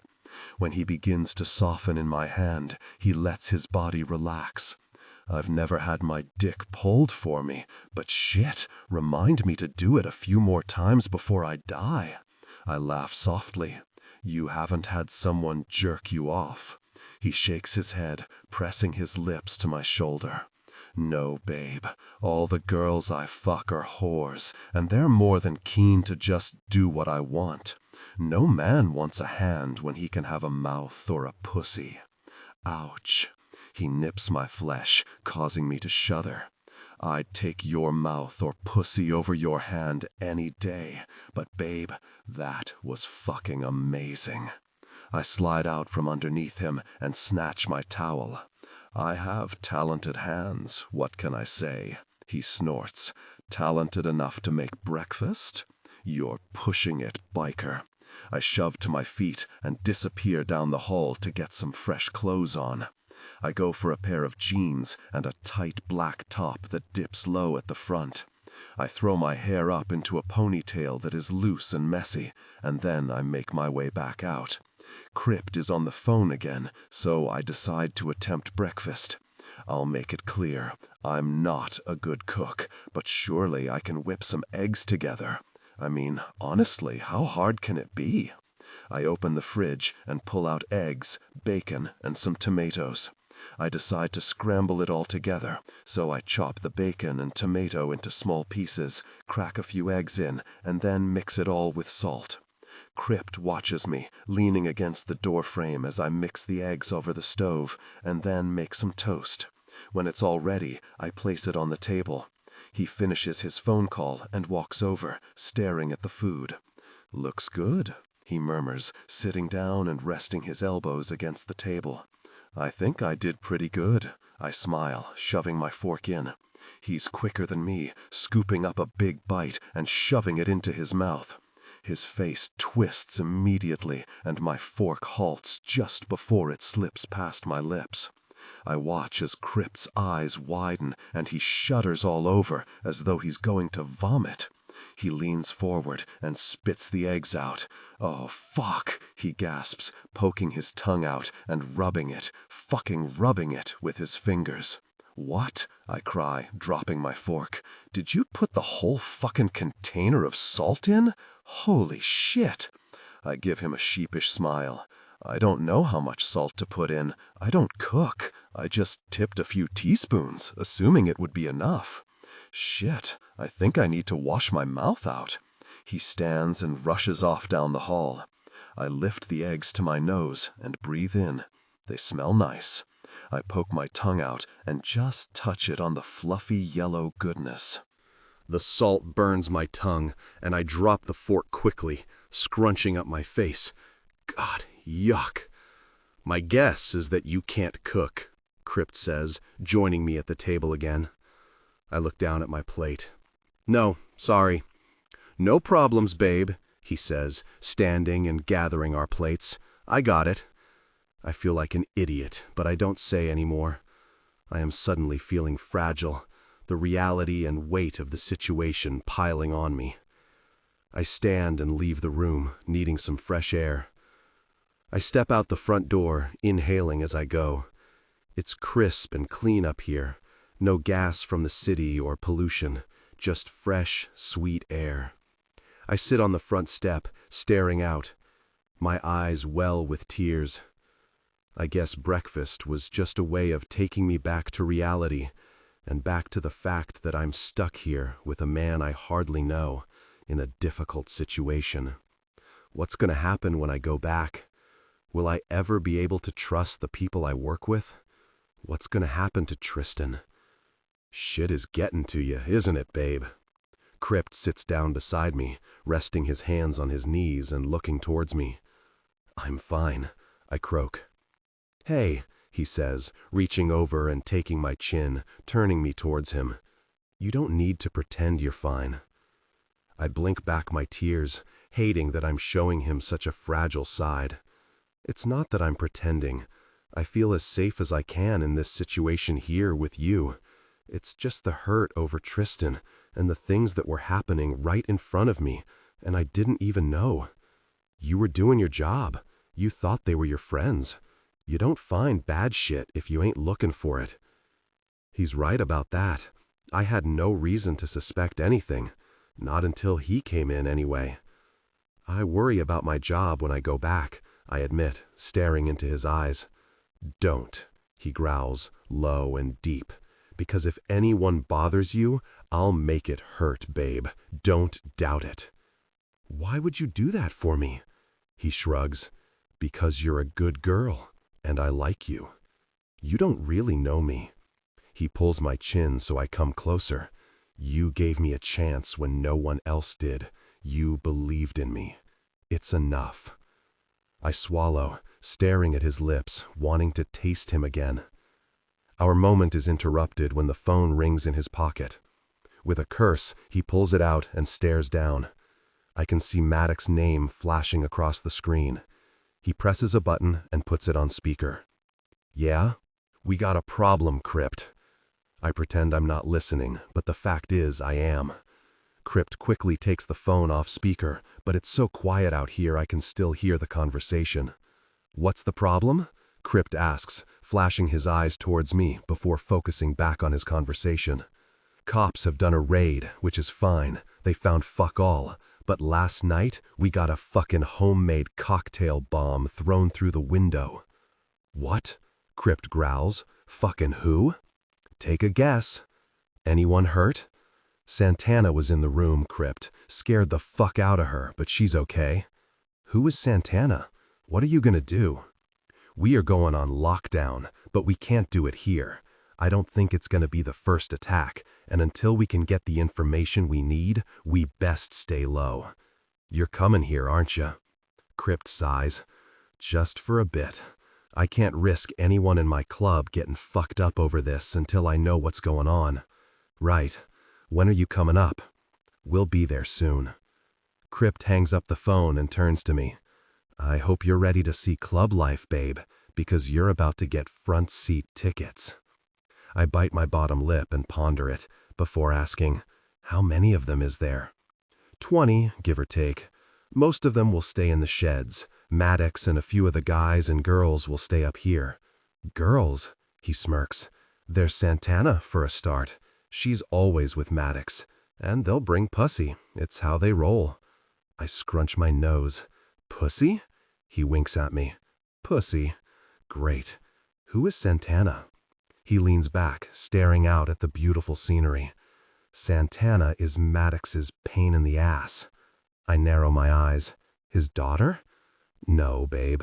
Santana grew up in a tough life. She was homeless at a real young age. Maddox found her convulsing in a street about 5 years ago. She was only 16, and when he got her help, he realized she had no one. Her family is dead. So he took her in. Let's just say their relationship is strained. He thinks he owns her, and she doesn't like being bossed around. The sexual tension is huge. I frown. Isn't she like his adopted daughter? He must be a good deal older than her if she's only 21. He snorts. She ain't ever been like a daughter. She just gives Maddox a run for his money. He thinks he's the boss of her because he saved her. And he ain't all that much older. Maddox is only 30. Fair enough. Well, at least she isn't a club whore. I really don't want to spend the next. I scrunch my nose up, however long, with a group of girls who can't keep their legs closed. He laughs. Yeah, well, Santana is good value. You'll like her. And as for the whores, you won't see much of them. They'll be under a biker, no doubt. He leans in close. Absolutely. And that will include you? His eyes scan my face. That depends, I smirk. On what? Are you going to be under me? I flush. That depends. He gives me a full throttle grin, causing his dimples to pop out. On what? Are you going to make it worth my while? He reaches up, wrapping his fingers around the back of my head. Oh, absolutely. Now I can't wipe my grin off my face. The guys from the club arrive about 5 hours later. I managed to get some sleep and a decent shower before they showed up. I heard the rumble of bikes for a fair while before I saw them pull into the lot. I am sitting on the chair out the front, watching them all get off their shiny rides. I see Maddox first, and watch in fascination as he pulls his helmet off and throws his leg over the bike. He's massive. The man is daunting. His eyes fall on me, and he smirks. I throw him my own classy smirk back. I notice a girl behind him, and I train my eyes on her as she throws herself off the bike and pulls her helmet off. Wow, she's gorgeous. She has long, black hair that falls in soft curls right down to her bottom. She's only a tiny girl, no bigger than 5 foot. She has olive skin and beautifully slanted eyes. I focus my attention on the other bikers and smile when I see the side cart that holds Tyke. The biker riding gets off and helps him up, and Tyke supports himself on the bike while they unload a wheelchair. Maddox reaches the bottom of the stairs, and I turn to stare at him. He's still smirking at me. Nice to see you again, Maddox. From this angle, with him looming over me, he reminds me somewhat of Heathcliff from that remake of Wuthering Heights in 1992. He's got that long, thick, dark hair and the lightest blue eyes. He's so broody, so scarily stunning. When he smiles, it's like a lion baring its teeth before making a kill. I see you're fitting in just fine. You got information for me? I ignore him, staring at his thick legs. How are your balls? He snorts, working just fine. Shame. The girl, who I'm assuming is Santana, appears beside him. I look up at her, and wow, up close, she's absolutely gorgeous. Her eyes are so dark brown, they almost look black. She's like a New Age Pocahontas. Her eyes meet mine, and she gives me a warm, welcoming smile that surprises me. Hi, she says, and her voice is like melted honey or something. Jesus, no wonder Maddox is hung up on her. I'm Santana. I stretch my hand out, taking hers. Ash. Ash is short for just Ash. I smile. I know, it's strange, but my parents liked it. She flashes me a smile that brings up 2 dimples in her cheeks. I like it too. Well, you girls can go ahead and get comfortable, because I got shit to do, Maddox says, stepping past me. San, we gotta talk about last night. He doesn't look at her as he speaks, but she glares at his back as he passes. No thanks. He stops and turns, glaring at her. Do as you're fucking told. I turn and look up at Maddox. Someone is broody today. Go sort your shit out. We're going to get to know each other. I stand and take Santana's hand, dragging her off before he can say any more. We pass all the bikers as we walk down towards the back lot of trees. I notice some of the bikers have girls on their bikes. Some, I assume, are old ladies. Others, I'm assuming, are whores. Thanks for that, Santana says as we reach the trees. I wave a hand. No problems. He's a jerk-off. She laughs. He can be hard to live with. Did Krypt tell you what happened with me? I nod. I hope that's okay. He just gave me a brief rundown. She shrugs, reaching up and tying her hair into a loose ponytail. It's no biggie. Most people hear the story. I don't really have anything else, and getting a job is hard with no skill, so Maddox and the club is all I have. Krypt says it gets tough with Maddox? I ask, finding a rock and perching on it. She nods, sighing. He's so controlling. It sounds like he's hard because he cares. She snorts. I've seen Maddox with that many girls, it's not even funny. He doesn't care about me, he just likes the control that I allow him to have. My own stupid fault, really. You're probably right, I laugh. I'm just glad to have another female here that isn't pinned underneath a biker. She grins at me. Tell me about it. We spend the next hour talking, and it warms me to know I have someone else like me around. I don't honestly know how long I'll be here, but knowing I have the chance to make a friend out of Santana is enough to keep me at ease. We just don't know when the next move will be made, or what kind of effect it will have, and that scares me. Chapter 10. Tristan. I pace up and down the small length of the office, my hands pressed behind my back, my mind spinning. This all went wrong. It didn't go to plan, and now everything is fucked up. Ash is missing, and no doubt has every intention of revealing anything she knows when she comes back. I knew I should have never let her near Dawson. It was a stupid move on my behalf. I won't make that kind of mistake again. I'm late, I know. I turn to see Officer Davies entering the room. I call him that here, but to me he's just Dan. Dan Davies. Criminal. Police officer. The kind of man people fear. He's tall, over 6 foot, and is as broad as a linebacker. His powerful frame and deadly cold eyes make him a fantastic cop, a fantastic corrupt cop. He's been a part of this from the start. He's been friends with Howard from the Tin Men Soldiers MC since they were just kids. It's an operation so big, so deadly, that they have cops running against cops, guards gone wrong, and people on the inside in places they shouldn't be. Tin Men Soldiers is a lethal club, and shit is about to get worse. I don't have time to fuck around in here, I mutter, running my hands through my hair. We need to sort this shit out. Dan walks over to his desk, his large body casual, as if he doesn't have a care in the world.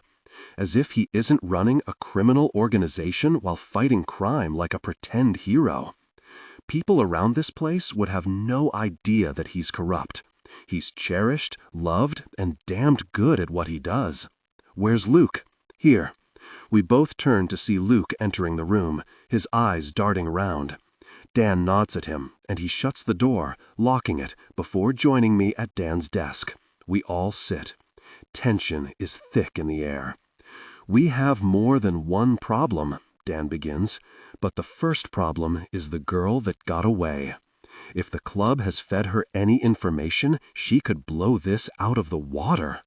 Ash. He's talking about Ash. Sweet, loyal Ash. I'd love to say she wouldn't bring it all into the light, but that wouldn't be the case. Ash loves her job, she's loyal and fierce, and there is no way she would let this go unnoticed. I considered her a friend, but I have no doubt that if she knows about me now, all of that has changed. Do you think she's alive? Luke asks. Dan nods. She is. A phone call was made from her to Claire, her roommate, just days ago. We are still trying to track the location, but I have no doubt the girl is breathing. If we can get her back, I'm sure we can talk her around. No, Luke says, cutting me off. His eyes are hard and empty. Ash is a risk to us now.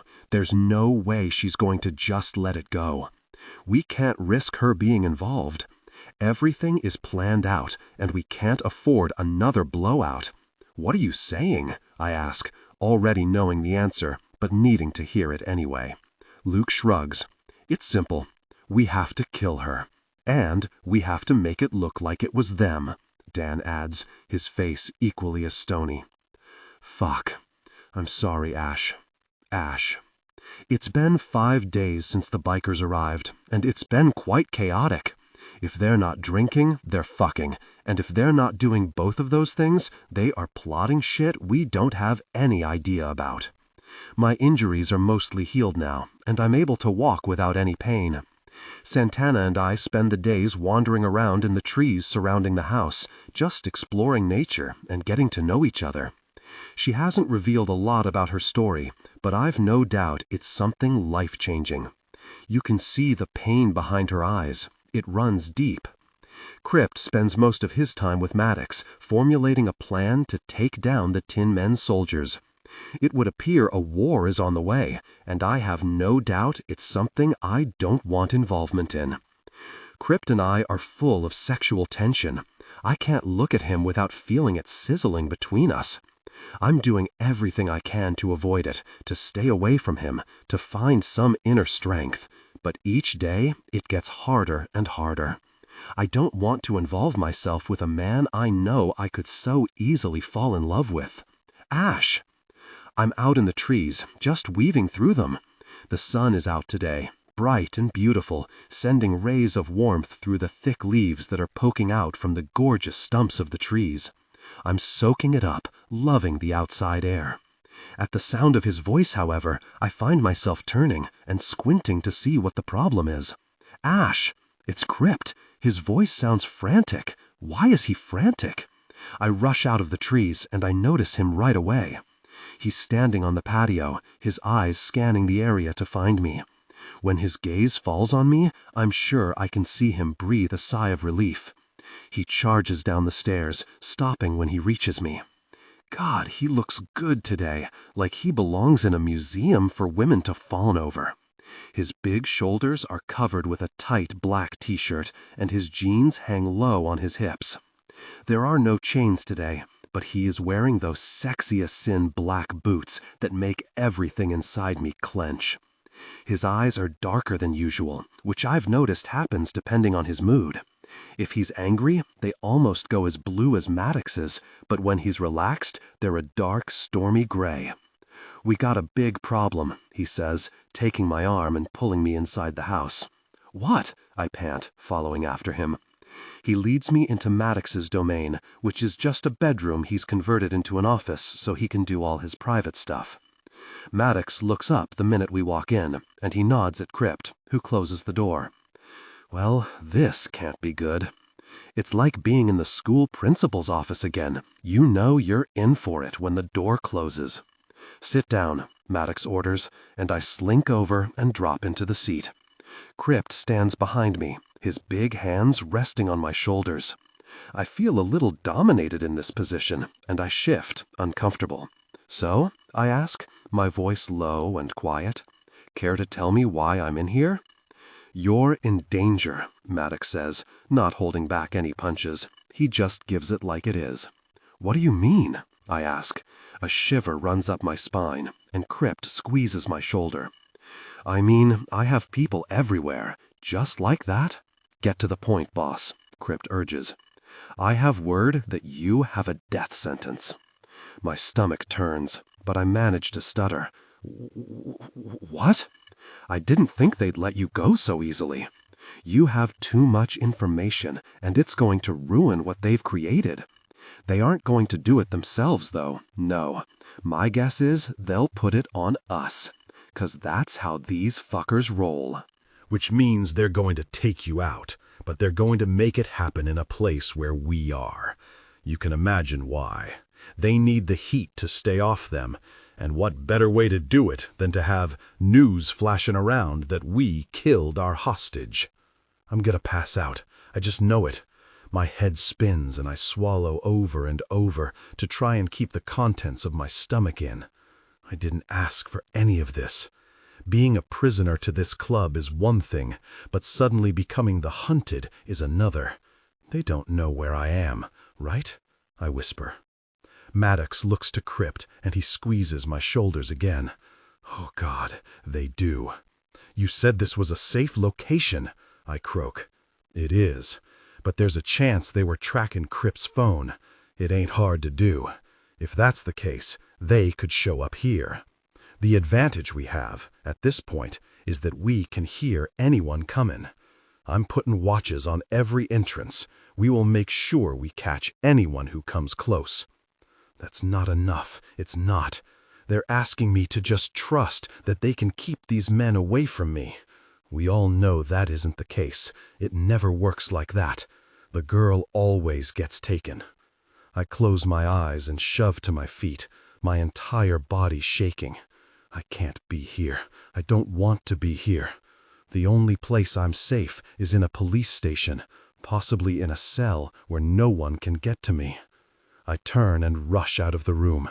"Ash!" Krypt calls, but I don't dare stop. If I do, there's a chance I'll hurt him, and I don't want to do that. Or maybe I do. I don't know. I run to the room I've been using and swing the door open. I reach the drawers in a split second and pull out a fresh pair of clothes before jerking mine off. I need something clean on to leave. I can get out of here. I'll find a way to safety. It can't be any worse than staying here with a target painted on my back. The door squeaks and then closes, but I don't turn. I already know who it is. He can't talk me out of this. He can't convince me that he's safer for me. He can't and he won't. I'm leaving. If I have to shoot him, I will. There are plenty of guns lying around this place. "What are you doing?" he asks, stepping behind me and putting his hands on my shoulders. I stiffen as he turns me to face him. "I'm fucking leaving." His eyebrows shoot up. "You lost your mind?" "Lost my mind?" I screech. "It isn't me who has lost mind. It's this fucking place and all the shit around it." "Calm down, process what Maddox told you, and get your shit together. Running is dangerous, and you'll be killed without hesitation." "You want me to stay here?" I growl, shoving my finger into his chest, "with a bunch of men who kidnapped me? And trust that when it comes down to it, they're gonna have my back?" He reaches up, tangling his fingers into my hair and pulling my face forward. The air crackles between us as he lays his intense expression upon my face. "Yeah, I fucking do. Well, I don't. I'm a walking fucking target. You can't ask me to stay here and just roll over and wait for a bullet. You don't get a fucking choice." I shove him in his chest. I don't think it does a great deal until I see him struggle for air before composing himself and jerking my head back, causing a sting to radiate through my skull. "Listen to me, girl. You ain't running out of here because I'm not going to have your death on my hands. If I have to chain you up, I'll fucking do it." "Let me go!" I screech, raising my knee and hitting him so hard in the balls, his entire body drops to the floor. He growls in pain and barks, "What the fuck is with you and balls?" I leap over him, but his hand shoots out and catches my leg. He tugs me so hard, I land flat on my face. Angry tears course down my cheeks as I kick and push forward, desperate, needing to get out of here. "I don't want to be here with you," I bellow, my voice cracking just slightly. "It's your fault I'm here. It's all your fucking fault. I didn't ask for any of this." "I know you didn't," he growls, his voice low and clearly pained. "But there ain't no way I'm letting you get killed for it. You have to fucking trust me, Ash." "I don't want to," I scream. "I should fucking hate you." He slides up over my body, his chest pressing against my back. His mouth drops to my ear, and he murmurs, "But you don't fucking hate me, and it kills you, because you know I'm the best thing for you right now." He's right. Deep down I know that, but it doesn't mean I will accept it easily. I will go to a police station. And Ash, he growls into my ear, they're in on it too. "What?" I squeak. "What sort of horror are these people running? Right here is the safest place you can be right now." "I don't want to die, Krypt," I whimper, my voice low and pathetic like a whiny child's. "I didn't ask for any of this." "Look at me," he demands, moving off me and rolling us so his body is settled over mine. Our eyes lock. His are determined, like he's sure nothing will ever happen to me. "I won't let anything hurt you. I will lay my life down before anyone touches you." "Why?" I whisper. "Because innocent people don't deserve bad things. They don't have a choice." I stare up at him. Is that all? My heart picks up, and I swallow, wanting to dart my eyes away, but instead I hold his gaze. "No," he says, his voice low and husky. "But that's the only reason I'm telling you right now, because the rest of it, I'm going to show you." I don't get the chance to answer because his mouth comes down over mine. His jaw flexes and pulls as he kisses me, deep and powerful, taking all the bad away and replacing it with heaven. Krypt is my little piece of heaven, the fantasy I can't have, but I want. When I'm with him, I forget that he can never be mine. His kisses fog my mind, his body floods my heart, and his presence makes me forget to breathe. I can't protest. There's nothing left to say. The fact is, I want Krypt as much as he wants me, wrong or right. And if being here with him, feeling him over me, is how this moment is going to go, then who am I to stop it? Our bodies grind against each other in frenzied passion as our tongues dance. The piercing in his lip tickles my skin as he devours me. His hands find my stomach and slide up beneath my shirt, splaying out across my warm flesh. My cheeks burn. I'm not a skinny model, not like most of the women I have no doubt he fucks. Don't touch me there, I breathe into his mouth. Give me a good fucking reason why not, he rasps against my lips as his hand slides up, searching for my breasts. I'm not skinny, and I'll tell you this once, so listen fucking close. I don't want no skinny, bony-assed woman. I want a woman with flesh, something for me to appreciate. I want curves that make my jaw tighten and my dick hard. I want to see beauty that only a woman with curves can accentuate. You, baby, are what a woman should be. So, I'm going to keep my hands on you. I'm going to suck your nipples, I'm going to squeeze your ass, and then I'm going to put my cock deep inside you, purely because you're the most beautiful thing I have ever seen. Oh God, when he puts it like that, there really is no way to say no. There's something else. He nips at my lower lip. His hand finds one of my breasts, and he squeezes it with a firmness that has my back arching. What? I like it rough, darling. Don't they all? I mule, sliding my hands under his shirt and feeling the hard yet silky smoothness of his skin against my palms. No, sweetheart, he grates out, sliding his hand around my back to unclip my bra so he can find my nipples. Oh God, yes. Then elaborate, I pant, squeezing his hip with my fingers. When I fuck, I like to fuck with a raw ferocity most women can't handle. I don't make love. I want you up against a wall, my hands tangled in your hair, while my cock is driving in and out of you. My hands won't be gentle. My cock won't be gentle. And baby, he growls, I won't be fucking gentle. Give me all you've got, biker, I challenge breathlessly. Fuck, he hisses. Never had one so eager. Just one question? I moan, writhing beneath him as he pinches my nipple so hard that pain shoots through my spine and pleasure floods my pussy. Only one? He murmurs against my mouth. Go. Will you put your hands on me in an aggressive way that will be forever scarring?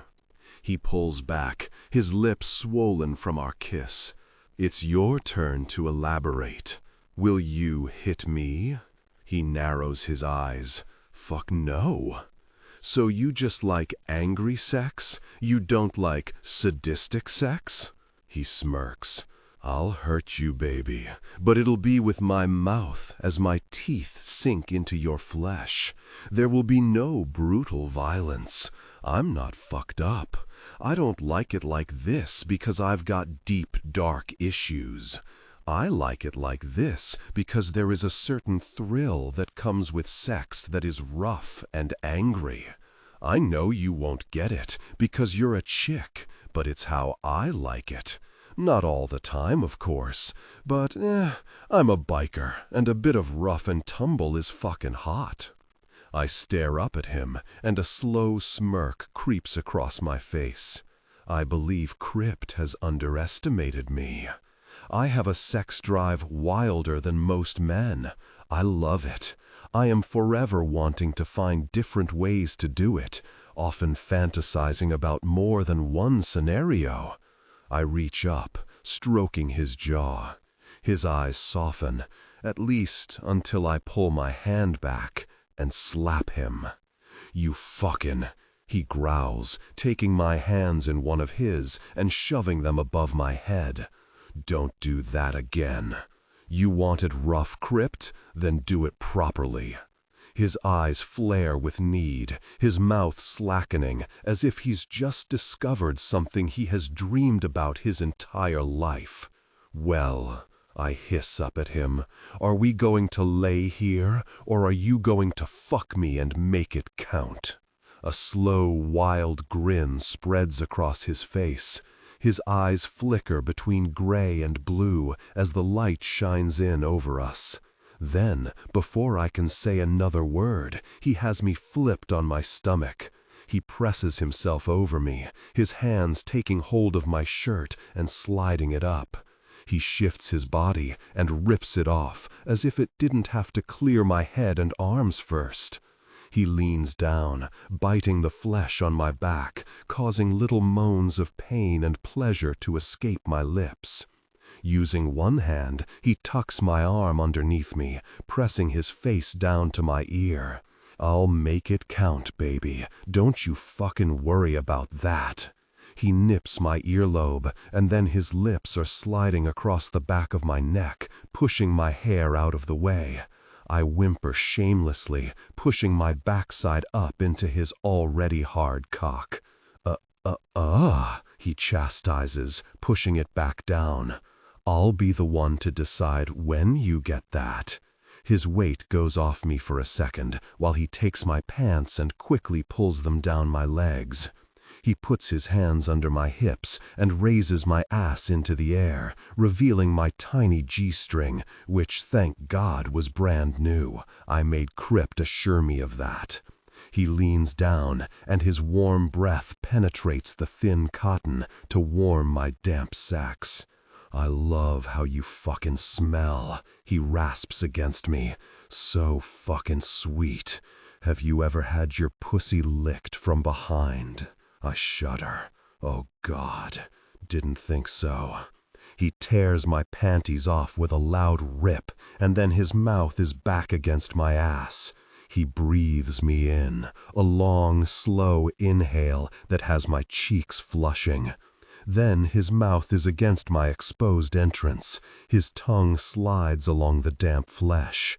I drop my head, my eyes fluttering closed as he presses his entire mouth against me, his tongue sliding out to find my clit. Oh God, I whimper. Shit. All that heat covering me sends me over the edge. I press myself against him, wanting him to put his fingers inside me and fuck me while his lips are against me. But on this angle, I know it's not possible. Krypt makes it possible. His tongue penetrates me as a finger would, and I cry out so loudly I shock myself. It feels oddly amazing, so soft and yet hard. His fingers go up, and he strokes my clit while his tongue fucks me in a way I've not been fucked before. I thrash my head from side to side as an orgasm rises. Then he pulls back. It takes me a moment to realize what has happened, and it isn't until the cool air hits my exposed skin that reality kicks in, and my orgasm dies. I turn around, and he's rocking back on his heels. He's squatting as he rocks, a smirk on his face. He's got no shirt on, and his jeans are unbuttoned. His cock pokes out the top, the head an angry red, like it needs to be freed. Are you proud of yourself? He winks at me. The fucker. I lunge at him, knocking him clean over. He lands on his back with an oomph.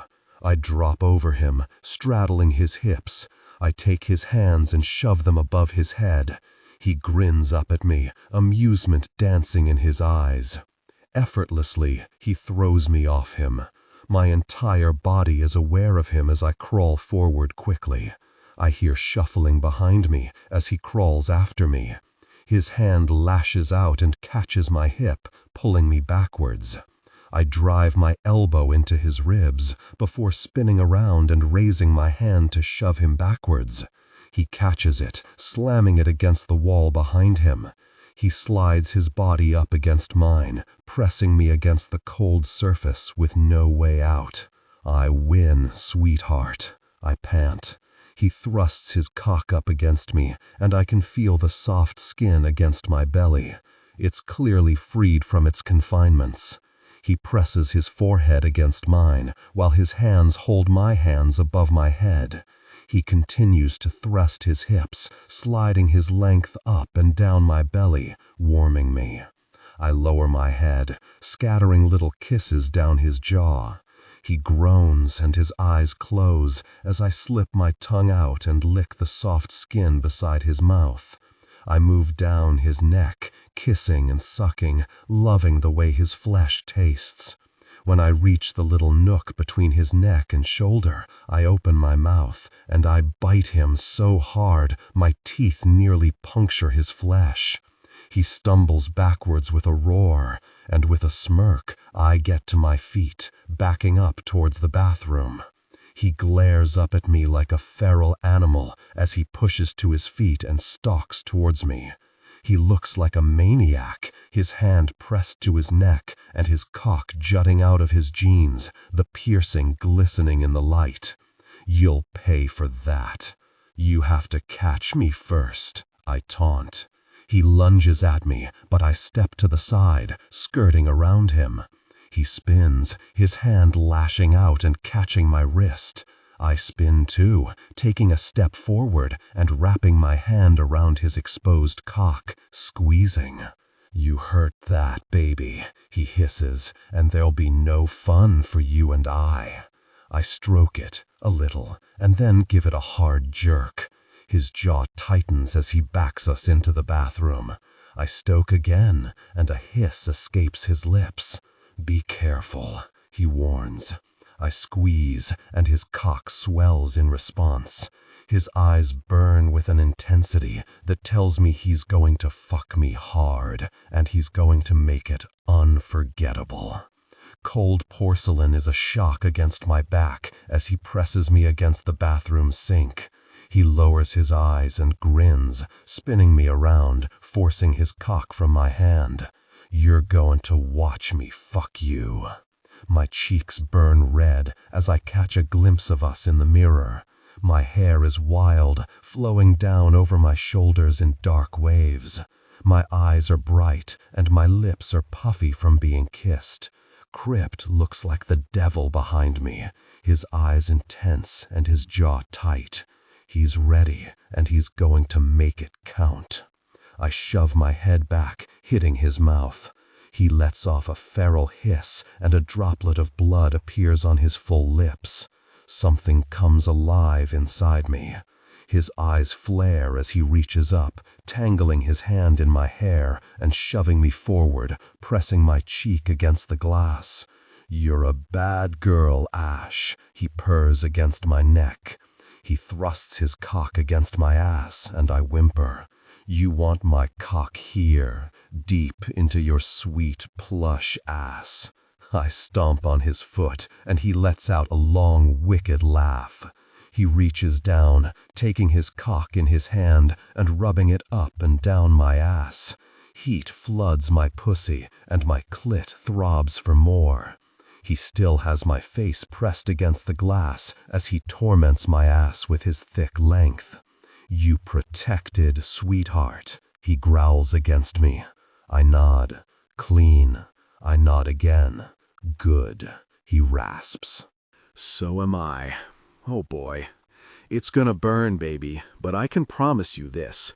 By the time we're done here, you'll never see anything but me. Then he plunges forward, sinking his cock deep into my pussy. I cry out loudly, my flesh burning and stretching around him. He feels like he's twice the size and thickness when he's inside me like this. My body struggles to accommodate him. His lips touch my shoulder as he slowly slides his cock out and thrusts it back in, harder this time, so hard our skin slaps together. Motherfucker, he gasps, as sweet as I knew you would be. Oh God, I whimper. Krypt, it hurts. It's meant to hurt, he growls. Pain makes pleasure feel so much fucking better.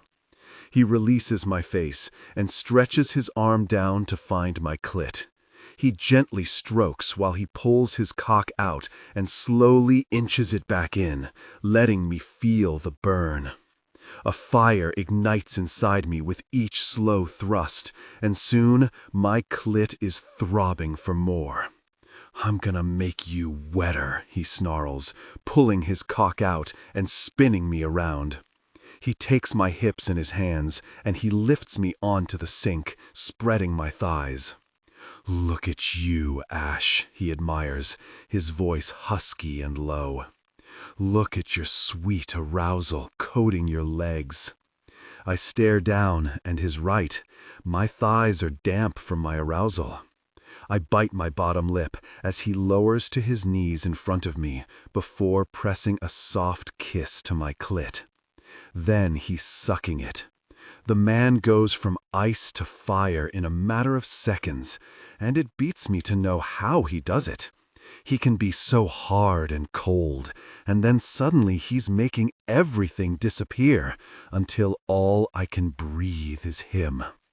He licks my pussy, devouring it, sucking and licking until I'm shamelessly screaming his name.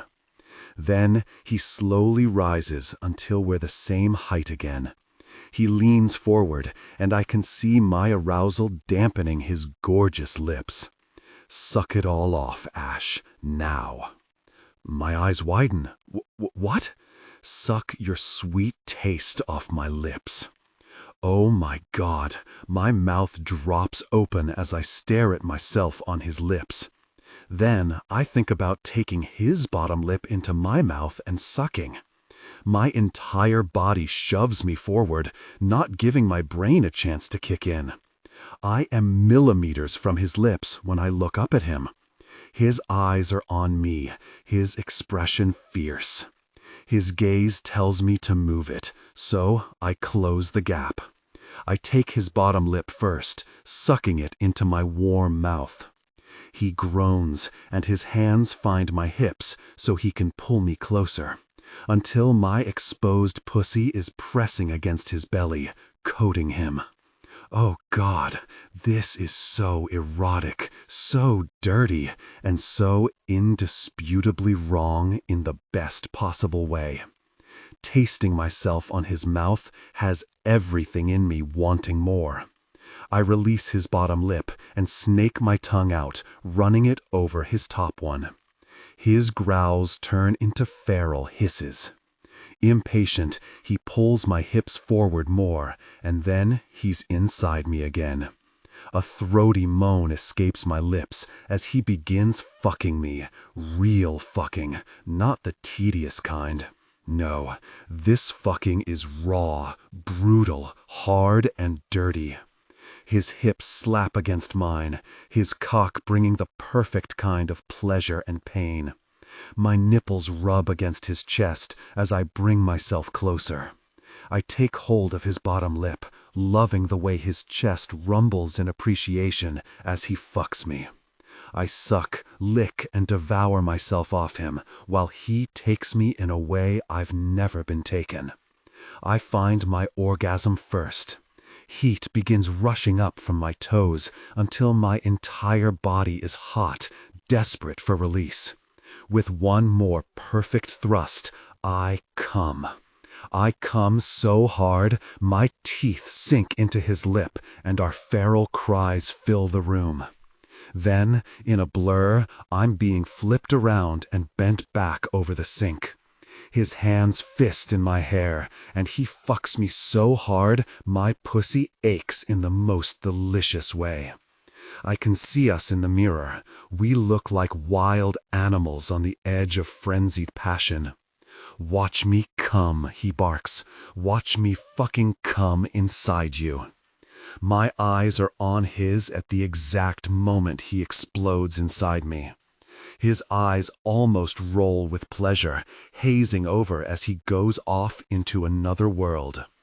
His lips part, and his head drops back, feral hisses and groans escaping his lips as his thrusting slows, until he's dragging his cock in and out lazily.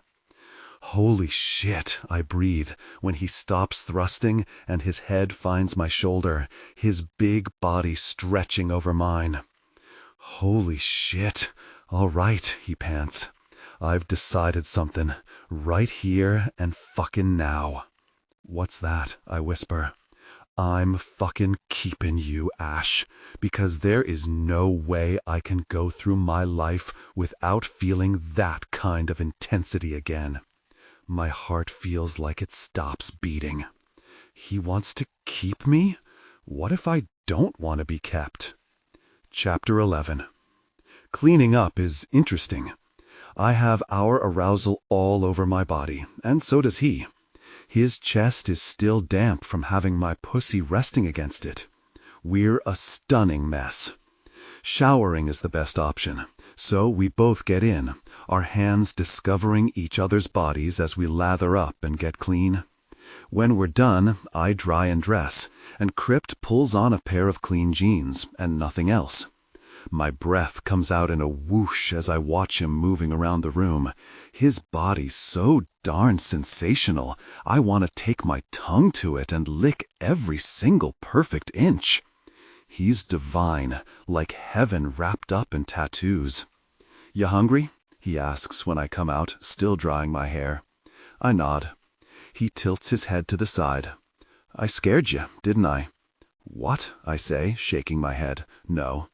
When I said, 'I'm keeping you,' it scared you." My cheeks flush. He walks forward, cupping my jaw in one of his rugged, rough hands. I've never wanted a woman to be my old lady, and I've had enough of them. The minute I saw you, the minute you opened your mouth, there was something about you I'd never seen in a lady before. It's not just about the fucking, Ash. It's about the fact that you give me something no one else ever has. "You don't know me, Krypt." "No," he murmurs, "but I'm going to." "No," I whisper, pulling my jaw from his chin. "You're not. You're telling me you won't get to know me and consider being with me?" "Why?" I bark, taking a step back. "You're feeding me bullshit that I've heard from enough men to know it means nothing. You don't understand me, Beau, not even close. You don't know what I'm scared of or what makes me cry. You don't know what makes me laugh or what I love and hate. All you like is that I'm sassy and I made your dick feel fucking good. That isn't enough for me, so don't ask me to be something I can never be to you. I never have and never will be someone's possession." I turn and walk out of the room, giving him no more. I rush out of the house and past a group of bikers who fucking cheer and wink at me.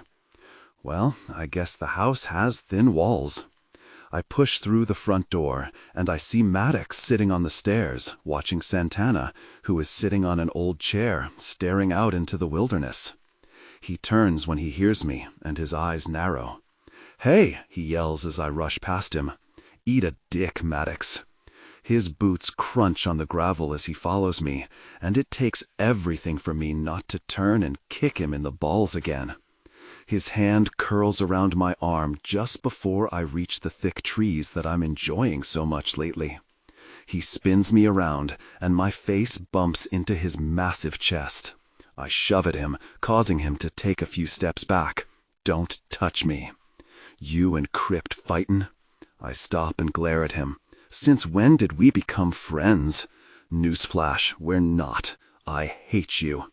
I hate him, and I hate this place." Yup, that was petty of me, and I sounded like a small, pathetic child.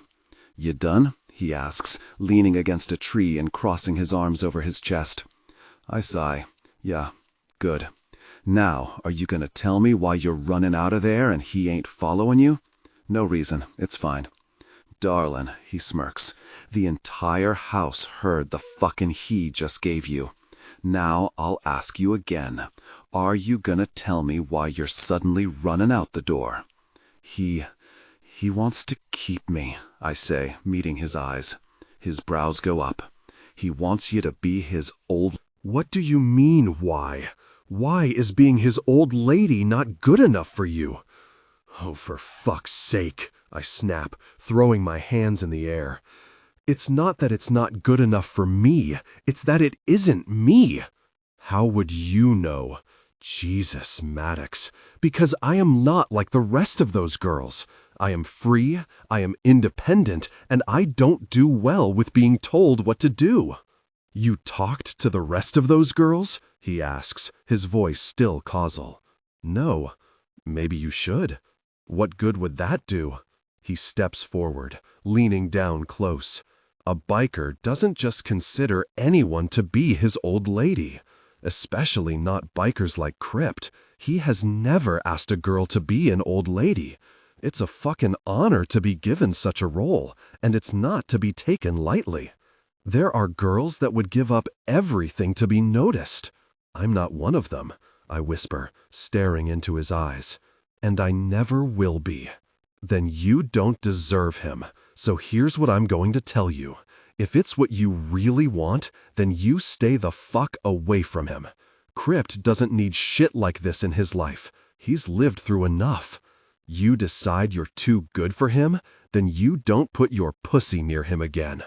I never said I was too good for him, Maddox, I protest. Then what are you saying? He turns and walks off, not letting me answer.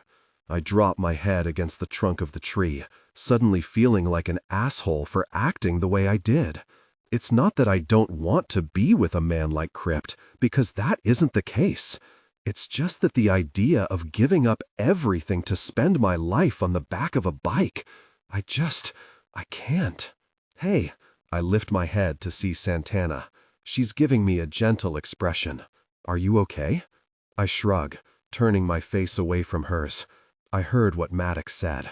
He's not right, Ash. I turn back towards her. Isn't he? She shakes her head. No, he's not. Being an old lady isn't for everyone, and it doesn't make you a bad person. I stare at my hands. I care about Krypt, but he's not given me the chance to need more from him. He took me from my life, and now I'm stuck here, and I'm confused. I don't know where I'm at.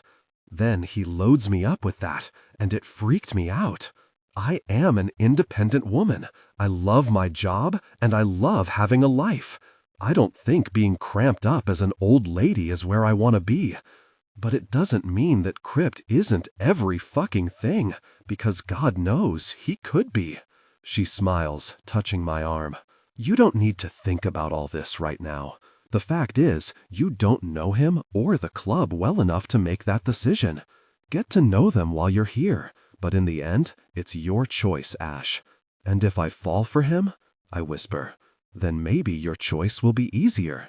I shake my head. You know what? Let's go and get drunk. We both need it. I tilt my head to the side and smile at her. You want to get drunk? She gives me a wicked grin. I love to do what I'm not supposed to.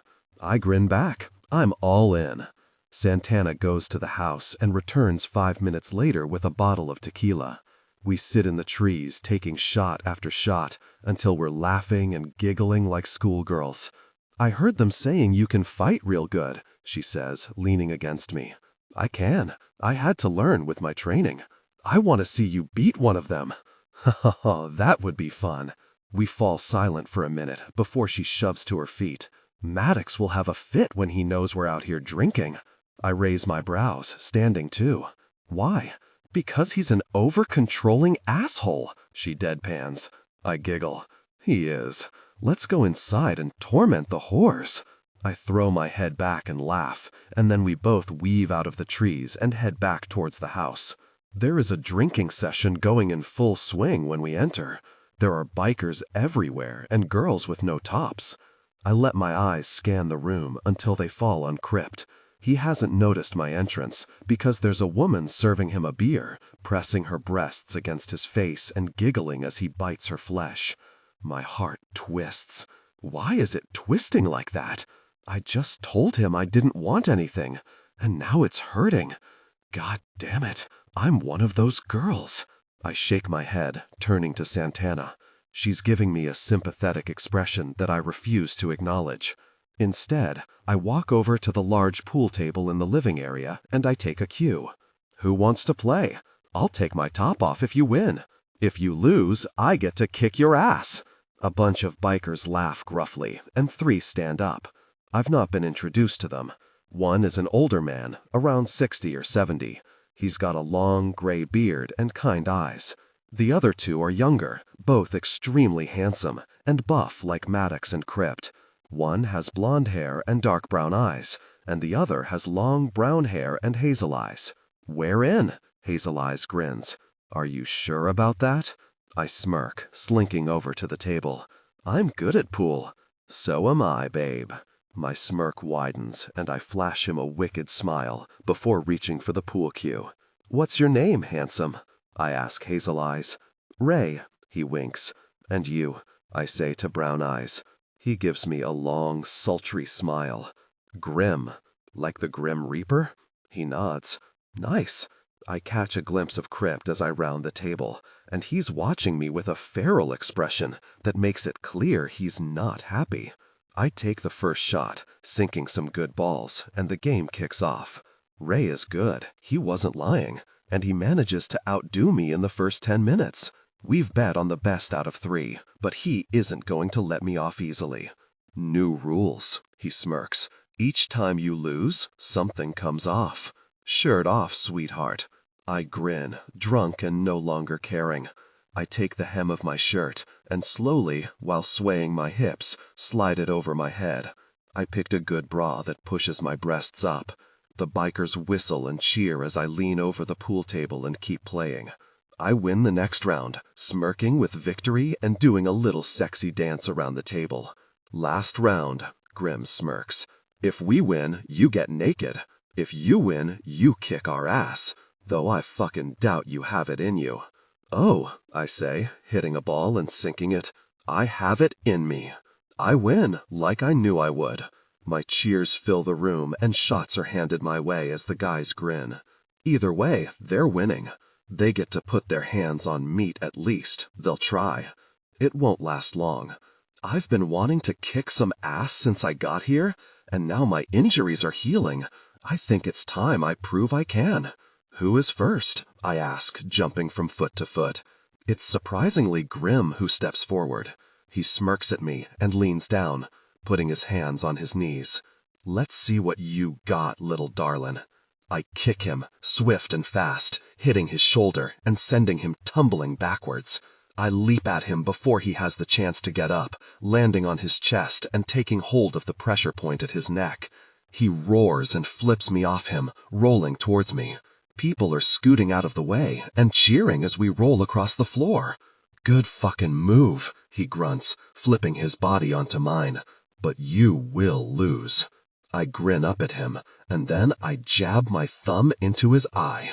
He makes a strangled sound, and while he's dazed, I hook my feet in his and wrap my fingers around his arms, twisting until his body falls to the side. I force myself back up into a standing position as he pulls himself up and glares at me. You play dirty. I can play dirty. He winks at someone, and an arm goes around my neck from behind as he walks forward. Using the strength of my body, I lift my legs into the air and I kick him in the stomach while the person holding me has my weight. He takes a few steps backwards, and while he does, I reach back and I take hold of whoever has me by the nipples, and I squeeze so hard he bellows in pain. I spin around and see it's Ray. He stares at me in agony while he rubs his nipples. Then another set of arms goes around me. These arms are bigger and far sturdier. I notice the rings and the tattoos, and I know right away it's Maddox. Time to fight a real man. It seems my boys are making fools out of themselves. They're going easy, I pant. They don't want to hurt a girl, he chuckles. I'll hurt a girl. 3 seconds. He lets me go and shoves me forward, counting down. I spin around and consider my moves quickly. Maddox walks towards me, smirking, ready to go. I know he won't give in to me easily. The moment he reaches for me, I duck and spin around behind his back. I'm gifted with a speed Maddox doesn't have, and I'm going to use it. I drive my fist into his lower back, and as he spins, that same fist finds his balls. Again. Bellowing in pain, he lunges forward, capturing my wrist as I pull it back. He twists it around so I'm forced to go with it, dropping to my knees. I still have my other hand, and when he's close enough, I throw my elbow back into his shin as hard as I can. Fucker. I drop and roll out, knowing he will grab for me again. He smirks at me when I come up and stalks towards me once more. You're a feisty little shit, but I will win this. You think? I grin, shoving to my feet. I bounce from foot to foot as he looms in on me. He takes me by surprise by launching his foot out and hitting my knee, sending me back down to the floor. I groan in pain, but roll towards him, grabbing for his foot. It isn't the best move, because he drops down on me, trapping me on my side by sitting on me. He presses a hand to my face, forcing it to the floor. He's being reasonably gentle. I know he is, because I've been in a similar position before, and it hurts. I could get used to this chair. I close my eyes, taking in a deep breath before twisting my body with everything I have until I'm flat on my back. He's still sitting on me.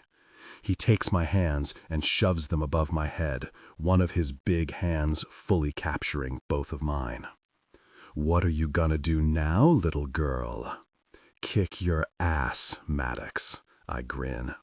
He's not watching my legs, and I'm flexible enough that I launch my knee up, sending him forward just slightly as he loses his balance. He falls forward, his hands releasing mine and dropping either side of my head.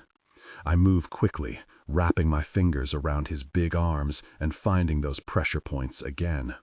I pinch them hard, and he barks a curse, trying to shake me off. He pushes up, so he's on his hands and knees over me. His hands move quickly to pin down my shoulders, but my hands are in the perfect position to twist up and grab him by the cock. I do so, reaching up quickly and grabbing him so hard he howls. Holy shit, Maddox is something to grab hold of. The bikers burst out laughing as I twist Maddox's cock in my hand. We have two choices here, I grin. You let me go and admit defeat, or you let me keep twisting your cock. It's impressive, by the way. His jaw is tight, but there is something in his eyes that tells me he isn't backing down, and he doesn't. He moves his knee quickly, lifting it, causing a howl to escape his throat as the movement causing my grip on his cock to tighten, and then he brings it down over my dural parts. Motherfucker, I bellow. I told you I'd kick you in the cunt for revenge. Now let me go, he growls. Fuck you. He presses his knee harder, and because I'm tender from Krypt, I hiss in pain. Let me go, he orders. I twist him harder, and he presses harder. One of us has to give in, I bite out, and it won't be me. I like my cock being pulled, baby, he spits, so it won't be me either. I really don't want to hurt him in a bad way, even though I know I could. Our eyes are locked in a furious mental battle, neither of us wanting to give in. Realizing that the man isn't about to be beaten by a girl in front of his club, I finally release him. I could make it hurt, but I'm a nice person. He grins down at me, moving his knee. He leans right down until our lips nearly touch. You fight good, but you'll never beat me. Eat me. He laughs and pushes off. He reaches his hand out and I take it, standing. The bikers cheer and thrust drinks at me as I pass. I might not have beaten Maddox, but motherfucker, I owned that fight. Chapter 12. I stumble down the hall. I've had far too much to drink. Seriously, what the hell is wrong with me? I find the bathroom and step in, only to come across a biker balls deep in a whore who's bent over the sink. Really? I snap. I need to pee. The biker turns, glaring at me. Fuck off. I mutter something profane and turn, walking down to Krypt's room. His room has the only other toilet in this house, and there's no way I'm going to pee outside. I swing his bedroom door open and shove in, not stopping to consider that he might actually be in here with someone. He is.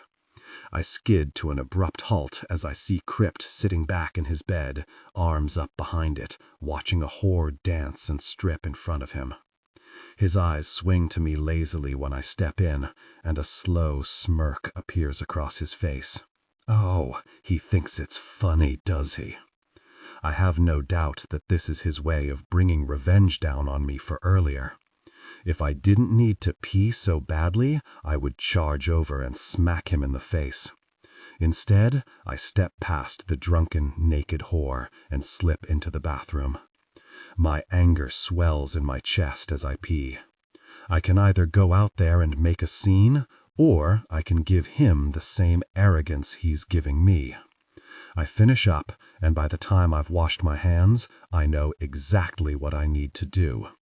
I step back out, shoulders back, a smirk of my own plastered across my face. The whore is crawling on the bed towards him, her breasts swinging as she nears. He's got no shirt on, and his hands remain behind his head as he watches her. Before she reaches him, I step beside the bed and glare at her. She jerks her head up at me, confused.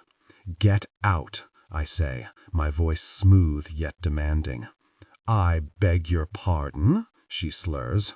"I said, get out." She pouts and turns to Krypt. "Who is she?" "Who I am is beside the point," I say, leaning in and glaring at her.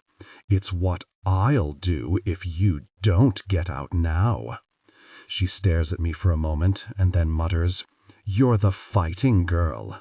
"I am," I smile. "Now scoot, or I'll practice on your oversized boobs right there." She huffs and rolls off the bed, not bothering to put any clothes on as she walks away. I turn to Krypt. He's not said a word. Instead, he keeps his arrogant smirk as he watches me. I walk around to the end of the bed and take hold of my shirt. "You want a whore, Krypt? I'll give you exactly what you desire." His eyes grow lusty as I begin to move my hips from side to side while I slowly unbutton my shirt. I throw it off before making light yet sexy work of my pants until I'm in nothing more than my bra and panties. Krypt stares at me, his expression giving me nothing. I reach up, fingering my bra and running my hand over my breast lightly. "You want me to take this off?" Krypt grins, but doesn't answer me. "Did you turn into a mute, Krypt?" He places his hand on his muscled belly and tilts his head, studying me. I watch him sitting in that position, and my lip slides into my mouth. Imagining him with his cock out, stroking it, has wild ideas filling my mind. I remove my hand from my breast, and in a sultry voice, I rasp, "Jerk yourself." His eyebrows shoot up. "Don't act like it shocks you. Do it, or I won't take my clothes off." He shakes his head, shifting and staring at me. "No?" He smirks. "Fine. It won't be me taking my clothes off for you tonight then," I say, turning and walking towards the door. I'm nearly there when I hear his zip, loud and clear. A slow, sensual smile curls my lips as I turn back to see him jerking his jeans down and releasing his cock. "Make it good," he says gruffly. He wraps his large hand around the head of his cock and begins squeezing it gently. I watch it grow in his palm, stretching and swelling until it's ready. I stand at the end of the bed, watching him with a clenching pussy as I slowly run my hands over my bra while swaying my hips. He keeps squeezing his cock, clearly saving the pleasuring part for later. His eyes narrow and go lusty as I reach around and unclip my bra, flicking it off. I cup my breasts, moaning as my thumbs graze my hardened nipples. Krypt begins to stroke his length, slow and deliberate, his eyes fixated on my nipples. I slide my hand up and pop my finger into my mouth, sucking it with a little moan before reaching down and swirling the moisture around my nipple. A little gasp leaves my lips and my pussy swells. I love the fact that he's watching me while stroking himself. It's erotic in the most amazing way. I run my free hand down my body, over my belly and to my panties. I take the elastic in my fingers and pull it out, lowering it just enough for him to get a glimpse before letting them go. He grunts angrily, his eyes wild, his dick so hard it looks almost purplish from this angle.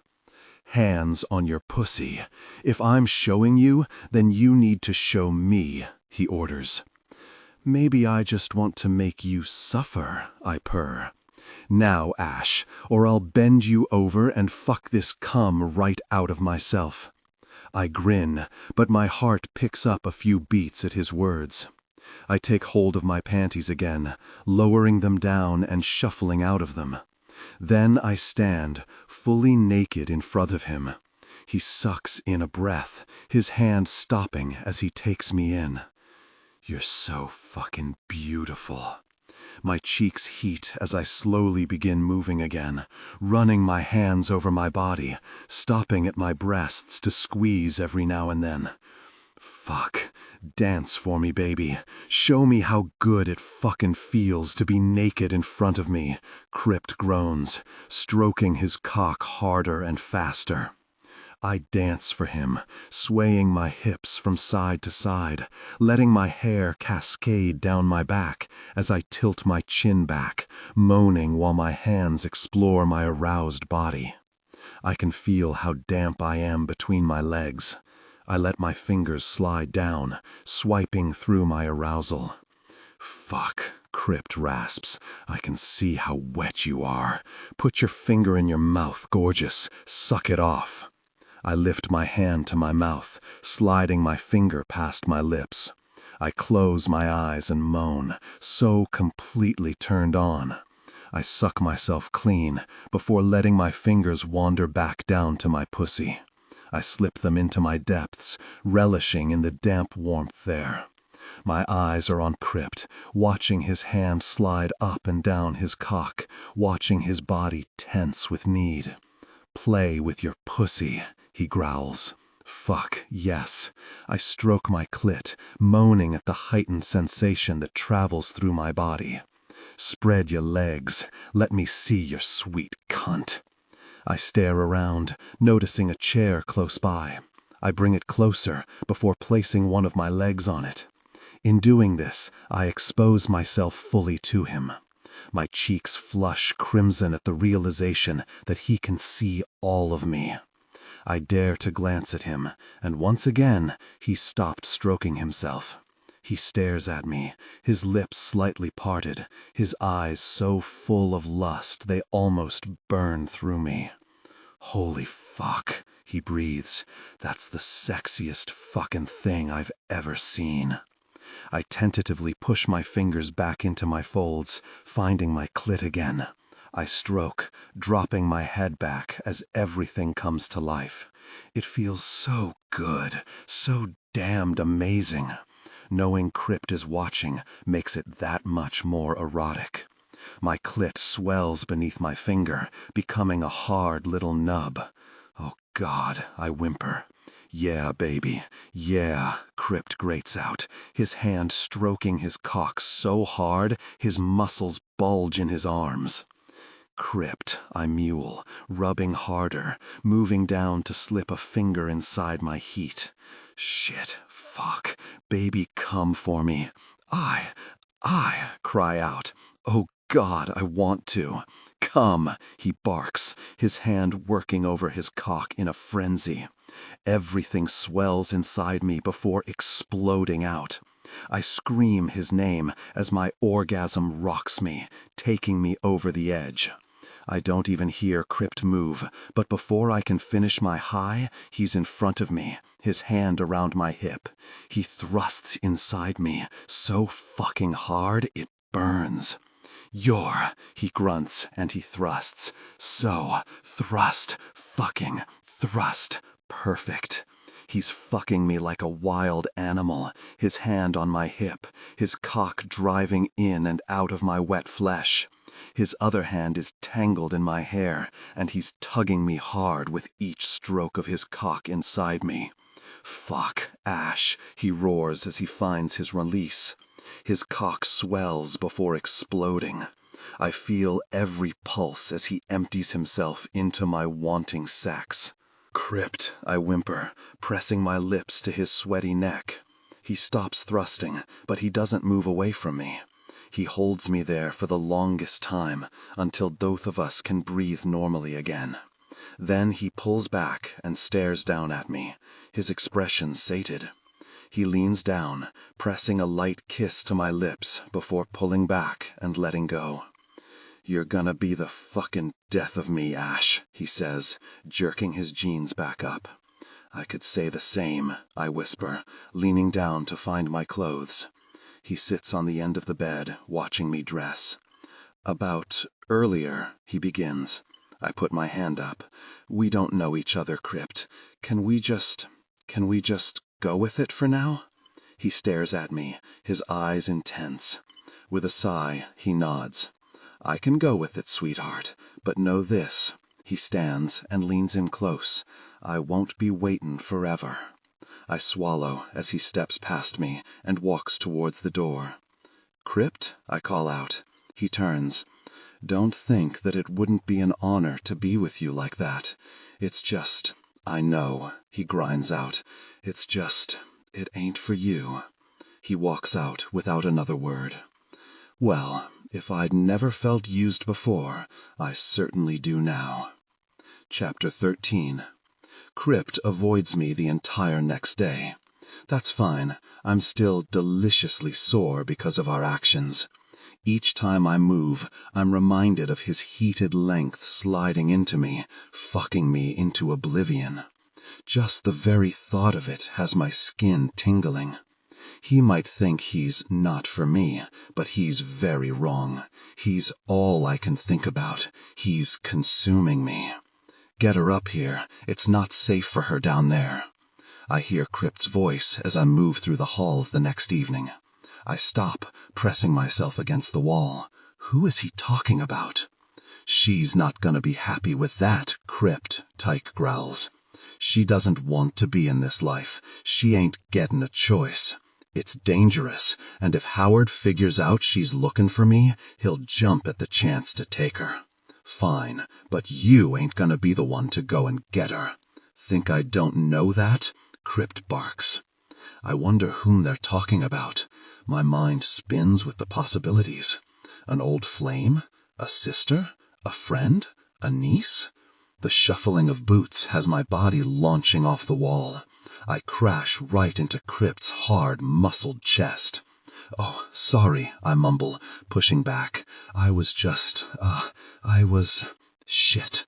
I look up to see Krypt smirking at me, the arrogant jerk. His eyes flash with humor. He's finding it amusing that I'm stuttering like a small child in front of him. I take a breath and straighten my shoulders, turning on my heel and disappearing down the hall. "Good to see you, Ash," he chuckles. I throw my finger up over my shoulder, and his laughing intensifies. He can't see it, but I have a huge smile on my face. I duck around the corner into the kitchen. I haven't eaten all day. When I get in, a few of the club whores are gathered around making sandwiches. They look up when I come in. 3 of them give me sour expressions, and I recognize one of the ladies as Krypt's striptease. "Yeah, I outdid you, baby." The 4th one is softer, her face less tense. "Ladies," I murmur, walking past them. "That's Krypt's whore," one mutters. I snort. I'm no one's whore, honey.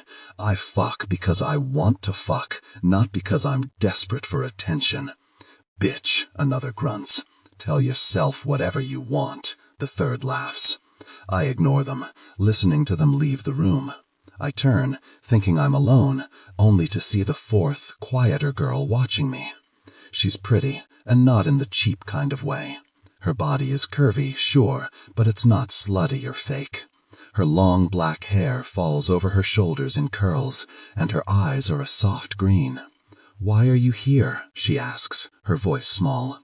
I tilt my head to the side, watching her. I don't really have a choice. "You're not a whore?" "No, of course not." I realize how rude that sounded and go to correct myself, but she jumps in. "Don't say sorry." She gives me a sad smile. "It's not for everyone." I narrow my eyes. What's a pretty girl like you doing being a piece of ass for a biker who really doesn't treat you the way you deserve to be treated? "They don't treat me so bad," she whispers. "I'm the one they treat most gently, for whatever reason." I can see the reason. She's softer than the rest. It's clear by the way she holds herself. "Why do you do it?" I ask, stepping closer. She contemplates this for a while, before saying, "They make me feel important." But I hesitate, wanting to word this correctly. "But they are treating you like a sex toy." "Not all of them." She smiles coyly. "Some treat me better than that. Even so, they're never going to give you what you want, so why do you stay?" Her eyes grow dark. "Because even in their worst times, they're the best I have." My heart breaks for her. "I understand that," I say, smiling weakly. "They take care of me, even if I am only a piece of ass. That's something." "You're right," I nod, understanding. "It is. Anyway, I have to go. Tyke is mating for me." "Tyke?" I ask. She flushes. "Yeah, Tyke. He's good to me. Probably the best out of them all." I flash her a quick smile as she slips out. When she's gone, I turn and make myself a sandwich before heading down the hall, eating it. The bikers are out in the shed, so the house is quiet. After a slow lap, I finish up my sandwich and decide to go and read. I'm passing Maddox's room when I hear a moan. A throaty, deep moan. I stop, turning my head to see the door is cracked slightly open. I bite my bottom lip and hesitate. Don't be a perv. I shake my head and go to walk away when I hear Maddox's guttural, "Fucking suck it harder." I can't help myself. I look. My cheeks burn when I see Maddox sitting on the couch, his jeans jerked down, his cock freed and settled in one of the whore's mouths. She's sucking him furiously, her hands tied behind her back. I open my mouth, but only a little whimper comes out. I've never seen something so erotic in my life. Maddox's jaw is tight, his long hair loose around his shoulders. He's got his hand on the base of his cock, and he's stroking in swift jerks as the top of his cock is devoured. Oh boy. I squirm, knowing I should look away, but not being able to bring myself to turn. It's so erotic, like real-life porn. A hand wraps around my hip, and I jerk, going to spin, but a firm grip stops me. "You dirty little girl." Krypt. It's Krypt. My cheeks flush when I realize that he's just caught me watching Maddox getting his dick sucked.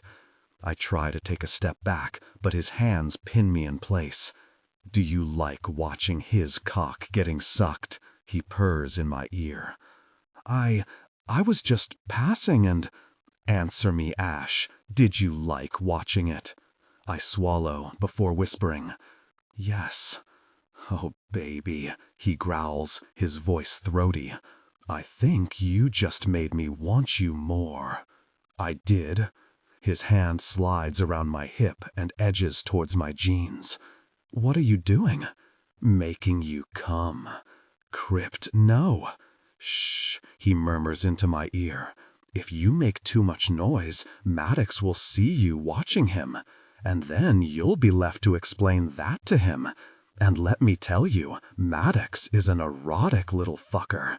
He wouldn't hesitate in throwing you over his couch and fucking you while that whore there sucked on your tits.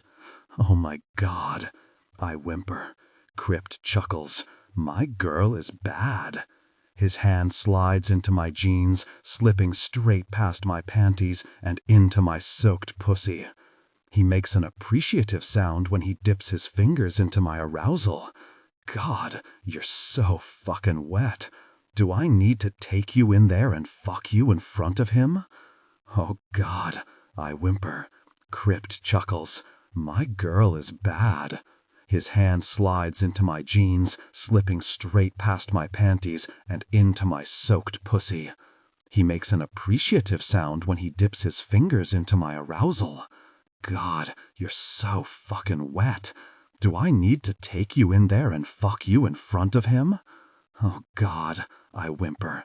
Krypt chuckles. My girl is bad. His hand slides into my jeans, slipping straight past my panties and into my soaked pussy. He makes an appreciative sound when he dips his fingers into my arousal. God, you're so fucking wet. Do I need to take you in there and fuck you in front of him? Oh God, I whimper.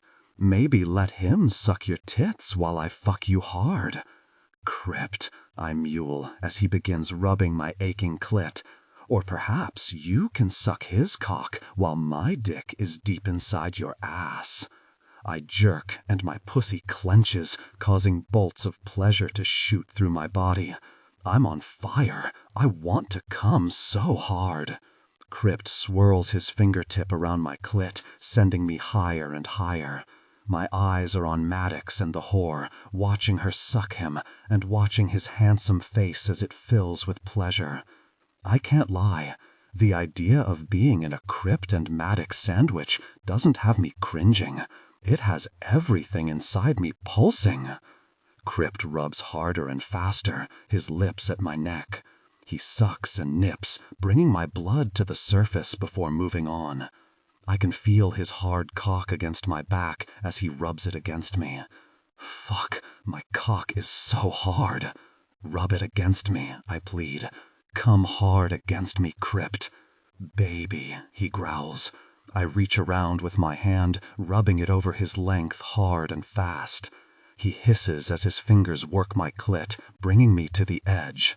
My entire body is prickling with a sensation I've never felt as I watch Maddox's hips push off the couch in pleasure when he nears his release.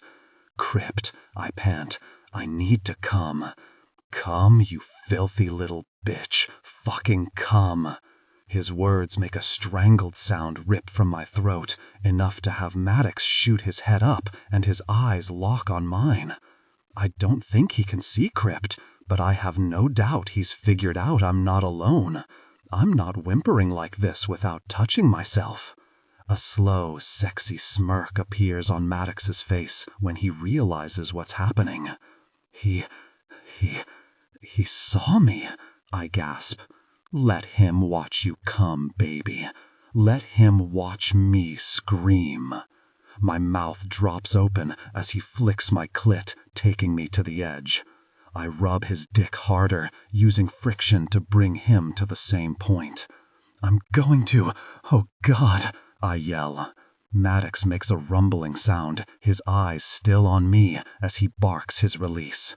The whore struggles to take all of him, licking and sucking each drop as he thrusts his cock into her mouth. Krypt hisses beside me as I rub harder and faster. My release pours through me, my vision blurring as my body trembles. Fuck, you're going to unman me, Krypt pants. Fuck Ash, come for me, I demand. Now, Krypt. I squeeze him and he snarls a curse as I feel his cock pulse in his jeans. He shudders, tightening his fingers on my hip as he uses my back and hand to rub every drop from him. Maddox stands, untying the whore and jerking his jeans up. Then he makes his way towards us. When he reaches me, our eyes meet and he takes my chin, jerking my face up. Did you like that? I swallow, but nod. Maddox's eyes flash up to Krypt's. Maybe it's time we share this one, Krypt. Krypt grunts. Fuck off, Maddox. He smirks and looks back down to me. I like to share. He leans in close, grazing his lips over mine until I'm shivering all over. You convince Krypt there to let me in, and we'll fuck you until you can't fucking breathe. Then he shoves me aside and steps past me. Holy motherfucking shit. I think I just wet my pants. Chapter 14. I hide for the next few hours, my entire body still on fire over what just happened. Where did that even come from? I mean, I won't deny I love sex, but to do that openly, with Krypt's hand in my pants? That's just wow. I am almost sure I have only done those things in my fantasies.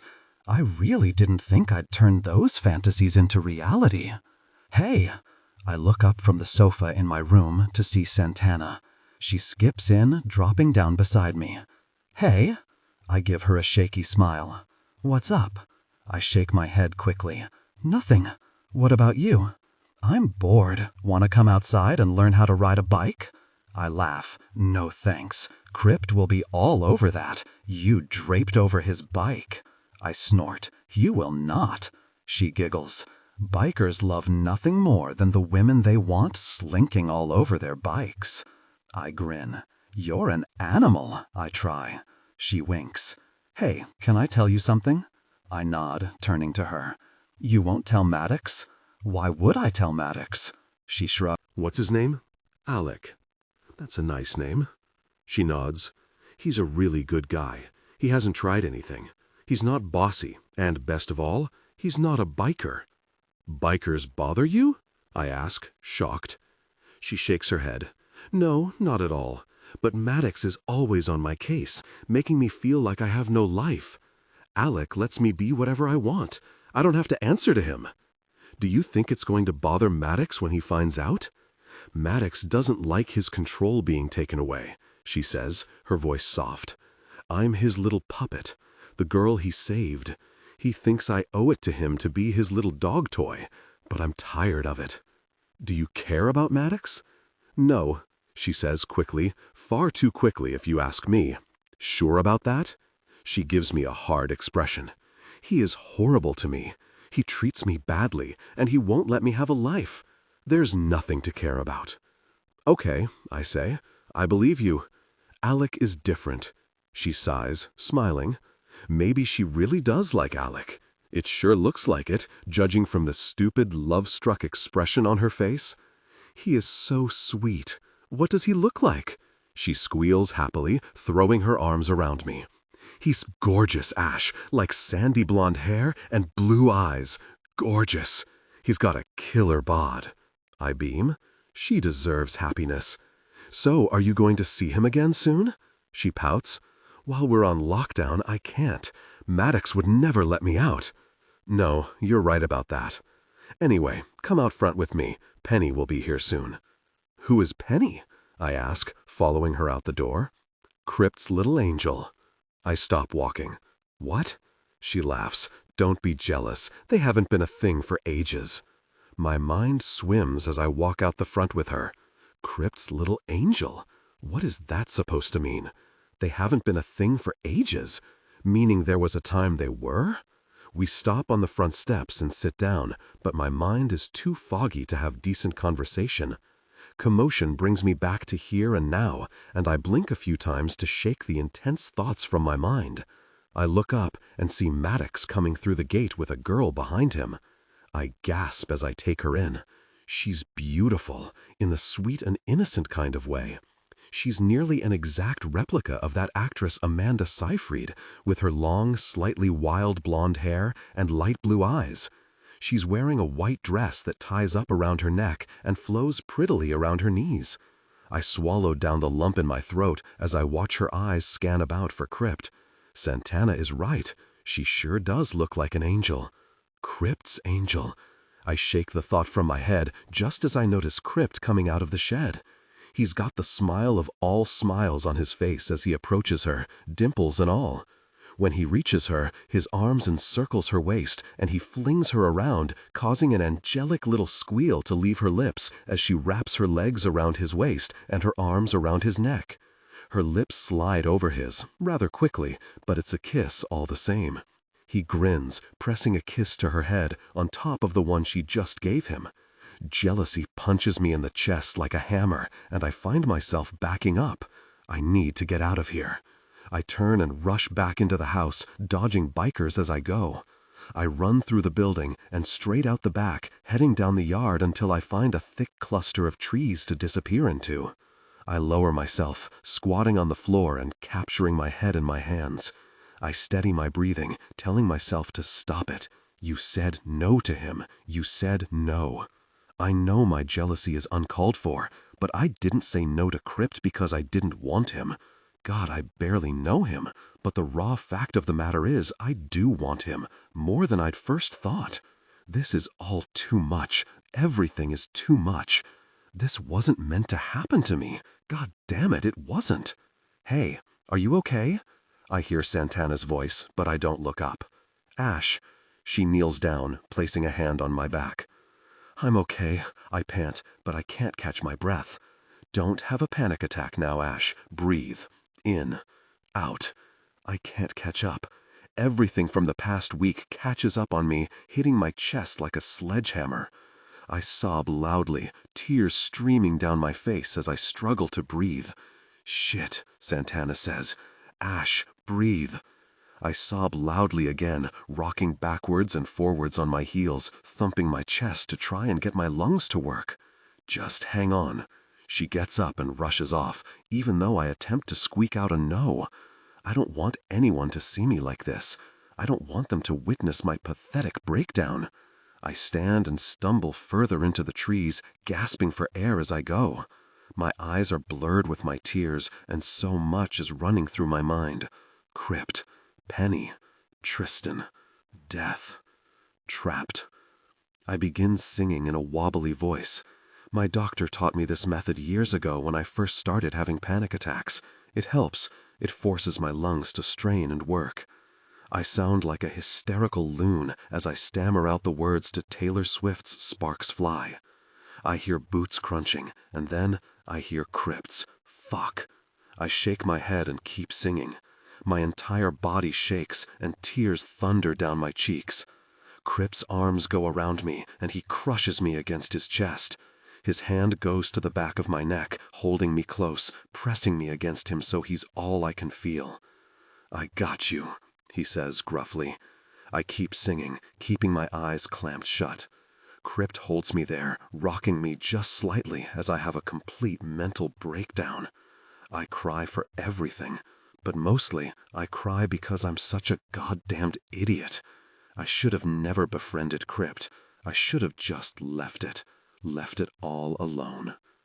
Breathe for me, Ash, he says, squeezing the back of my neck. Come on. I struggle to take a breath, my lungs seizing the moment I try to fill them. Come on, baby, he encourages. Big breath. I open my mouth and gasp. It's not much, but it's air. That's my girl. Keep going. I do it again and again until my shaking has subsided and only my tears continue. Krypt pulls my head from his chest, taking hold of my chin. He forces me to look at him. I blink away my tears as I try to focus on his gorgeous, rugged face. You with me? He asks. I nod. What the fuck happened? I dart my eyes away. You saw Penny, didn't you? I don't look back. Fuck, Ash. Now I feel like an idiot. You care about me? He says, his voice low and husky. I refuse to answer that. Instead, I croak out, I don't know you. Stop your shit and answer the damned fucking question. I don't. I won't. Fuck, you're a stubborn woman. I close my eyes, taking a deep breath. It wasn't that. It was just everything. He knows I'm lying. I know I'm lying. Neither of us say anything. Come inside. I'll give you a shot of whiskey. It'll sort you out.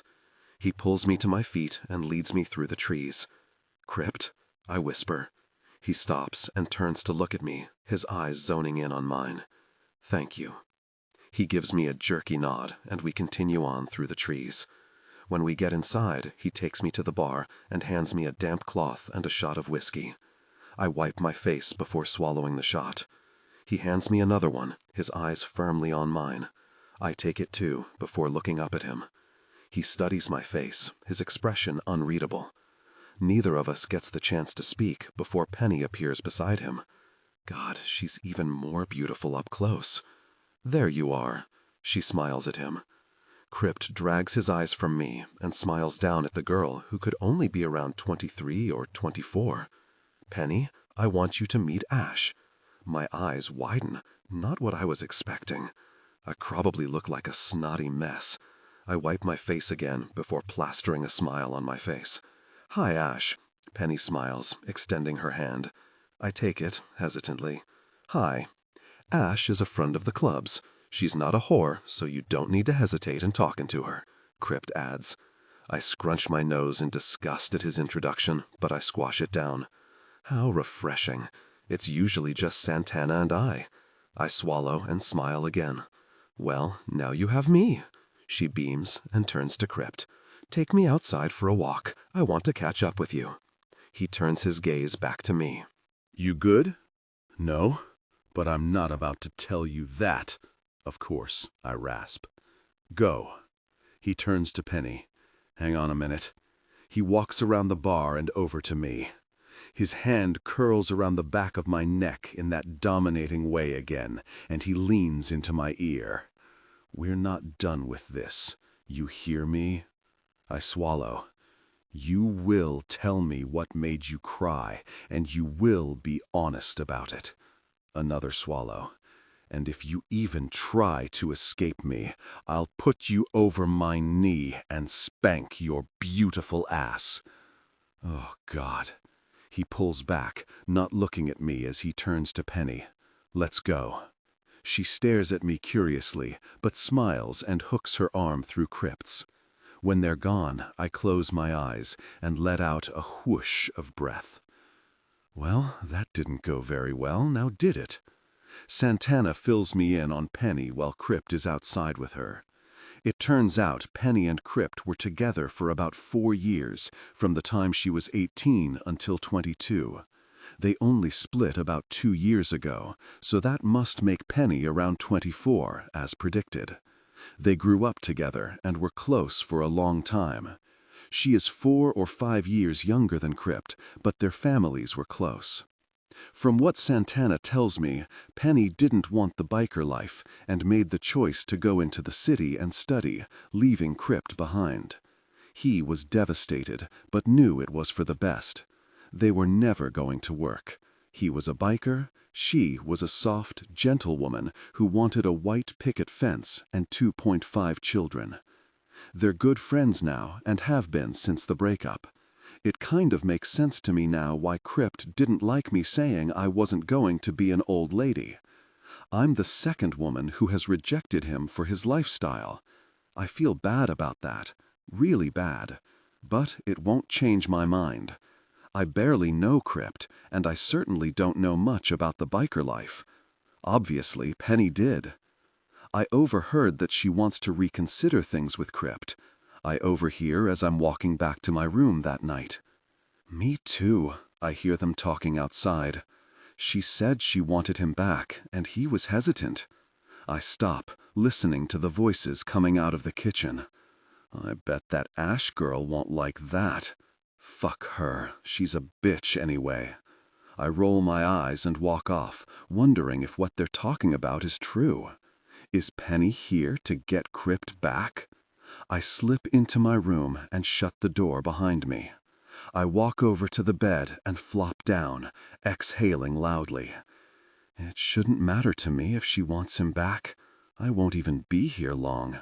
I have a job and a life to go back to. I'm staring at my hands when my door opens. I look up to see Krypt. He flashes me a smile before shutting the door behind him and walking in. I don't say anything as he shrugs his jacket off and crawls onto the bed beside me. Why is he even here? I don't understand. "You're brooding," he mumbles, taking my body and pulling it underneath his. I don't bother to protest. Krypt gets what he wants, protests or not. "I am not," I scoff. "Baby," he smirks, "you so are. Fuck off, biker." "I like you mad," he murmurs, dropping his head into my shoulder. "Can you get off me? Now," I snap. No," I growl and drive my fist into his ribs. He chuckles. "I thought you were tougher than that, darlin'." I hook my legs through his and lean up to bite his chest. He barks a curse and flips us over so I'm on top of him. He captures my hands and smirks up at me. "Cheater. You want to dance, biker? I'm in the mood to dance." He chuckles, throwing me off him. He rolls off the bed and stands, wiggling his fingers in that come-and-get-me kind of way. I smirk and leap off the bed too, looming towards him. "We can dance, baby, but make it count, because if I beat you, I'm fucking you, and I'm not going to be nice about it. And if I beat you, then you have to put me in the bath and wash me from head to toe. Then you're going to lick my pussy and get nothing in return." His chest rumbles at my words, and a slow, sexy smile appears on his face. "It's a deal," I grin. I take a step towards him, and he dances off to the side. Krypt likes to play. I swing at him, missing his belly by mere millimeters. He's fast. He jumps towards me, but I duck quickly out of his way, popping up behind him and throwing myself onto his back. I press a smacking kiss to his cheek. One for me. "That was just the beginning, honey." He chuckles, taking my arms and bending forward, flipping me over his back. I squeal as I land on the floor. I roll before he gets the chance to sit or lie on me. It's hard to move a man that lies on you.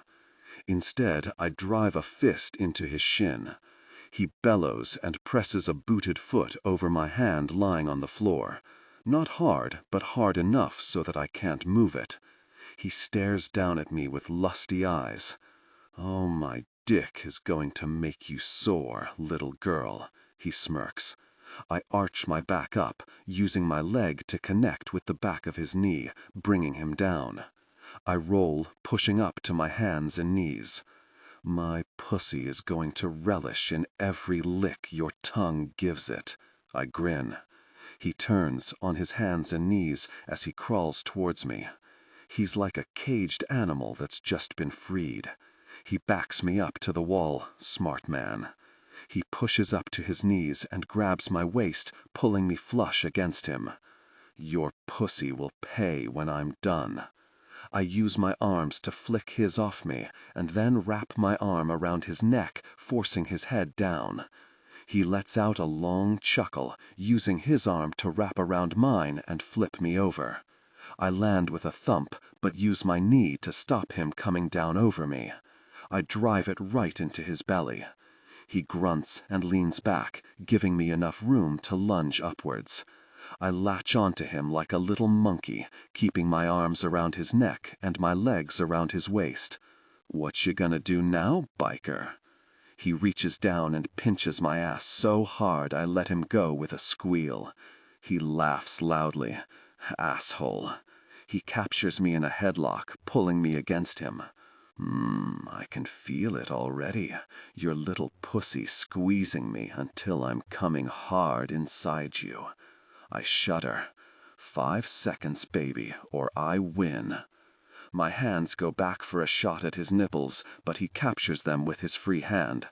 I shoot my leg back quickly instead, hitting his knee. He growls and loosens his grip, so I do it again, forcing him to release his arms so he can take a step away from me. I swing around, ducking low and driving my head into his belly, shoving him hard against the wall. I bounce back as his hands swoop down to catch mine. "That all you got?" I mutter, bored. He lunges at me, catching me around the waist and slamming my body to the ground. Then we're tackling, fierce and wild, hands hitting and pulling, legs kicking, teeth biting, laughter sounding out through the room. We roll about, knocking lamps down and shoving furniture out of the way. I give it my all, but Krypt is a big man. Finally, he pins me on my back. I win. Fine, I pant. You win. He smirks. How are you going to take me, sir? I flutter my eyelashes at him. I changed my mind. Your pussy on my lips is exactly what I need right now. My hands pinning you down as you squirm. Or, I breathe, I could lay on top of you with your cock in my mouth as you suck my clit. He growls. Baby, it's like you're one with me. He brings us up so we're sitting. I reach forward and take his jeans, popping them open. I reach in, feeling the hot skin of his cock as I curl my palm around it. Fuck yeah. We make light work of our clothes, kicking them off until we're both naked. We're equally hungry for each other. Krypt lies down, pulling me over him. Well, pulling my ass over him. I rest on my elbows, his cock brushing against my cheek. I try not to think about the fact that my ass is in his face right now. He hums against my pussy, causing a little shiver to slide through my body. I reach down, curling my fingers around his cock. I stare at it, deciding to go with licking his piercing first. I snake my tongue out, sliding it over the little ball. He groans and slides his tongue through my heat. Oh boy, it's going to be hard to concentrate. I take him into my mouth, closing my lips around him. He sucks my clit into his. I take him deeper. We do this until we're a frenzy of hot mouths against each other, kissing, sucking, licking, and nipping until we're both bucking, needing release. Then someone knocks at the door. Krypt? Penny. Seriously? Right now? Krypt hisses, and then lets out a long, feral groan against my pussy before wrenching his mouth away. Fuck him. I'm not going to stop. Ash, stop, he grinds out. Stop. No. Ash, he pants. Don't want her hearing this. Don't want her thinking. I keep sucking, hard and deep. Fuck what she thinks. If he didn't want to do it, he shouldn't have started. Krypt? Yeah? He barks. I wanted to ask if you, wanted to have dinner with me? Fuck off, Penny. I've got his cock in my mouth, and I will be making him come. Ah, yeah, Krypt says, his voice husky. He tugs on my hair. I don't stop. I suck, and I suck hard. He hisses, and his breathing becomes ragged. Fuck, Ash, he whispers. Fucking stop. You don't understand. I care about her. Fuck, stop. Anger swells in my chest, and I suck him harder, using my teeth to graze over his head. The fucking asshole. Could I come in? Or are you busy? Oh, he's busy. His body jerks, and I feel the first hot spurt of cum hit the back of my throat. He tugs my hair harshly, causing a burning pain to radiate through my skull.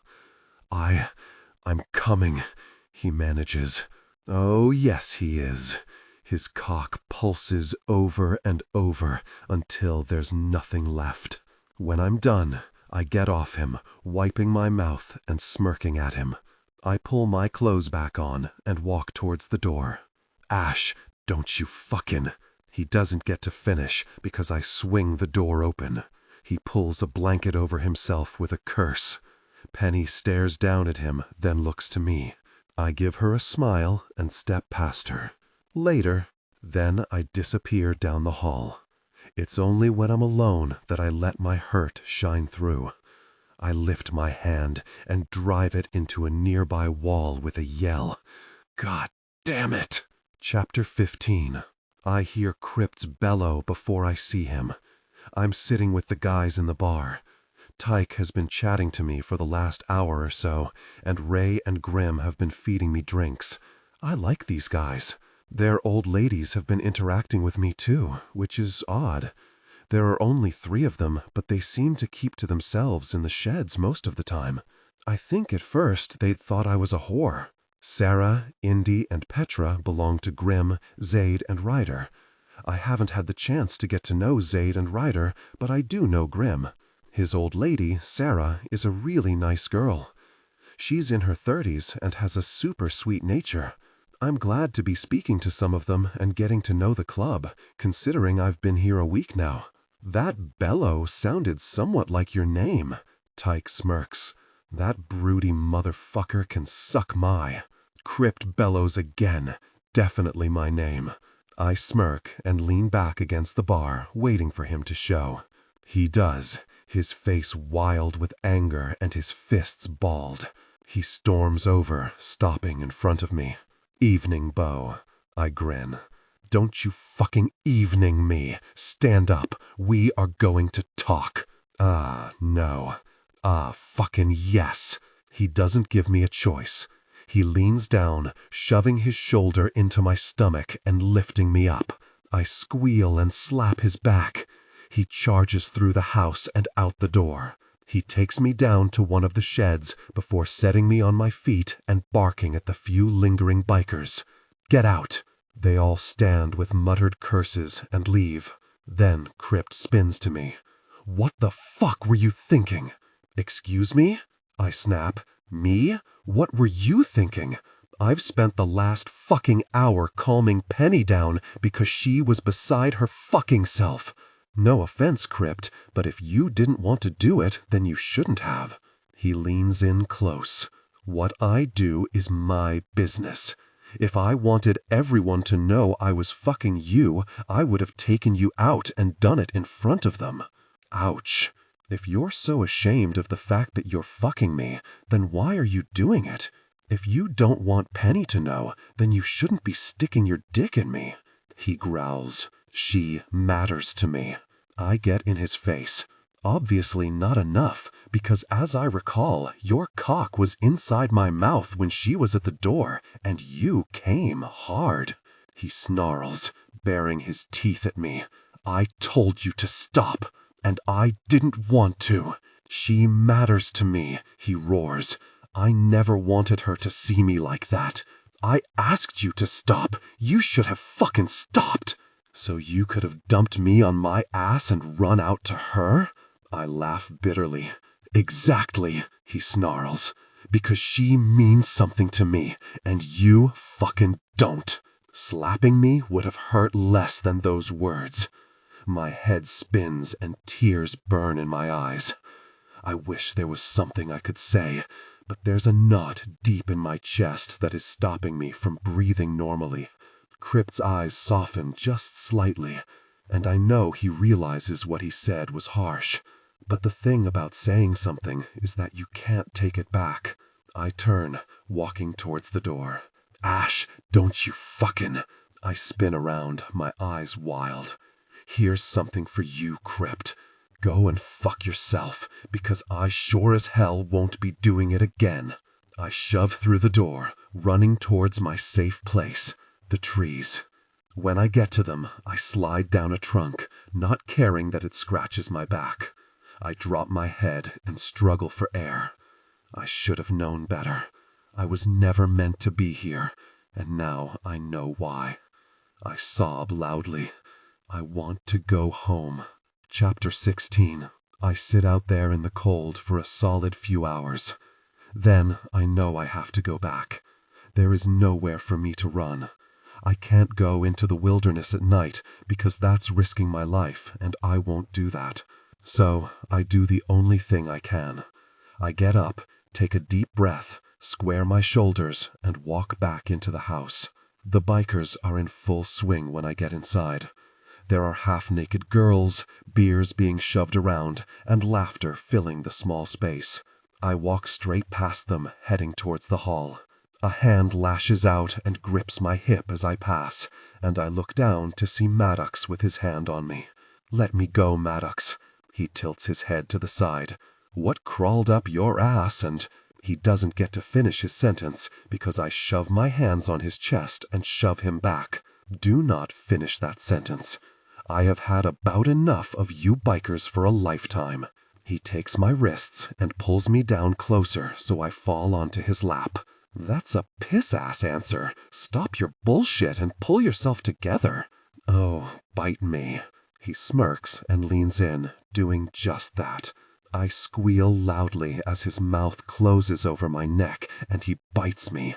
The motherfucker makes it hurt too. Ow! I scream. Maddox, you bastard! He laughs as he pulls away, and I can't help but grin back. There we are. Pretty smile returned. Now get off me or I'll change my mind and bite you in other places. I smile at him, not because he's being sexual again, but because I think it's the first nice thing he's done for me. I shove off his lap and stand, catching a glimpse of Krypt standing at the bar. His eyes are on mine, fierce and deadly.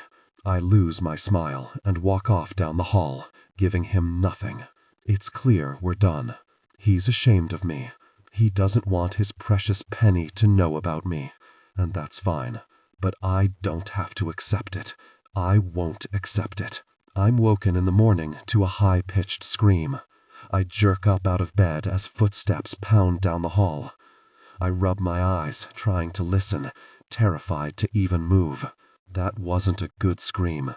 It was the kind of scream you hear when someone finds a dead body. Fuck! Shit! Get her inside! I hear Maddox bark. What is it? Another voice yells. Howard left us a present. Where's Ash? Krypt's voice. Sleepin'. Who is that? I don't fucking know, but he's in a bad fucking way. He? I get out of my bed, pulling a pair of jeans on before walking through the house and out the front door. What I see has my entire body skidding to a halt. There is a man slumped outside of the gates, but all I can see of him is blood. He's covered in it. My eyes widen and I begin to tremble as I force my legs to take me closer. The bikers are rushing about, some of them on the phone, others standing back and watching with disgust. Maddox and Krypt are leaning down, touching the man, no doubt checking for a pulse. Santana is standing to the left, her hand pressed over her mouth. Penny is beside her, her face pale. I turn my attention back onto the man that's been dumped. As I near, I see his arms, that tattoos winding up them. I freeze in horror when my eyes fall on an all-too-familiar tattoo of a skeleton with a name wrapped around the skull. I scream before I think, running full throttle towards the body. Krypt spins around, and so does Maddox.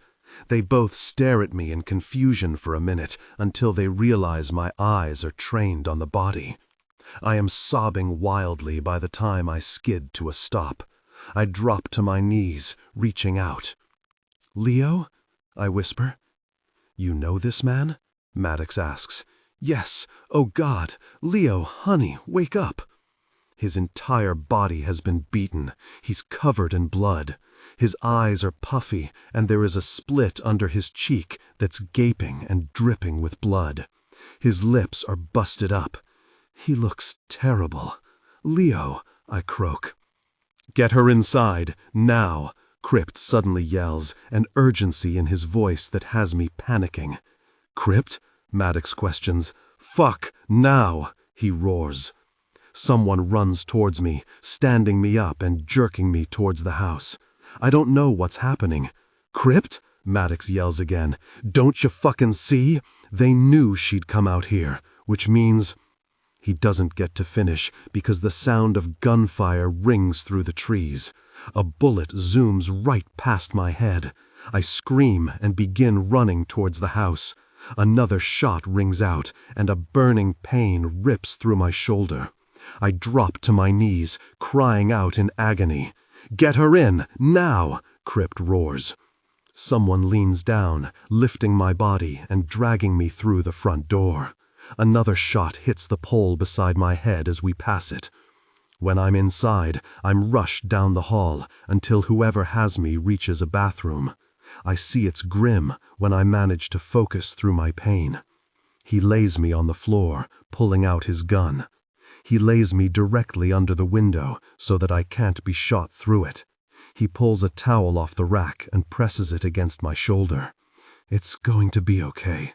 "It hurts," I wail. "I know. Stay still. You can't afford to move right now." "Krypt," I croak. "They've got this." I hear more gunshots, doors slamming, and girls screaming before everything falls silent. I am still shaking through the pain, my vision blurring as my body threatens to drop into darkness. "Oh God, it hurts," I scream. "Hush," Grim says again. "It'll be over soon."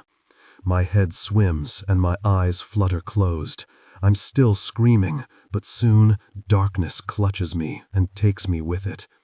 I let it too. I need the escape from the pain because the pain is too much and I feel as though I'm going to die if I don't get away from it for just a second. "Ash," I hear Grim say as I sink further. "Ash, wake up." Then I hear nothing. "Motherfucker, she's bleeding," I hear through a foggy haze. "Stitch her, fast. If you don't, she'll lose too much blood. The bullet is gone. Fuckers, I'll kill them all. Just focus, Krypt." "Krypt?" I open my mouth and try to squeak his name. A hand strokes over my face, only barely there. "I gotcha, baby. We're going to make this better." "Load her up, Krypt. It's gonna fucking hurt." "Maddox? You want me to fucking drug her? You got a better idea out here? Fuck." Everything goes quiet as I drift back into my unconscious state, but before I'm fully out, I feel a needle being plunged into my arm. Then everything goes black again. I wake again. This time I'm bouncing, like I'm in a car. Everything hurts. My tongue is dry. I cry out hoarsely, desperate. "Where's Krypt? Where is he? I want him. I need him." "Krypt, I got you, baby," a soft voice says. "I got you. You're safe." "Krypt." I reach out, my fingers desperate to feel him. My mind is spinning, but I know I need him almost frantically. I clutch at anything I can, my fingers curling around something soft.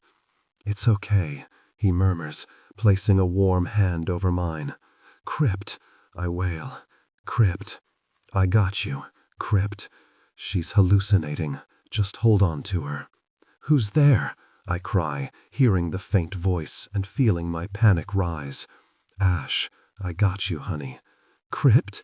I cry out for him, reaching around frantically again. I feel a chest, but I don't know whose it is. "I'm sorry, Krypt. I'm sorry. Don't leave me out here. Please don't leave me out here. I want you. I do want you. Hush, you're going to be fine. Just hang in there."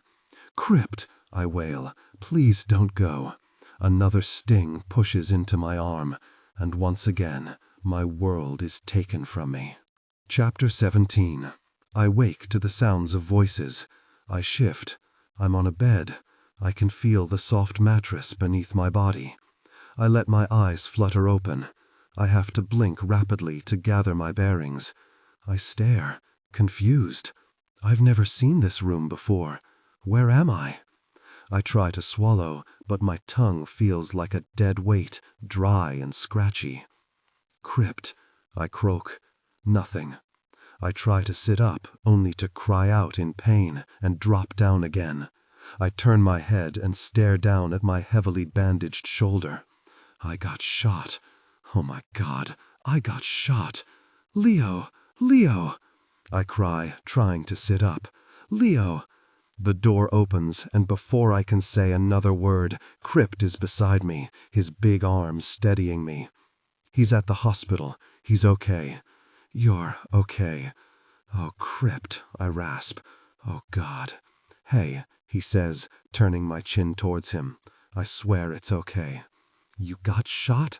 He stares at my arm before turning back to me. "You did, but I promise you it's not as bad as it seems. It's only a small wound, now it's been stitched. You're going to be fine. We got some antibiotics, so long as you take them all, we'll be fine." "You stitched me?" I croak. "After we got the bullet out. I had a bullet?" He strokes my cheek. "It's okay, Ash. Where are we?" "At the clubhouse. But, hey, it's fine," he murmurs. "It's the safest place for us. We thought being up there was, but how fucking wrong we were. We couldn't hear them coming in. Out here we can see from all directions, including a clear view of the road. We're going to end this, Ash. Don't you doubt it. Those fuckers will pay for what they did to you." "Claire!" I suddenly shriek. "What?" he asks, narrowing his eyes. "If they got Leo, that means they could have Claire. Oh God, Krypt, no. Calm down. Tell me where I can find her. Give me your cell." He hands me his cell, and I unlock it quickly, dialing Claire's number. It rings and rings. When it answers, I breathe a sigh of relief. "Claire, oh my God, I'm so glad you're okay." A low chuckle sounds out, making me pause. "I wondered when you'd call, Ash." That voice. I have never heard it, but I already know it's bad. "Who is this?" I say, my voice low. Krypt reaches for the phone, but I shake my head, needing to hear for myself. "My name is Howard. I'm sure you've heard of me. I delivered that package to you. Did you get it?" "Fuck you," I spit. He laughs again. "That's no way to talk to the person holding your friend." "What do you want?" I growl. Krypt reaches for me again, but I shoot him a warning glare. He snarls, but he doesn't push. "I wanted you dead, but that didn't work out so well. You see, I can't have you around, ruining my plans. That club will get what's coming for them, but while you're in the way, threatening to ruin it all, it just won't happen." "Just say it," I croak. "You for your friend. The decision is yours. A life for a life. If you want her to live, you will meet me in 3 days' time at the Southside Wharf. If you don't want her to live, don't show up. The choice is yours. Think long and hard about it.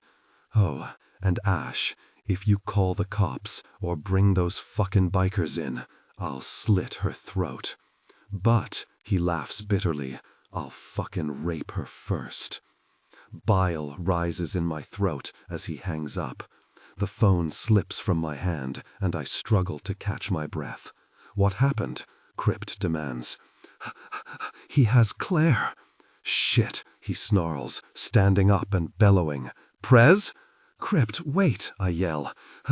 He said that if I don't trade my life for hers, he'll kill her." Krypt spins around, his expression livid. "You'll not be doing any such fucking thing. She's my best friend. I can't just let her die. That's where you have to trust us." "No," I scream. "He told me no cops or bikers or he'll do horrible things to her, and I know he will, Krypt. I know he will." He lunges forward, taking my shoulders. "You need to fucking trust us." "What's going on?" Maddox says, appearing in the doorway. Howard's finally made his move. He wants Ash. He's got her best friend. Maddox hisses a curse. "Fuck." "Yeah," Krypt growls. "That's what I fucking said." "You need to let me go, please," I beg. Krypt shakes me just slightly. "There is no fucking way I'm letting him kill you. No fucking way." "Krypt, please," I say, hysteria rising. "You're not fucking going," Maddox barks, "so quit fucking thinking it." "We'll sort this," Krypt assures me, but I don't believe him. "My office, now. We need to call a meeting." Maddox storms out. Krypt stares at me, and I know he doesn't trust me. He sighs and holds my wrist, taking me down the hall. He leads me into a room, opens the drawers, and pulls out. Oh, hell no. I squirm against him, kicking out because it hurts too much to move my shoulder. Because of my injury, he overpowers me quickly. He snaps the cuffs onto my wrist and locks me against the bed. I'm sorry, baby. No, Krypt, I scream as he backs out of the room. I hate you. I fucking hate you. He disappears, leaving me in hysterics. Oh, God, please don't let them kill her. Chapter 18. Krypt. This is fucking bad, I bark the minute I get into Maddox's office. I left my girl in there fucking screaming, and I can't trust she won't run. Howard has got us good on this one. He'll make sure we can't ambush him. No, Maddox mutters. He's counting on us ambushing him. I narrow my eyes. What are you talking about? Tyke, Grim, Ray, and Zaid enter the room, their eyes going straight to Maddox. Fill us in, boss, Zaid mutters. We fill them in. Then Maddox turns back to me. He wants us to ambush him, Krypt. I have no fucking doubt about it. He will have this set up so the cops will be on our tail the minute we show. That, or hell, kill the girls and leave them there, with only us in their presence. Then what the fuck do we do? I bark. I don't fucking know, Maddox growls, running his hands through his hair. He's got cops on the inside. He's got fucking guards on the inside. If we get picked up, we're fucked. We can't afford to let him beat us. Even if we got something on him, his cop buddies will make sure he doesn't get locked away, Tyke points out. We're royally fucked, Grim mutters. There's a way. I just gotta think of it, Maddox snaps. I won't let those fuckers hurt them girls or my fucking club. I got an idea, Tyke murmurs, but you ain't gonna like it. All our eyes turn to him. I ain't got nothing else right now, so speak, Maddox orders. You send a girl in. No fucking way, I bark. Listen, Tyke snaps, his eyes flashing with anger. If we rock up out the front, saying we want to make a truce, then the attention will be off Claire. If there's already a girl in there, she can get her out. We ain't got no one we can send in for a fucking start, Maddox growls. We do, Tyke murmurs, his eyes falling on Maddox.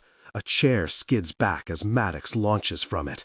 No fucking way will you be touching Santana. Howard and his men ain't ever seen her, Maddox. You've kept her quiet for a long time. She could slip in as a whore easily. Over my dead fucking body. You got another option? Grim yells. 'Cause if you don't, I think Tyke has the closest thing we have to getting that girl back. I said fucking no. I'll find another way. I don't want you to find another way. All our heads snap around to see Santana standing at the door, her arms crossed over her chest, her eyes glaring through Maddox. He storms over to her, his fingers curling around her shoulder. There is no way in fucking hell I'm letting you near that club. Now stop eavesdropping and get out. No, she snaps. So help me fucking God, Santana. I'll put you over my knee and... First of all, she yells, getting in his face, you're not my father, so stop acting like you are. Second of all, you don't own me, so I can make any choice I want. I said no, he roars. She shoves herself further into his face. And I said you can't stop me. She turns and walks out. Maddox spins to us, glaring at Tyke. This ain't fucking finished. Then he storms off after Santana. Fuck. Chapter 19. Ash. My shoulder aches, but not nearly as bad as my heart. All of my friends have been hurt or are in danger because of me. That makes me sick to my stomach. I have no way to help them when I'm injured like this. The very fact that I even got shot makes fear course through my veins. It doesn't feel nice. Not at all. I heard the commotion a few hours ago, and Krypt filled me in on some basics. They can't find a way to get Claire back without sending someone in. That someone is Santana. Maddox isn't happy about that, and all hell broke loose. I'm not a fan of the idea, but it does make sense. Howard is relying on the fact that Krypt will never let me show up alone, and he's planning an ambush. He won't expect Santana being sent in. Hey! I look up from the bed to see Krypt walking into the room. His gaze slides over me, as if checking I'm in one piece. Then he takes a seat beside me, his hand sliding up to cup the back of my neck. Santana is going in. I gasp, trembling all over. What if something happens to her, Krypt? Santana is a smart girl, and she isn't someone they know. It won't be hard for her to get picked up as a whore. We'll make a distraction, and she'll get Claire out. What if she gets there and Claire isn't there? He squeezes my neck. Baby, Claire will be there. Howard wouldn't leave her anywhere else. He's counting on us showing up. Then it's a risk. No, not if we don't get off our bikes and stay far enough away. It's a distraction. It isn't a war. If something happens to Santana because of me... Hey, he says, giving me a hard expression. This isn't on you. You were in the wrong place at the wrong time. But if anyone is to blame, it's those corrupt guards. I nod, tears welling in my eyes. Hey, he says, his voice low and husky. Don't you crumble on me now, eh? I nod, blinking back my tears. It'll all be okay. I hope so, I whisper. And I do, because I don't think I can take any more. Santana, I look like a $2 hooker. My boots are up to my knees, my shirt is so tight my boobs are poking out the top, and don't even get me started on this skirt. Whores would cringe at this shirt. Even they would probably throw holy water over me. I try to jerk my top down, but it's no use. If I pull it down, my boobs will pop out for the world to see. Peekaboo! You have no fucking idea how much I want to lock you away, especially when you look like that. Maddox's voice fills the room behind me, and I sigh. I don't need any more of his lectures. Maybe this will prove to him that I am old enough to take care of myself, and that he doesn't need to keep hovering. When I was a terrified teenager, it was one thing, but now I'm a grown woman, and he has some serious control issues. There is no choice, so there's no point in going over it, I say, not looking at him. You'll likely get fucking raped. Or, Maddox, I snap. One of the guys will be with me. I won't get raped. When you're in that clubhouse, there will be no protection. And I'll be fine. You'll likely, fine, Maddox, be thrown over. God, the man won't stop. I spin around, glaring at him. Shut up! He glares back at me, but he stops talking. I'm doing this. Even you know it's for the best. Now, can you please leave? I have to finish getting ready. He tilts his head to the side, giving me a look he's given me for years now. It makes his blue eyes even more piercing, and his face seem far more intense. His lips twitch with unspoken words as his eyes narrow. Just come back to me, do you hear? I stare at him, surprised. He's always got something nasty to say, some smart-ass remark that makes me think he doesn't care. I swallow and nod, turning before he can see my eyes misting. I will. I hear him disappear, and something in my chest tugs violently. What if I never see him again? 3 steps behind, I hiss to Ray, who is following me. He snorts. We ain't even close, Santana. I don't care. If someone is watching you, it could blow everything. Hearin' ya, babe. I roll my eyes and walk down the street, my heels clinking. As we approach the bar the Tinman soldiers are said to spend most of their time at, my anxiety levels rise. I can do this. I just have to be believable. They'll know right away if the guys are going to recognize me. That's why Ray will be outside, with backup ready if need be. You're on your own now, Tana, Ray says after another few blocks. I turn to him. I'll call you if I need. He nods. Stay safe. I force a smile and turn, making my way towards the club. I round a corner and see a group of bikers right away. I guess they were right. Jackpot. I straighten my shoulders, poke my breasts out, and strut past them to the front entrance. Wolf whistles sound out, and my anxiety dies down just slightly as I realize they haven't figured out who I am. There's hope, small, but it's there. I reach the line at the front door and slip in. A group of girls are snickering behind me, muttering words like whore and skank. I roll my eyes and just keep shuffling through the line. I show my ID at the door and enter the loud, packed club. Neon blue lights shine into my eyes the moment I step inside. People are everywhere, their bodies grinding. I spot the bar and shove through the crowd, heading towards it. The best place to get noticed is right here. I order a drink and position myself on a stool, crossing my legs so my skirt rides up my thighs. I let my eyes scan the crowd until I notice another group of bikers at the far end of the bar, at least 8 of them. I stare at them until one turns and notices me. A slow smirk appears on his lips. Time to get your whore on, Santana. I give him a sly smile, turning back to my drink and sliding the straw into my mouth, swallowing it down.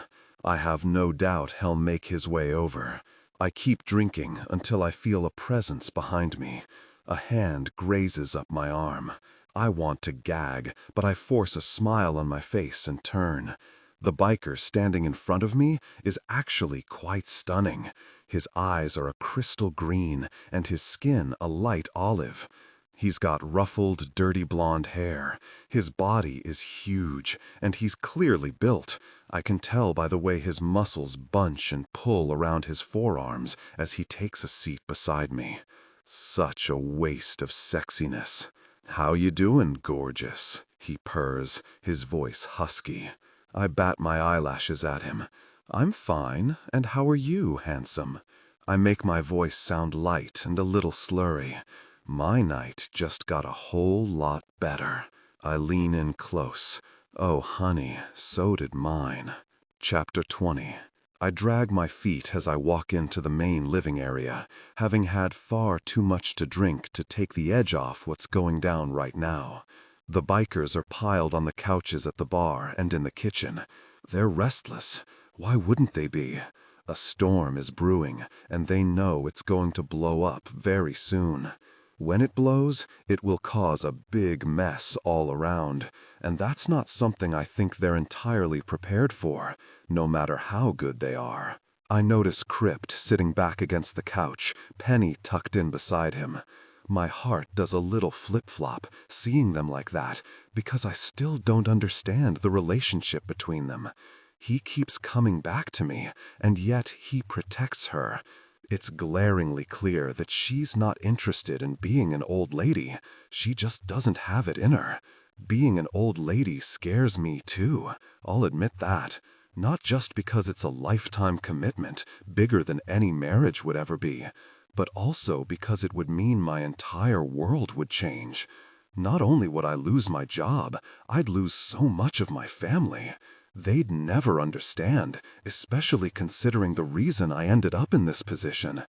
How could I honestly ask them to just accept it? They love me, of course, but no one is that willing. Krypt lifts his eyes and they fall on me, his face quickly changing from bored to lustful in seconds. I know he wants me, he's made it clear, but I don't know if I can ever give him what he wants. Besides, Penny, regardless of her fears about being an old lady, is not backing away from him anytime soon. I can understand why, but it makes the situation just slightly more confusing, especially when he lets her. Krypt uncurls his arm from Penny's shoulders and stands, walking straight past me and out the opposite door. As he passes me, he gives me a look that I'm not entirely sure I can read.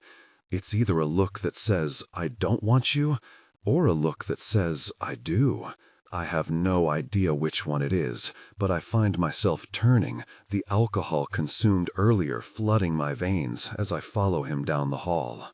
I find him in one of the rooms, leaning back on the couch, staring at the door. His face is tight, his eyes slightly hazed from the alcohol, and his big body seems wound up awful tight. He looks up at me when I walk in, and I stare at him for so long I have to shake my head to break the heated glance between us. "What are you doing?" he asks, lifting the beer from his lap and taking a sip. "Shit is going down. You were out there with Penny and I don't really have anyone to talk to." "You made it clear you don't want to talk to me," he points out. "I did not," I say, my voice soft. "You hurt me, Krypt, not the other way around." He stares at me, his eyes burning into mine. "Yeah, I did, but you told me I wasn't what you wanted, didn't you? In saying that, what I said about Penny meaning something, and you not?" "I know," I say, my voice low. "You've done nothing but show me how much you want me. It's me who has been a little bitch. I care, Krypt, I do, or it wouldn't have hurt." His lips quirk, but he quickly swipes it away and nods. "I still shouldn't have said what I said. Penny matters, Ash, but I should have never made you think you didn't matter too. 'Cause you do, more than you know." My hazy mind processes his words, and my lust kicks up. I find myself taking a step closer, wanting him again, needing to remember how his mouth tasted. I don't ask him. I don't even speak. It's a risk, I know that, but I walk forward and climb over him, straddling his hips. He sucks in a breath as my mouth lowers, finding his neck and sucking the slightly salty skin there. God, he tastes so good, and when he rumbles, I can feel it radiating through my body. "You think this is a good idea?" he growls, placing his hands on my hips. "Why not?" I murmur, sliding my tongue up his flesh. "We're both alone, and we both want it. I need you to make me feel, Krypt, please. Everything is so bad right now. You're the only good thing I have left." "Fuck," he mutters. "What about your shoulder?" "My shoulder will be fine while I ride you," I whisper, nipping his earlobe. "Don't turn me away. You know I need you." "Do I?" he growls. "Yes," I whisper. "Shit is complicated right now. You know that," he breathes, his big body relaxing beneath me as my mouth works his flesh. "Because of Penny?" I whisper, moving my mouth across his cheek until I'm kissing the side of his mouth. "Yeah, amongst other things," he groans, and I can feel his fingers tighten around my hips. "Is she your old lady?" He jerks my hips forward, grinding them against him. "No." "Is she going to be your old lady?" He hisses when my hands find his jeans and I unbutton them. "No," he rasps. "Then there is nothing stopping me from riding your cock right here and right now." "Babe," he protests, but it's so weak his voice really doesn't sound like he means it. "What do you want, Krypt? Decide now, because I won't be the plaything between you and her," I growl, sliding my hand down into his jeans and rubbing my palm over his already throbbing cock. "You know I want to fuck you," he hisses. "I need to feel your pussy around me, squeezing my cock like it's the last thing it'll ever do." Then there really is no question, is there? I slide his cock free, raising myself up and slipping my panties aside before lowering down and letting just the head of his thick length slide into my opening. "Do you want me to stop?" I murmur, meeting his lusty gaze. "You know I fucking don't. Shit, babe, if you're going to torture me, at least make it fucking worthwhile." Oh, I breathe, sliding down further until he's stretching me so perfectly. I'm going to make it worthwhile. I shove myself down hard and fast, causing an agonized groan to leave his lips. His fingers tighten around my hips, and he mutters a few choice curses before he pulls out and thrusts back upwards, causing my fingers to go up and curl in his hair, tugging until his head comes forward and his lips find mine. My shoulder aches, but it's not enough to stop me. Kissing Krypt is like licking candy. He tastes so damned good, and his lips are so rugged and manly. He kisses a girl like he's never going to see her again, and she means the world to him. He makes it count. His tongue does things to mine that I can't even begin to describe. He brings my body to life as if he's always been the lighter to my torch. My nipples turn into hard peaks, and I lean forward, rubbing them against his chest. This earns me more curse words and "you're fucking wild." His cock seems as though it continues to swell inside me, stretching me, opening me for his assault. His mouth devours mine, and our bodies mold together as if we were made to fit. "I need to come, Krypt," I whimper against his mouth as my pussy clenches tightly around his invading cock. "Then come," he barks, his jaw tight. "I want you to come so fucking hard I feel it in my spine, so fucking do it." At his words my pussy convulses and I lose control. I throw my head back and cry out his name.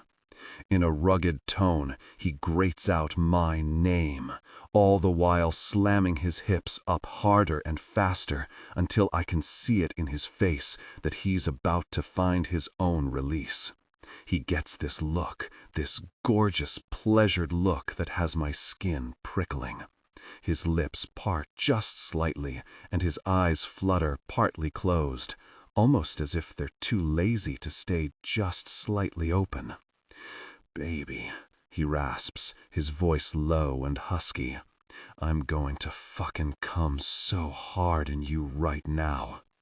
I whimper, watching his face, my own body still coming down from my orgasm. His eyes pin mine as he comes, and it's the best fucking moment of my life. I'll never forget the way they glaze over, like they want to roll back. His chest rumbles with his pleasure as he shoots jet after jet of his release deep inside me. I cup his jaw, stroking my thumb over his cheek as he comes down, his body slowly untensing. He turns his face and captures one of my fingers, sucking it into his mouth and swirling his tongue around the tip. I watch him, our eyes locked, our breathing slowly calming down. It's a powerful moment, so powerful I turn away, forcing myself to disconnect our blazing stare. I slide off him, pulling my panties aside and straightening my dress. "You always so scared of intimacy?" he asks, causing my spine to stiffen. "No," I say, not looking at him so he can't see the lie in my eyes. "Babe, fuck, you just came in here and gave it to me like you actually meant it, and now you're gonna walk out?" I turn to him, keeping my face impassive. "I wasn't. You get up and walk out of here, there won't be another time. You get that?" I swallow, lifting my elbow into my hand to release some of the strain on my shoulder. I stare at him, my eyes soft from our time together. "You came in here and fucked me. Now you're going to stay and tell me why the fuck you won't give me more?" "You confuse me, Krypt. You said I mean something just now, but then there's Penny, and I don't—" "Penny matters to me, but it ain't in the way you think," he says. "Then how is it?" I whisper, my head slightly hazy. "Because you pushed me away the minute she showed up. If you want me to give in, Krypt, you have to as well. I know nothing about you, yet you're asking me to just be with you?"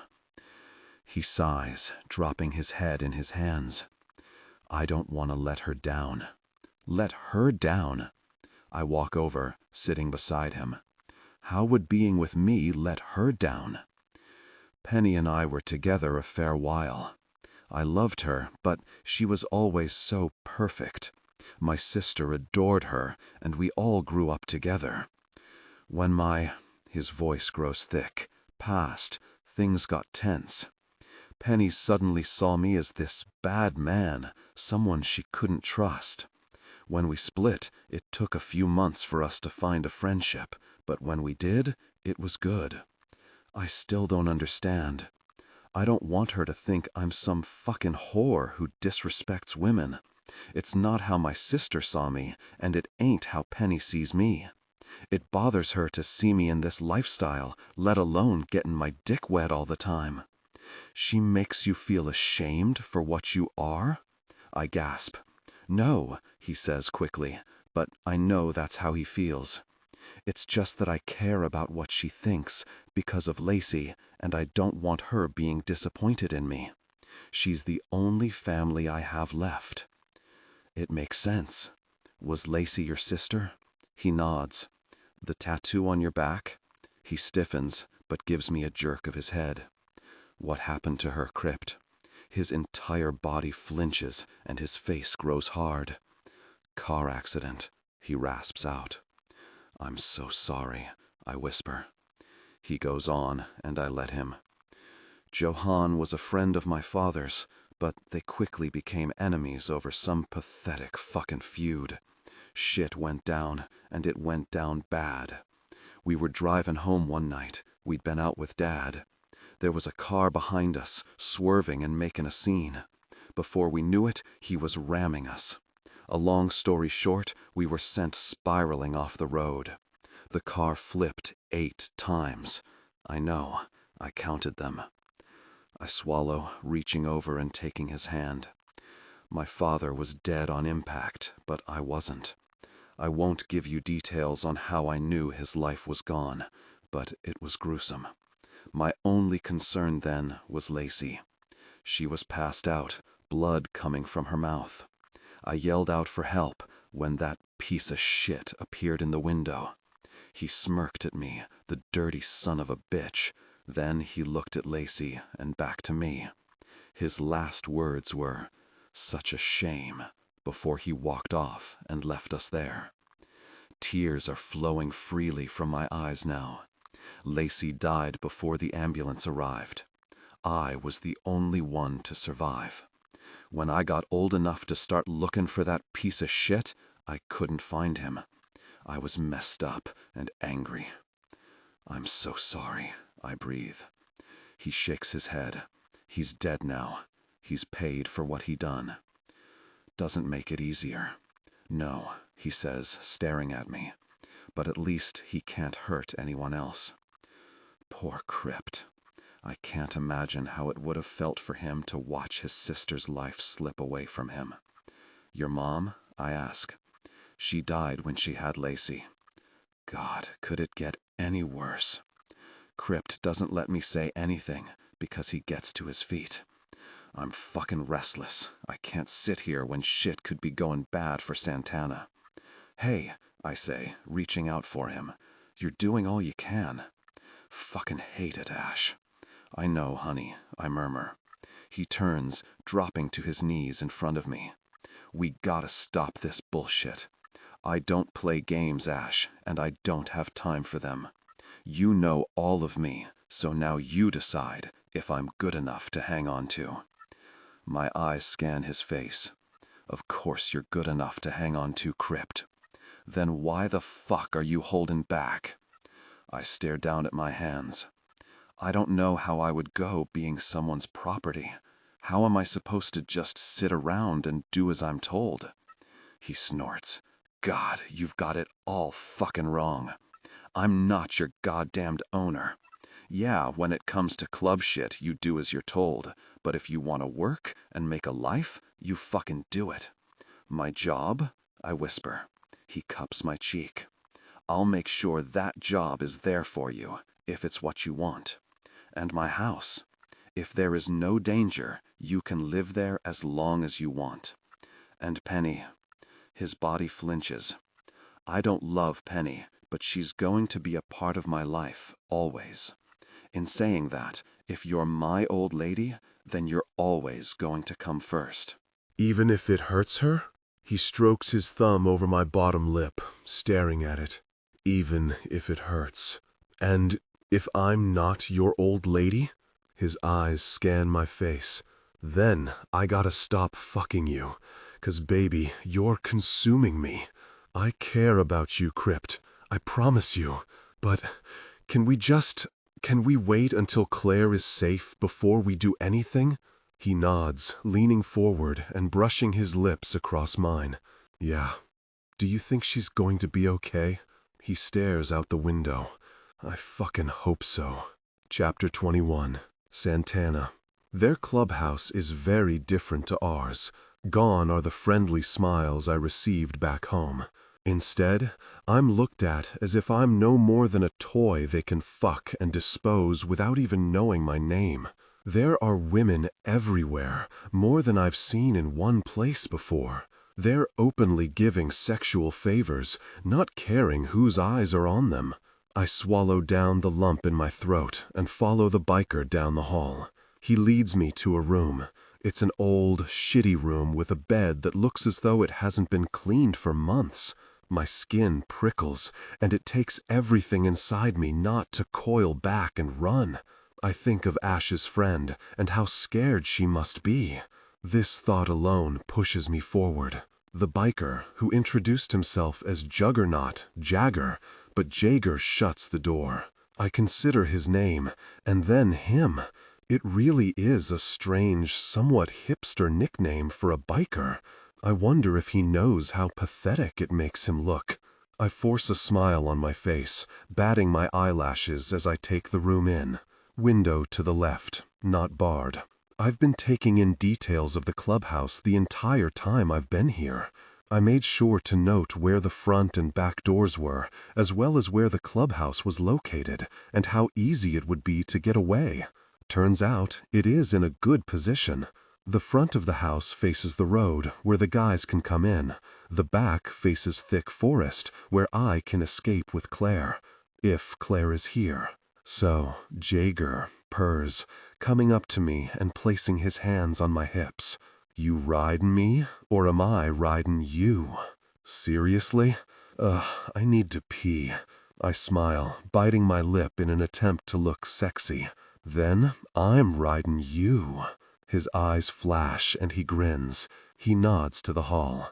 3 doors down, to your left. I lick my lips before turning and rushing out. I find the bathroom easy enough.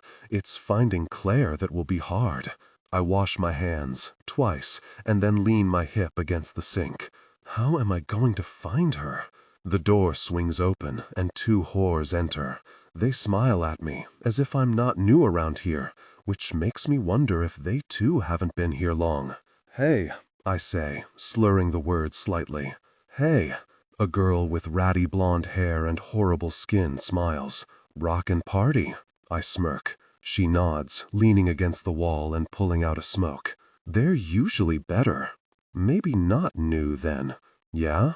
I ask. Yeah. When Howard is here, things get hot. Howard. The asshole behind all this. An asshole I've never seen. Her words relieve me slightly. He's not here. This is a good thing. Then my chest clenches, because if he's not here, then maybe Claire isn't either. I stare at the whores. I wonder if they'll know.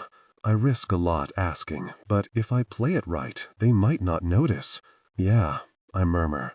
Bet he's busy with that stupid whore he brought in. Right, Blondie mutters. Stupid bitch keeps screaming.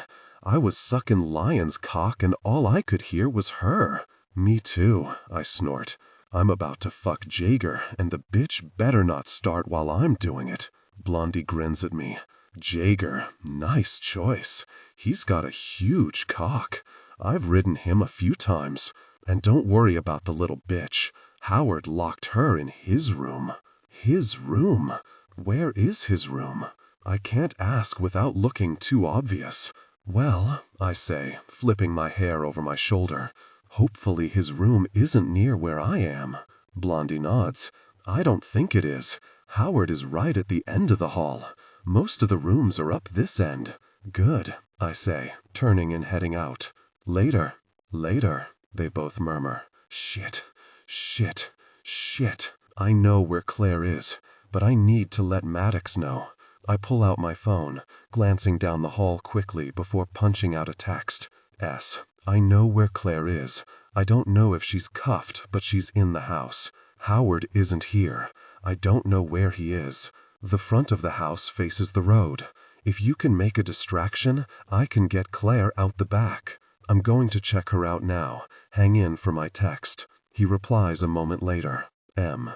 Stay safe, darlin'. I'm waiting for your text. I shove my phone into my pocket and glance around again before walking down the hall.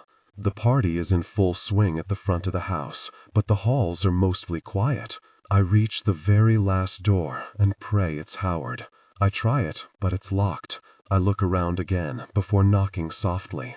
No answer. Shit. I try the other doors, and they all open, which means that door is where Claire lays. The only way I'll get in is through the back window, assuming it's unlocked and actually has one. I rush down the hall and out into the lounge area. I sway my hips, leaning down to a whore and asking for a smoke. She hands me one. I put it in my lips, making out like I'm going outside to have it. I wink at bikers as I walk past, sashaying towards the back door. I step out and rush down the back steps. I hear the door creak open just as I am in the darkness, and I suck in a breath, pressing myself to the old, moldy walls of the house. I close my eyes. A moment later, the door slams shut. I listen for a second longer, but no sounds come my way. Taking a deep breath, I rush to the end of the house to where I would assume the window would be in Howard's room. I find one. I can see a dull glow coming from inside. I test it, surprised when it slides up easily. My heart pounds as I find something to help me get through. I come up with an old crate. It takes me a few minutes to silently drag it over. I climb onto it and swing my leg into the window. There's a girl on the bed, her hands cuffed to the bedhead. I stare at her, saddened. Her face is battered. She's got a fat lip, a black eye, and her blonde hair is matted with blood. Her eyes dart to me and widen. "It's okay," I whisper. "I'm here to help you." She stares at me, one of her eyes half shut. I rush over, leaning down close. "My name is Santana. I'm a friend of Ash's. We're going to get you out of here. Do you know where the key for these cuffs are?" She nods, wincing in pain as she rasps. "He put them in the drawer on the desk." I turn and run over, sliding the drawer open. I notice the keys just as I hear a voice down the hall. "Yeah, not a sound from her, Prez.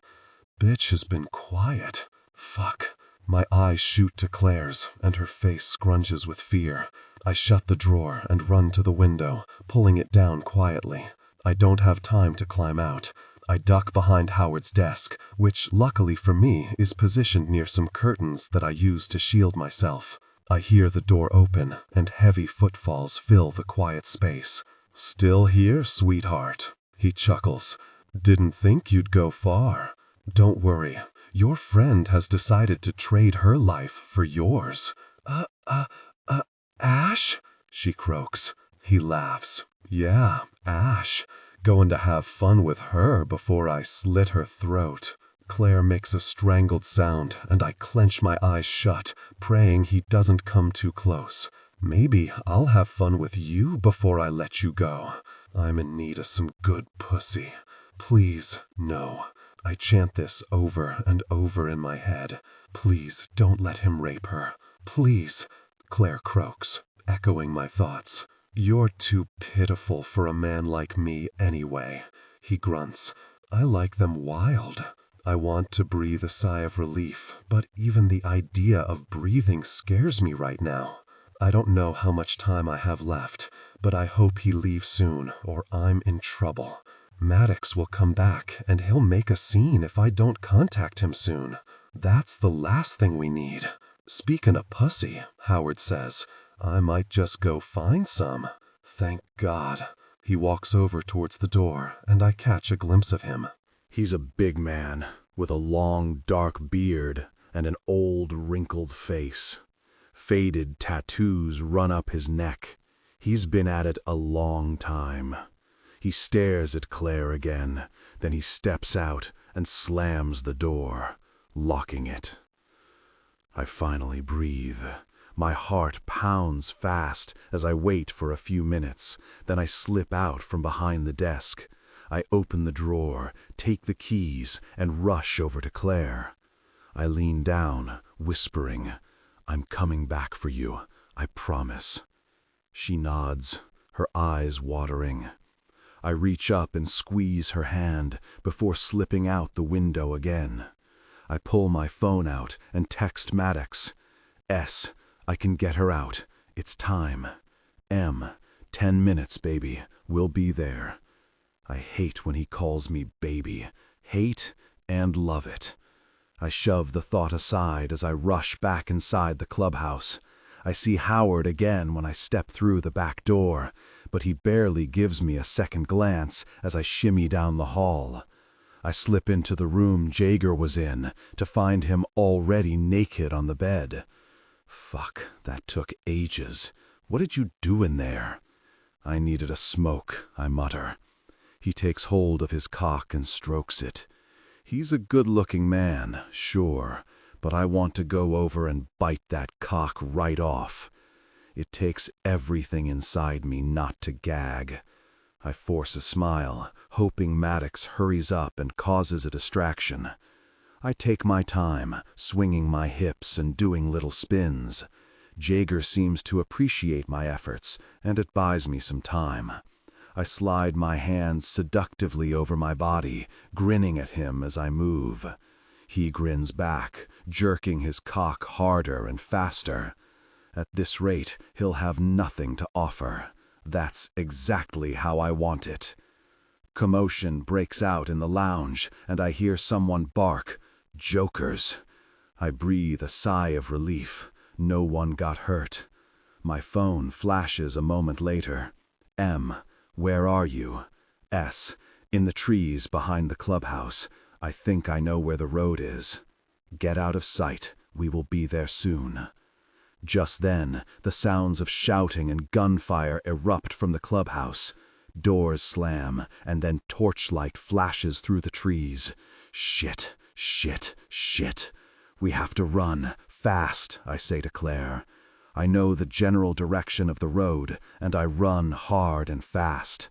The sound of boots crunching comes closer, and occasionally a flash of light comes too close to us. They're still far enough away that we have a good start, but close enough that I'm starting to get worried. I see car headlights and realize the road is close. Come on, I urge, pulling Claire harder. We run towards the road, frantic, our bodies no doubt feeling much the same. My heart is pounding, my mind is spinning, and my legs ache like they've never ached before. Fear has lodged itself in my spine, and I know it won't leave until I'm safe. We reach the road just as a gunshot sounds out, zooming past my head. Shit, they're close. I run out onto the gravel, knowing we're in full view and it's dangerous. As if some god listened to my prayers, I see Maddox and the club over the other side, their bikes off, silence filling the air. The moment they see us, the bikes roar to life. I run towards Krypt, shoving Claire at him. Another gunshot sounds out, hitting the tree and ricocheting off to hit Ryder's bike with a loud ping. Fuck, Krypt barks. We gotta move. He pulls Claire onto the back of his bike. Maddox is right beside him, his eyes trained on my face, anger evident in his expression. I don't stop to give him time to think about my injury. I leap on the back of his bike. He's moving even before my arms are secured around his waist. The bike is tearing down the road at speeds that freak me out, considering I'm not wearing a helmet and I'm already injured. I pray that we don't have an accident, but I also know we can't stop until we're far enough away. I reach down, fumbling for the helmet. It won't be easy to put on, but being without it is making me uneasy. I unhook it off Maddox's bike and shove it over my head, one-handed. I push it down, some of my hair going over my eyes. It'll do. The roaring of bikes in the distance tells us that the Tin Men aren't going to just sit down and wallow over their stupidity. Maddox speeds up, sliding around corners like a speed demon. I hold on to him, my fingers straining in his jacket as he flies down the long stretch of road. The clubhouse is about 20 to 30 minutes away. I hope we make it in time.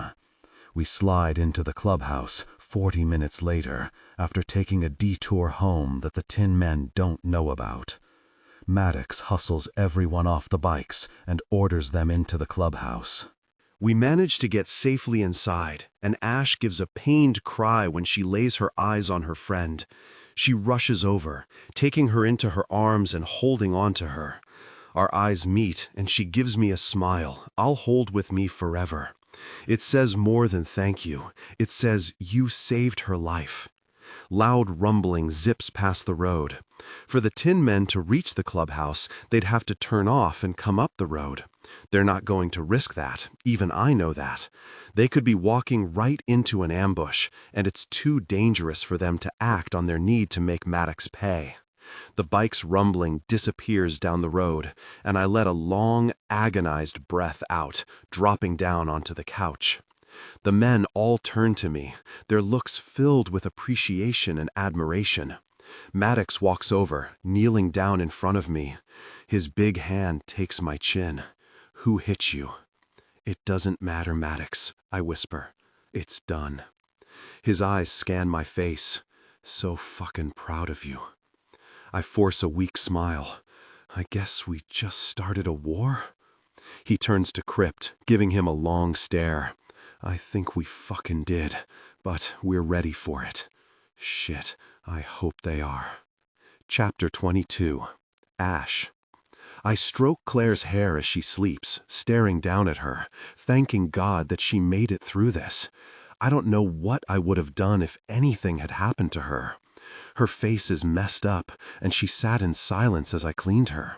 I know she's scared, and I can't blame her. I can't even imagine what she went through. The door creaks, filling the silent room with a loud sound. I turn and see Krypt and Santana at the door. Santana has a dark, angry black eye and a cut that looks like it hurts. I'm forever grateful to her. She risked her life for my friend. Krypt smiles at me, but it's strained. "How is she?" he asks. "She's sleeping, which is good," I say quietly. I stand and walk over to them, not wanting to wake Claire. Santana reaches out and takes my hand. We all step out of the room, closing the door. Krypt turns to us, his eyes on me. "Spend some time together. I got shit to do with Maddox." I nod, and his hand reaches up to stroke a thumb over my bottom lip. He turns and disappears down the hall. I face Santana, smiling at her. "I can't tell you how much I want to hug you right now, Santana, but I know you hurt your ribs quite badly." "What you did? You're amazing." She shrugs. What can I say? I beam. "You're a strong girl." She smiles, but it wobbles slightly. "I did what I had to do." I reach out, putting my hands on her shoulders. "No, you did an amazing thing." Her bottom lip trembles, and I pull her into my arms, screw her ribs. I knew she was hurting. God, how could she not be? It would have been so hard to do what she did. I rub her back carefully, wanting to give her whatever I can. Maddox walks out of his office and stops when he sees her, his eyes narrowing. I shake my head at him, and I can see the clear anguish in his gaze as he fights to stop himself from walking over. He stares at her for a long minute before disappearing down the hall. Santana pulls back, wiping her eyes. "So sorry." "Don't you be sorry," I say, chastising her softly. "You don't ever have to say sorry." She smiles weakly. "I'm just glad she's okay, you know?" "I know. I'm going to have a sleep. I need it." We hug again before she disappears down the hall. I watch her go with a true, warm smile. Santana and I will be great friends. I just know it. A week passes with nothing. It's eerily silent, and it's scaring everyone. I have no doubt Howard will plot his revenge, but it all comes down to when. Santana is back to her usual bubbly self, and Claire is recovering each day. Leo is out of the hospital and has gone home, but he calls Claire each day, making sure she's okay. That warms my heart. I'm walking down the halls one day when I hear Maddox and Krypt's voices. I peer into the room they're in, about to announce myself, but their conversation has my mouth closing. Krypt is leaning against Maddox's desk, and Maddox is pacing, arms crossed. You need to fucking tell her, Maddox. If she finds out you know, and you've known all these years, she's going to hate you. I'll risk it, Krypt. I need to know more before she can ever find out. It's going to do enough damage to her to find out what I've kept from her as it is. The least I can do is get the information right so I can help her when it comes the time to tell her. She risked her life for this club. You owe it to her, Krypt says, his eyes hard. Don't tell me what I owe her, Krypt. I know what's good for her, and it's why I've kept it from her for 5 years. It'll crush her, break her into 1,000 pieces. She cares about you, Maddox. You don't tell her this shit soon, that'll be gone forever. You willing to risk that? Maddox steps closer to him. Don't fucking talk to me about caring about someone, Krypt. I'm doing this because I care. Fuck, Krypt growls. Fine, but you're going to have to face this when it comes out. And I fucking will, Maddox says, running his hands through his hair. But that time ain't now.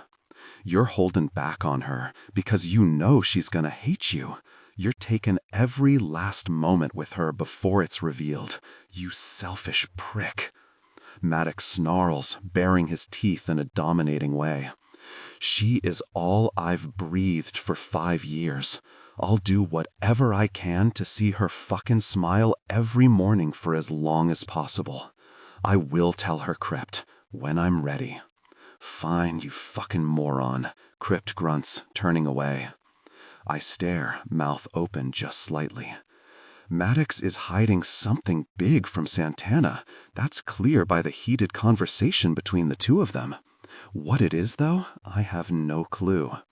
Obviously, it's enough to destroy her, because Maddox is holding back for a reason, and that reason, it's because he knows she'll hate him for it. Secrets, they have a way of destroying people's lives. I hope Maddox knows what he's doing. Chapter 23. Chaos wakes me from my nap. Sirens, a lot of them. Then a loud booming voice. Come out with your hands up. Bring out the hostage. I sit up in bed, rubbing my eyes. I look over to see Krypt is no longer beside me. We fell asleep that way, but certainly didn't wake up like it, it would seem. I slip out of the bed and pull on some clothes before staring out the window. There are police cars everywhere. My eyes widen and I spin around, running out of the room. The guys are in the living area, talking frantically. Krypt notices me and reaches out, snatching me close to him. Don't go out there, he orders, under any circumstances. Why are they here, Krypt? One fucking guess, Maddox barks. Howard gave them our information. He's setting us up. We not only have fucking Claire, but Ash too. Fuck. What are you going to do? I ask, my eyes darting around the room for Claire. We don't got a fucking choice, Maddox snaps. We got a show with the girls. No fucking way, Krypt says. They see me, I'm going back to prison. They got this place surrounded, Krypt. Nothing we can do. My heart twists and panic fills me. I don't want Krypt to go back to prison. Maddox reaches forward, taking my arm. Claire appears beside us, reaching her hand out to him. He stares at her, before curling his hand around hers and pulling us to the front door. Fuck, Maddox, there has to be another way, Krypt barks. It's okay, I whisper, swallowing down my tears. I'll tell them the truth. It's going to be fine, Krypt. Maddox opens the door, stepping out. Let them go, a police officer barks. Maddox lets us go and puts his hands up. I put mine up too, and so does Claire. Come, an officer encourages us, his gun raised and pointed at Maddox. They aren't holding us hostage, I say, my voice wobbly. Just come closer and we can talk. I won't come closer until you listen, I say. This time my voice is stronger. They aren't holding us hostage. Miss, she's right, Claire says. The person who took me from my home and beat me was Howard. This club kept me safe." The officer stares at her. "If you'll come to the station to make a statement." "No," I say defiantly. "As soon as we're gone, you'll hurt these guys behind me, and they've done nothing but keep us safe." "Tell me how you got here, Ash," the cop says, his eyes still trained on Maddox. "Howard ambushed the prison transfer, killing everyone. Beau Dawson saved me by getting me out and helping me. Then why didn't you turn yourselves in?" "Because the guards are corrupt and were making death threats. We were unsafe and scared." He narrows his eyes.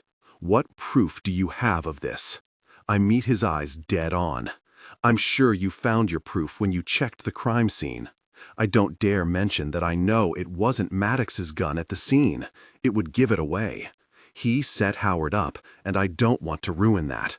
"After all," I go on, "if you thought it was this club who took Beau and I, you would have come in before this." "We raided the house," he says, his voice gruff. "You weren't here. That's because we were trapped in the wilderness for days, hungry and alone." He narrows his eyes at me. "And you expect me to believe this story? There are enough witnesses, right here." He flicks his eyes to Claire. "You say this club didn't hurt you?" "They saved me from that monster," she whispers.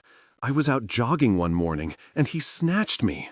"And what about Beau? He's still up for murder charges. You send him forward, and I'll consider your story." "No." My knees begin to shake as reality hits me. Krypt, back in jail? No. I turn to Maddox, my eyes welling with tears. "How the hell can we get away with this? We have proof for everything else, but Krypt killing Johann cannot be faked. Where are your witnesses who proved Beau killed that man?" The voice comes from the group of bikers standing to the left. An older man comes out, his long gray beard swishing. "I've seen him around the club, though he hardly says a great deal. Maddox told me he's a family member of his and has cancer, but he's refusing treatment, so he's just spending his last days at the club. His name is Whiskey, and he's at least 70 years old." The officer turns and stares at him. "Until the investigation is finished, we need to—" How many fucking witnesses? It was a chaotic time. Gunshots. People were forced down. No security. It hasn't been easy. We've had numerous different stories, and it's come up that some of the shots came from outside the cafe. We are investigating this. Enough people have come forward and said Beau was there with a gun. He made them lay on the floor. Yeah, but did they fucking see him pull the trigger? At this point, we can't share any of that. Bull fucking shit. He was the only one in that cafe. "Wrong," the old man says. "I was there too, and I was the one who pulled the trigger. If you've done your job properly, you should know that. In fact, if you're a good cop at all, you would have noticed Beau didn't have a gun on him when you arrived." The cop studies him. I smother a gasp because it makes sense to me now why Whiskey took Beau's gun before he got arrested. Had he planned on turning himself in all along, even though he didn't commit the crime? Why wouldn't he have come forward earlier? Whiskey continues. "He didn't have it because it was me that pulled the trigger. I came back into the cafe. Beau already had the people on the ground. I saw that no-good son of a bitch sitting there taunting him, and I wrestled the gun from Beau's hand and shot him right in the head. You raided the clubhouse. You've got the gun, do you not? If you do, you'll have seen my fingerprints on it. Yes, but nothing. I shot Johann Reed, and I shot him because I know what he did to my boy. I know what he fucking did, and I made him pay for it. However, he was the only one I shot. I did not kill the other members of his family, and neither did Beau, but you know that too, don't ya?" I gasp, and so does Maddox from behind me. "You understand that you're confessing to the murder of Johann Reed and that you'll go to prison for a very long time? I know what I'm saying, pig. I'm not a fucking idiot. I killed Johann Reed. I wasn't there when you arrived because I was chasing the fuckers that made the other shots. Why not speak up earlier? Because I was cleaning shit up, needed to make sure things would be good for my family when I got locked up. Then shit went down with Beau, and you know what happened from there. It's not much of an answer, but he's a biker. He isn't going to give much more. The door swings open, and Krypt storms out, charging down towards the man. Whiskey's hands wrap around Krypt's shoulders, stopping him. He says something that has Krypt's fists clenching. The officers pull Krypt off before taking Whiskey and cuffing him. You're under arrest for the murder of Johann Reed. Anything you say or do will be used against you in the court of law. Yeah, fucking yeah, he snorts. Tears run down my cheeks because I know what this man is doing for Krypt. He's giving him freedom. The officer turns to Krypt. You're under arrest too. What fucking for? Krypt snarls. At this stage, we will need evidence to back up this claim. You escaped from prison, and we need to ensure your involvement in that was non-existent. Then, if the old man's story checks out, you will be released with conditions. My tears get heavier as Krypt's gazes turns to me. I'm coming back, baby. I nod as a hand squeezes my arm. It's Maddox. We'll get him out of there. I know, I croak as the officer pushes both men into the car. We need to take those guards down, Maddox. We need proof they're corrupt. Only one way to do that, honey, he murmurs. You're going to make a visit. Chapter 24. My heart pounds as I approach Tristan's front door. I don't know if this will work, but it's worth a shot. To get evidence on Howard is next to impossible. The man is smart. But what he didn't consider in his plan was that I am close to Tristan, and all I need is a confession from him. Maddox and the guys are close, in case anything goes wrong. This was Maddox's plan, and I'll admit, it's a clever one. If it works. I have a recorder in my pocket, so tiny it's barely noticeable. Maddox didn't want wires because he had no doubt Tristan would ask. I raise my hand and knock on the door. Then I take a step back. A moment later, the door swings open and Tristan appears. His eyes widen when he sees me. I know I have to act this out well, so I raise my hand and I slap him across the face. How could you? Shit, Ash, what are you doing here? Doing here? I screech. Don't pretend you don't know. How could you, Tristan? I thought we were friends. His eyes scan the street and road, and then he mutters, Come in. I don't think I trust that, I say, my voice wobbling for effect. I'm alone. You are the last person I thought would do such a horrible thing. Really, Tristan? Guards died because of you. He narrows his eyes. You're wired? What? I gasp. Maddox was right. Is this a setup? What the hell are you talking about? Turn around and lift your shirt. I roll my eyes dramatically, and I do so, lifting my shirt's front and back. I even slide my jacket off. He leans forward, patting my pockets and legs, before staring at me. Lucky I taped the recorder in my cleavage. Why the hell would I be wired? I ask. He glares at me. Because your boyfriend got arrested. Beau? I ask. He's not my boyfriend. Can we do this inside? I'm not sure I can trust you, Tristan, I say sadly. Why would you do something like that? He growls and leans in close. You have no fucking idea how much money we were paid to pass information out and set that ambush up.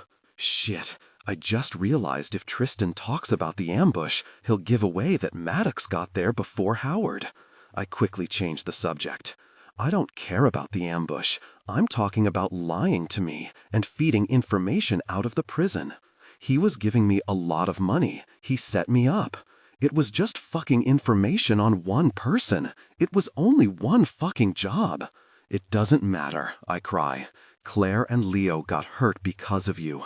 I nearly got killed. Do you think I wanted them to shoot at you? Fuck, Ash. Of course I didn't. But you knew too much. You'd seen too much. I didn't want it any more than you did, but I had no choice.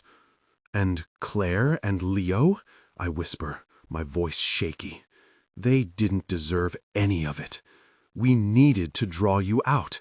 You were hiding with that club, and Howard was growing impatient. We needed to scare you, to give you a reason to hand yourself over.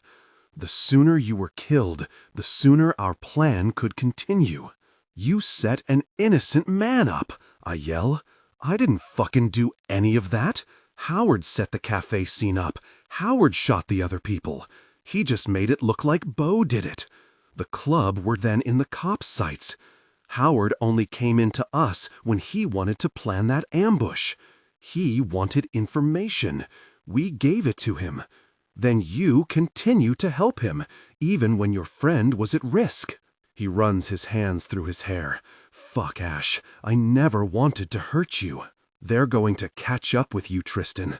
They'll figure out Beau is innocent, and you'll go away for a long time.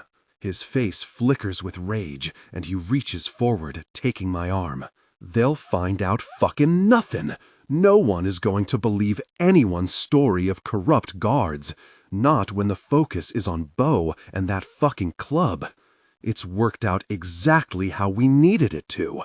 I shake my head, snatching my arm out of his. I wish I'd never met you. I turn and rush off down the path. He doesn't try to stop me. I have no doubt he'll go inside and ring in my location so another bullet can come flying in my direction. I have no doubt they still want me dead, so I don't spill anything. That's why it's lucky for me that Maddox is waiting in an SUV down the road. I climb in the car and turn to him. You get it? He asks. I grin. Oh, I got it. Let's take these fuckers down. Chapter 25. The recording was enough to have Tristan, Luke, and a police officer arrested. It was also enough, with the combined evidence and Whiskey's confession, to get Krypt out of prison. A trial will still be carried out, however, it looks hopeful for him. Maddox told me Howard also got arrested. The evidence Maddox left at the ambush scene, as well as Claire's, Santana's, and my confessions, was enough to lock him up. However, Maddox said there's a good chance he will get out. He's got good connections. The war isn't over. It's merely being put on hold. Howard will be back for his revenge. For now, though, we're dealing with the fact that Whiskey is in prison for something he didn't do. Krypt isn't taking it that well, drinking himself into oblivion every day. So much so, it's concerning. Penny returned home after everything went down, deciding that staying was just not something she wanted to do. So that just leaves me. It's been 3 days since Krypt got out of prison. He's sitting in the old shed, bottle of Jack in his lap, staring at nothing. Every time I've tried to talk to him, he's refused to answer. But today, I'm not giving him a choice. He will talk to me, because otherwise, he'll kill himself drinking that much. Hey, I say, walking in and sitting beside him. He stays silent. Krypt, my voice is firm. You can't keep doing this. He turns and glares at me, his eyes bloodshot. You said you wanted me to be your old lady, but if this is how you're going to react every time something goes wrong, then I'm going to go inside and pack my shit right now. I'm not going to stand here and watch you sink. You either talk to me or I leave. I stand and walk towards the door. He fucking took my sentence. His voice is low and scratchy. I turn and stare at him. He's watching me, his eyes pained. He's going to spend time in prison because he took on my shit. He made that choice, Krypt, I whisper. He wouldn't have done it otherwise. I killed that son of a bitch. It should be me there. I walk over, kneeling in front of him. Then where would I be? I whisper. His eyes grow even more pained. You know what he said to me? He said, I'm an old man, boy. I've lived my life. I'm tired and I'm sick. I ain't got nothing left to offer. You got a girl, a life, and something worth fighting for. Don't you fight me on this. My eyes water because it's such an amazing thing that Whiskey did for him. He did it because he loves you, Krypt. Now he's stuck in a fucking cell. He bellows, launching the bottle across the room and smashing it on the floor. I'm going to confess. Can't live with this. He stands, knocking me backwards. He charges for the door. Where will that leave me? I scream. I love you, Beau Dawson, so where will it leave me if you go away? He stops, his body stiff. He turns and stares at me, his eyes wide. I push to my feet, walking over to him slowly. Well, I croak, what will I do? Whiskey gave you a gift. He didn't give it to you for you to take it back and throw it in his face. Don't you understand? Even if you confess, he's in trouble now too, and both of you will pay. He gave you something because he wanted you to have it. He's sick, Krypt. He's only got months left. We both know that. You have an entire life. If you leave me now, what will I do? Tears are now thundering down my cheeks. Krypt stares at me, his face torn. It hurts me, Ash. Fucking hurts me. I know, honey, I say, stepping closer and cupping his cheeks. But he wanted this for you. Don't shove it back in his face. Give a dying man his last wish. He makes a strangled sound as his hands go up and curl around the back of my neck. You fucking love me? God, yes, you stupid fool. And you'll be my old lady? If you promise to stay with me? He presses his forehead to mine. I promise. Do I get special cuddles now? He barks out a laugh. Yeah, baby. I press myself to him, breathing him in. Make it count, biker. I always fucking do. And baby, I always fucking will. I smile, full and warm, as I look up at him. I might have hesitated earlier, but that was before I understood what it is these guys really represent. Being an old lady isn't about being a possession. It's about being cherished, protected, and adored. It's an honor that I couldn't see until now. I was stupid, but I won't be again. This biker is mine, and I won't be letting him go any time soon. I'm one lucky girl. Chapter 26. Stop it! I giggle, roll around to Krypt. He grins up at me. No fucking way. Watching you scream is too good for me to let you go. I laugh and shove at his chest. We've fought before, biker. You know how it ends. He pulls me close. Oh, I remember exactly how it ends. I roll my eyes and push away from him, jumping off the bed and sashaying across the room and out the door. It's Maddox's birthday today, and all the bikers have rallied together to give him an epic party. It's great, really it is, because it means we can take a moment to forget the shit that's been going down. I went back to work for the first time yesterday. Legally, they had to accept me back. After finding out about the corrupt guards, they were more than happy to open their arms to me. It was a good day, and overall it seemed successful. Plus, Claire is home, lapping up the attention Leo is giving her. Seriously, those two need to get in. Hit me with a tequila, I say, stopping at the bar and smiling over at CJ, the bar attendant for the night. Lemon? You know it. He pours me a shot, slides the salt, and then passes me a lemon. I'm about to take it when Maddox appears beside me. He grins at me, and I can't help but smile back. We've grown a certain respect between us since everything went down. I guess he figured out I wasn't going to hurt Krypt. He takes the salt shaker and pours the salt on the little gap between his thumb and pointer finger. Then he flashes me a grin. You have to do it. It's my birthday. I laugh and lean down, closing my mouth over his hand. He shudders as I lick the salt off his skin. Then I take the shot, throwing it back before sucking the lemon into my mouth. Again, he growls. I do it again and again until I've downed 4 shots. My head swims by the time I wave my hand to stop. You're such a pervert, I slur, shoving his chest. He snorts. It's my birthday, so you keep telling me. Krypt appears behind me then, wrapping his arms around my waist. Fuck off, Maddox. Birthday or not, you're not sharing my woman. Maddox grins, baring his teeth in a way that seems almost feral. You fucking love it as much as I do, Krypt. Don't go denying you wouldn't like to fuck her with me. My cheeks flush. Whoa, boys, calm down. Maddox winks at me. Last chance to have a try before this bastard gets too serious? Krypt laughs. She ain't interested, bro. Aren't I? I mumble, turning to face Krypt. His eyes widen. Didn't think it was your thing? My thing, I snort.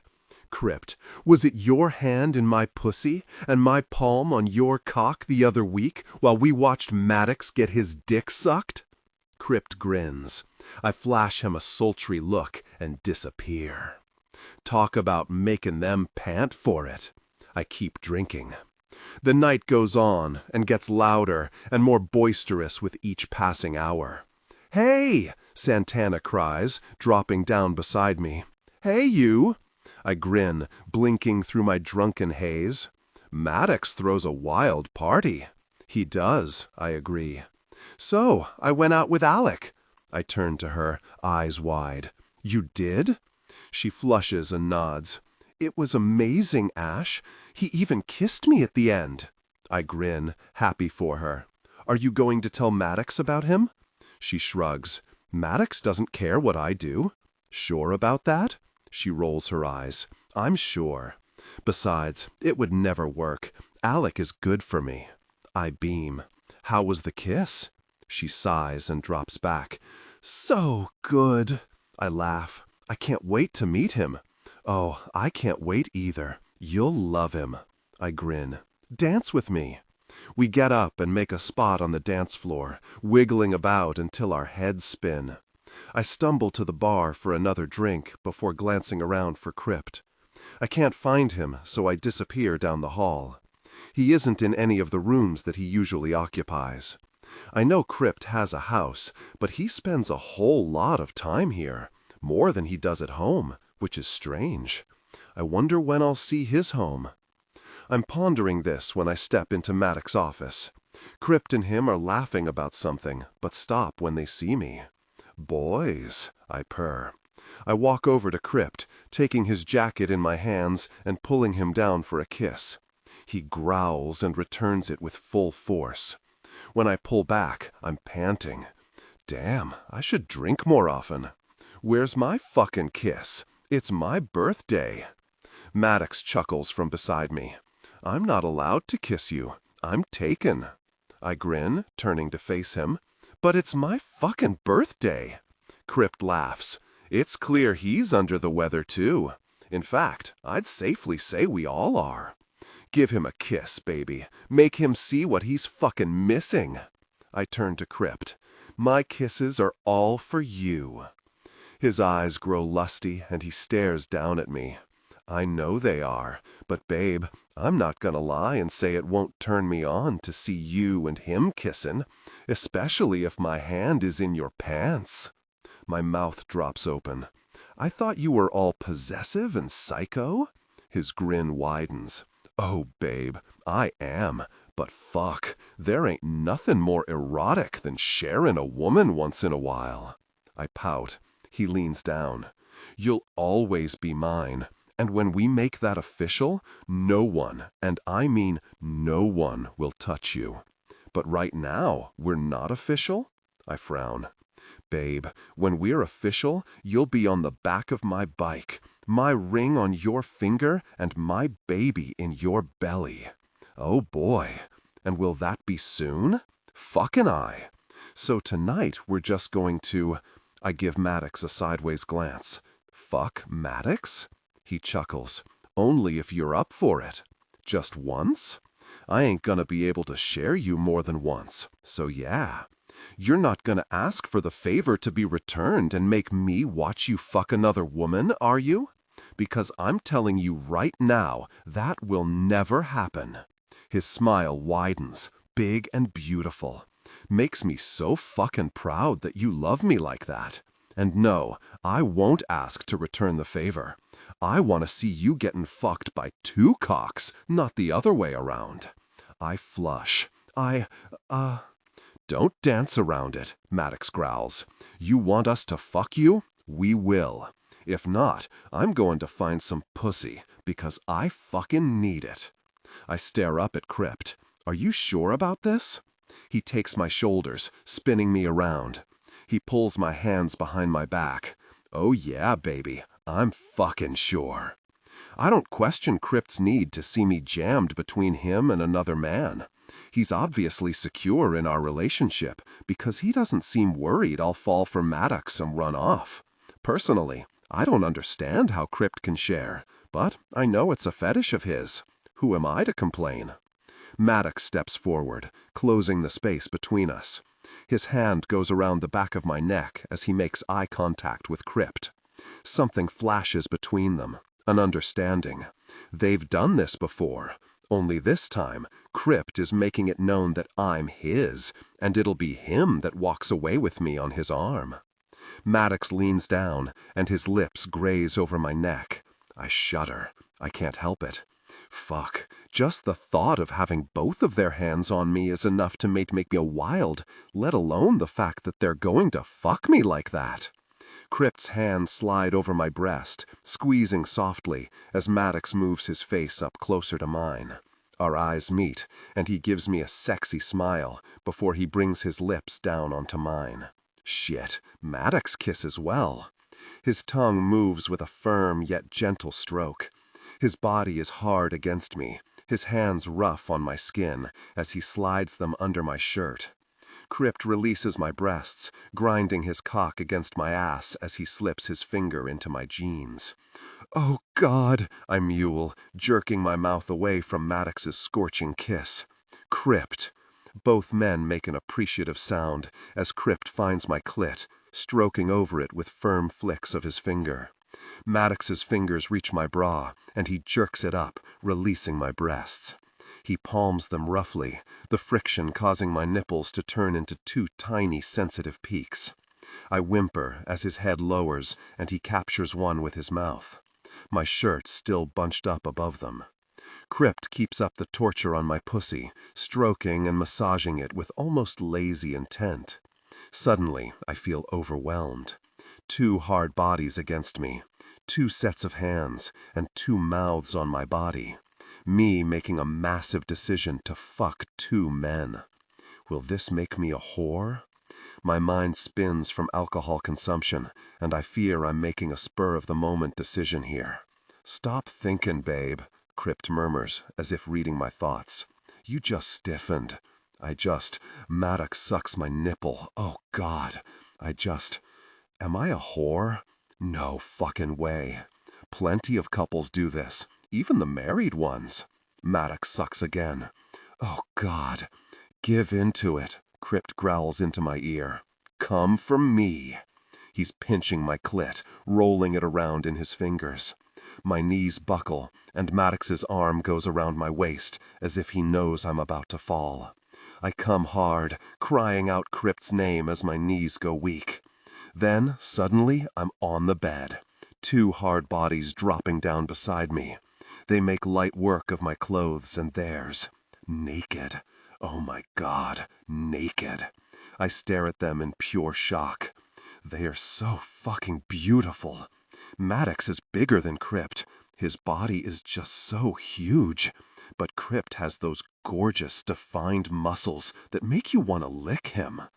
Maddox's arms are a little scary, thick biceps of tight muscle. His abs are equally as tight. Eek. Krypt shoves my body back onto the bed, not even flinching at Maddox's presence. By the way they move, it's even clearer to me that this is definitely not a first for them. I watch through lusty eyes as Krypt moves down the bed, spreading my legs and lowering his mouth into my wet, aching flesh. Maddox rolls his big chest, pressing it against mine. He captures my lips again, kissing me into oblivion as Krypt licks my pussy like it's a delicious ice cream. I moan into Maddox's mouth, arcing and thrashing as Krypt devours me. "Oh, God," I pant. "Krypt. Touch my cock, baby. Show me how much you love his mouth on your pussy," Maddox growls. I reach out, curling my fingers around his throbbing length. He's big, like super thick and long. A little concerning. I stroke softly, wringing a groan from his lips as he kisses me again. Together like this, our bodies all joined, makes my entire world spin. Krypt has his mouth on me. I have my hand on Maddox. Fuck, So good, Maddox growls. Krypt, I whimper. I come against Krypt's mouth, screaming out a mixture of their names as my body convulses. Then Krypt is sliding up my body, trailing wet kisses up my belly until he reaches my mouth. By this time, Maddox has moved and is standing by the bed. Doing what? I don't know. Krypt plunges his tongue into my mouth, kissing me until I can't breath, sharing my taste with me. Then he pulls back, staring down at me, his expression warm and loving. Changed my mind, he rasps, turning to Maddox. You ain't fucking her. She can suck your dick, but her pussy is mine. Maddox shrugs, his big hand moving over his cock. My heart swells, joy bursting inside me. Krypt is sharing me, but he's keeping a huge part of me as his. I love that.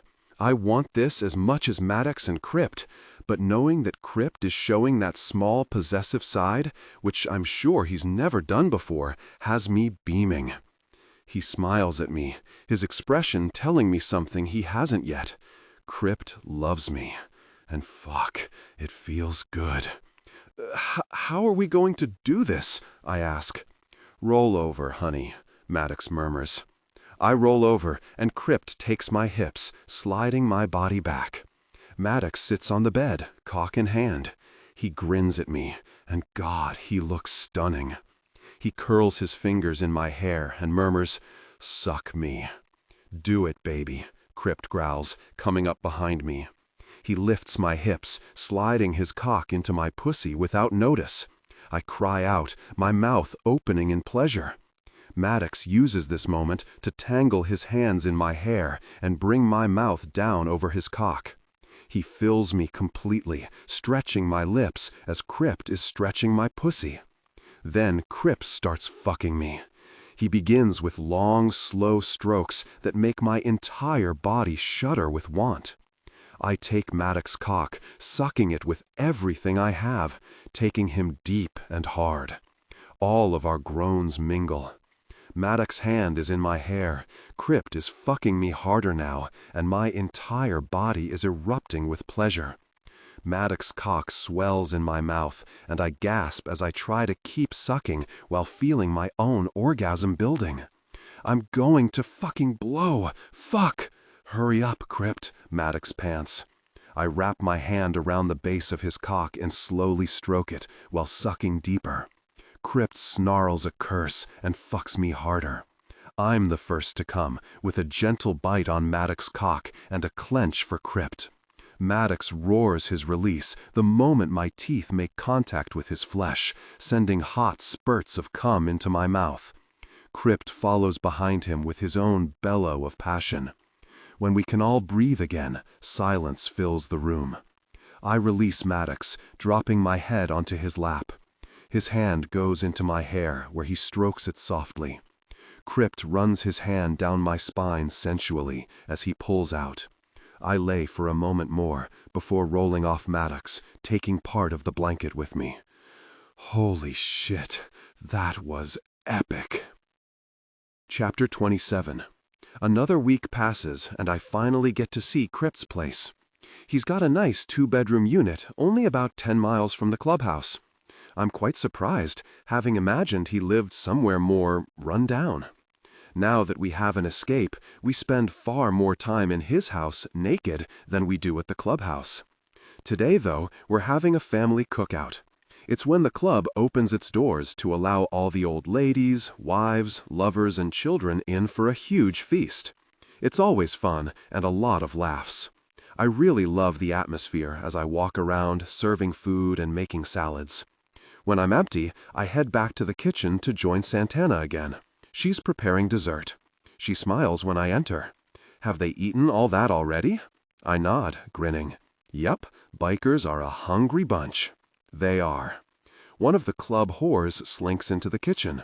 She isn't really meant to be here, but she managed to come in with one of the guys.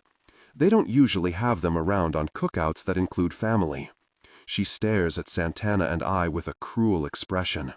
Have you got a problem? Santana snaps.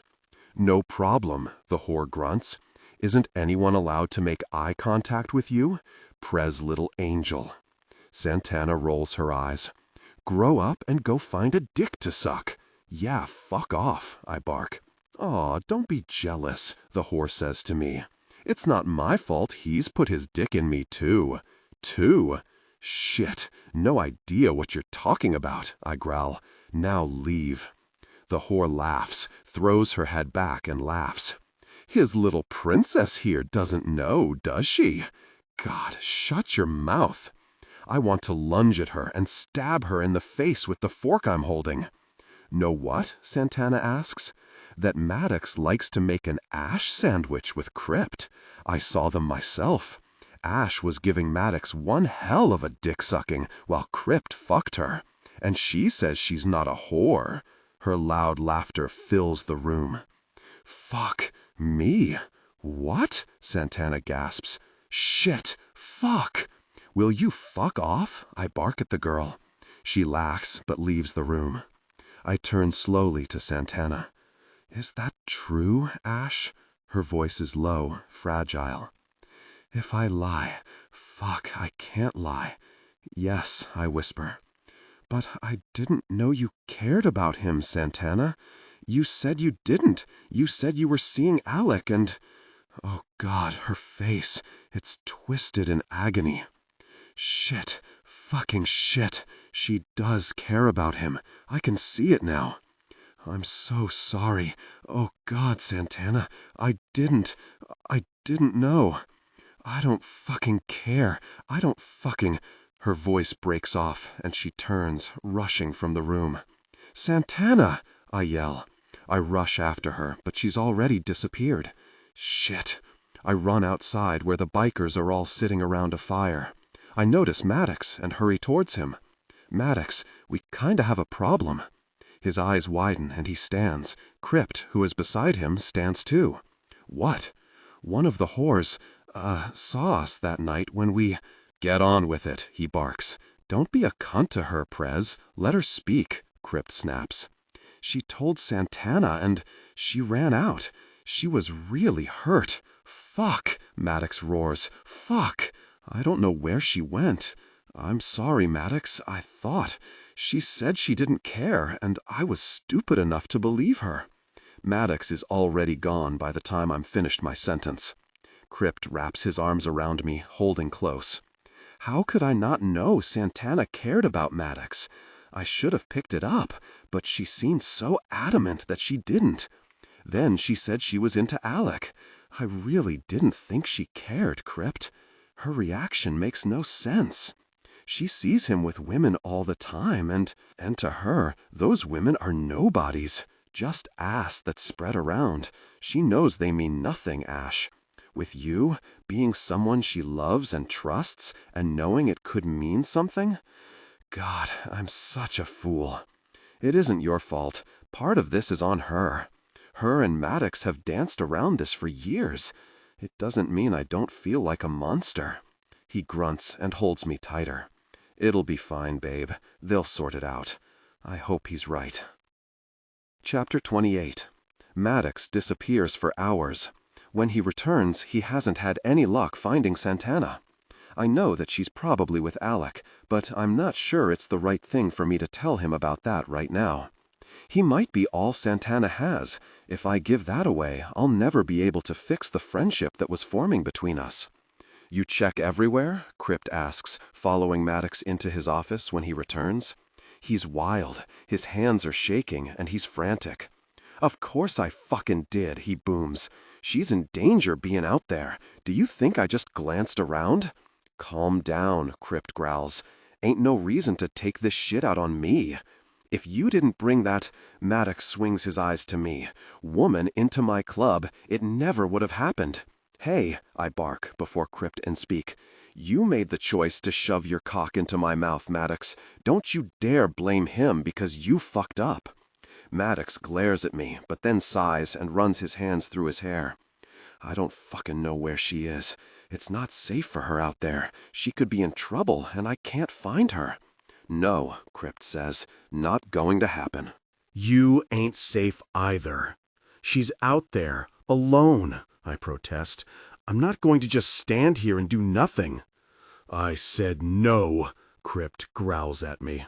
"Stubborn biker." "I'm gonna round up the boys and get them onto it too," Maddox says, his voice strained. His phone rings in his pocket, and he pulls it out so quickly my eyes widen. He doesn't look at the number, he just presses it to his ear. "Santana?"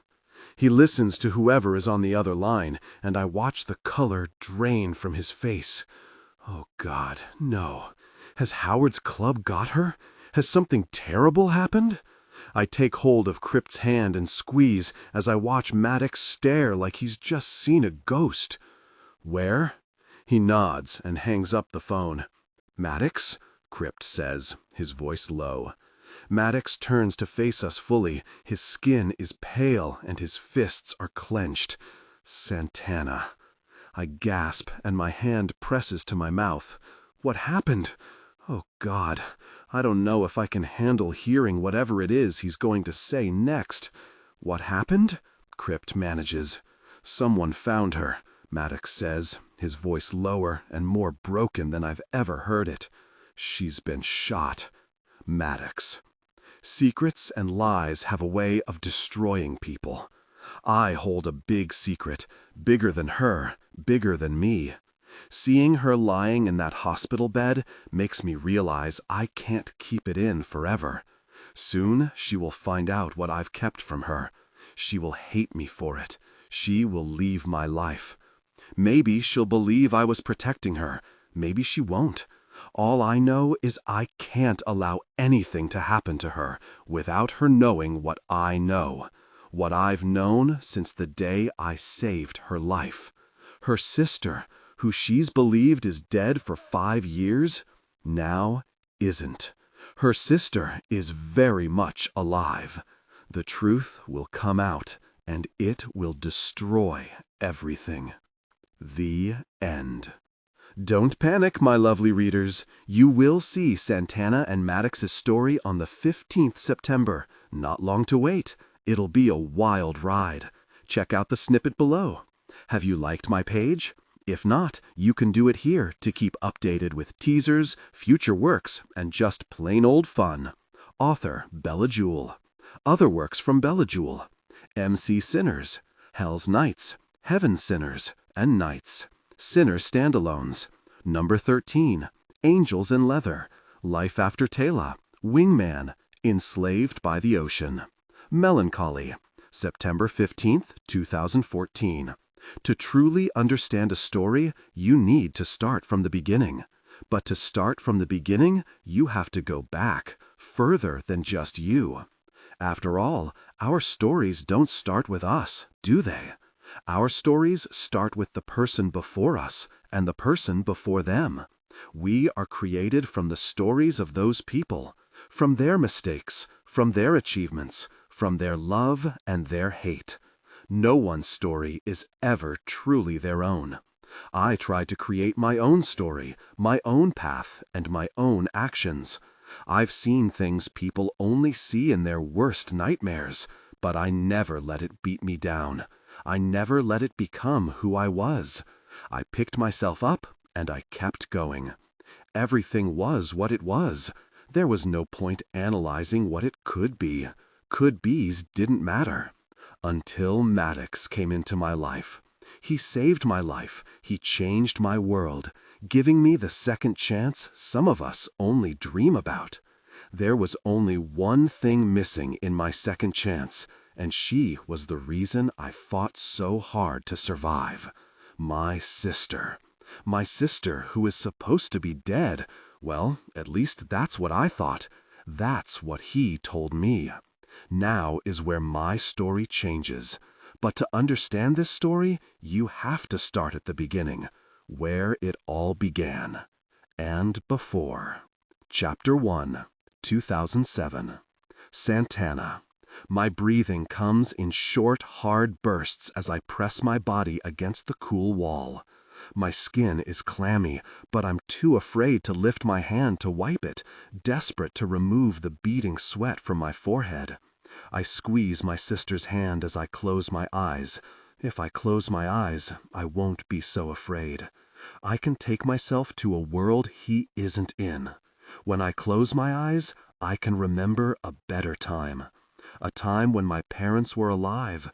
A time when my sister's smile lit up my life. A time when nothing hurt. Now everything hurts. My sister never smiles, and my parents are dead. My world went from beautiful to hell in a matter of hours. That's all it takes to change a life, a mere few hours. My first memory as a child is one I'll hold with me for a long, long time. It's where I go when fear takes over. I smile when I think of my sister's happy face as my father led her outside, his blue eyes twinkling. I held onto his hand and he squeezed mine tightly. My sister's eyes were firmly shut, but her body thrummed with excitement. The moment she was able to open them, her squeals filled the silent air around us. Her face lit up as she saw the cubby house Dad and I had spent hours putting together for her birthday. Her blonde ringlets bounced as she spun around, throwing her arms around Dad, then me. It was the best moment of my life. Then an accident stole my parents from me. There was no family. Well, none that wanted us anyway. We were sent into foster homes, constantly separated. Finally, when I was 14, we were put together. That family was torture in its purest form, and our time there quickly became hell on earth.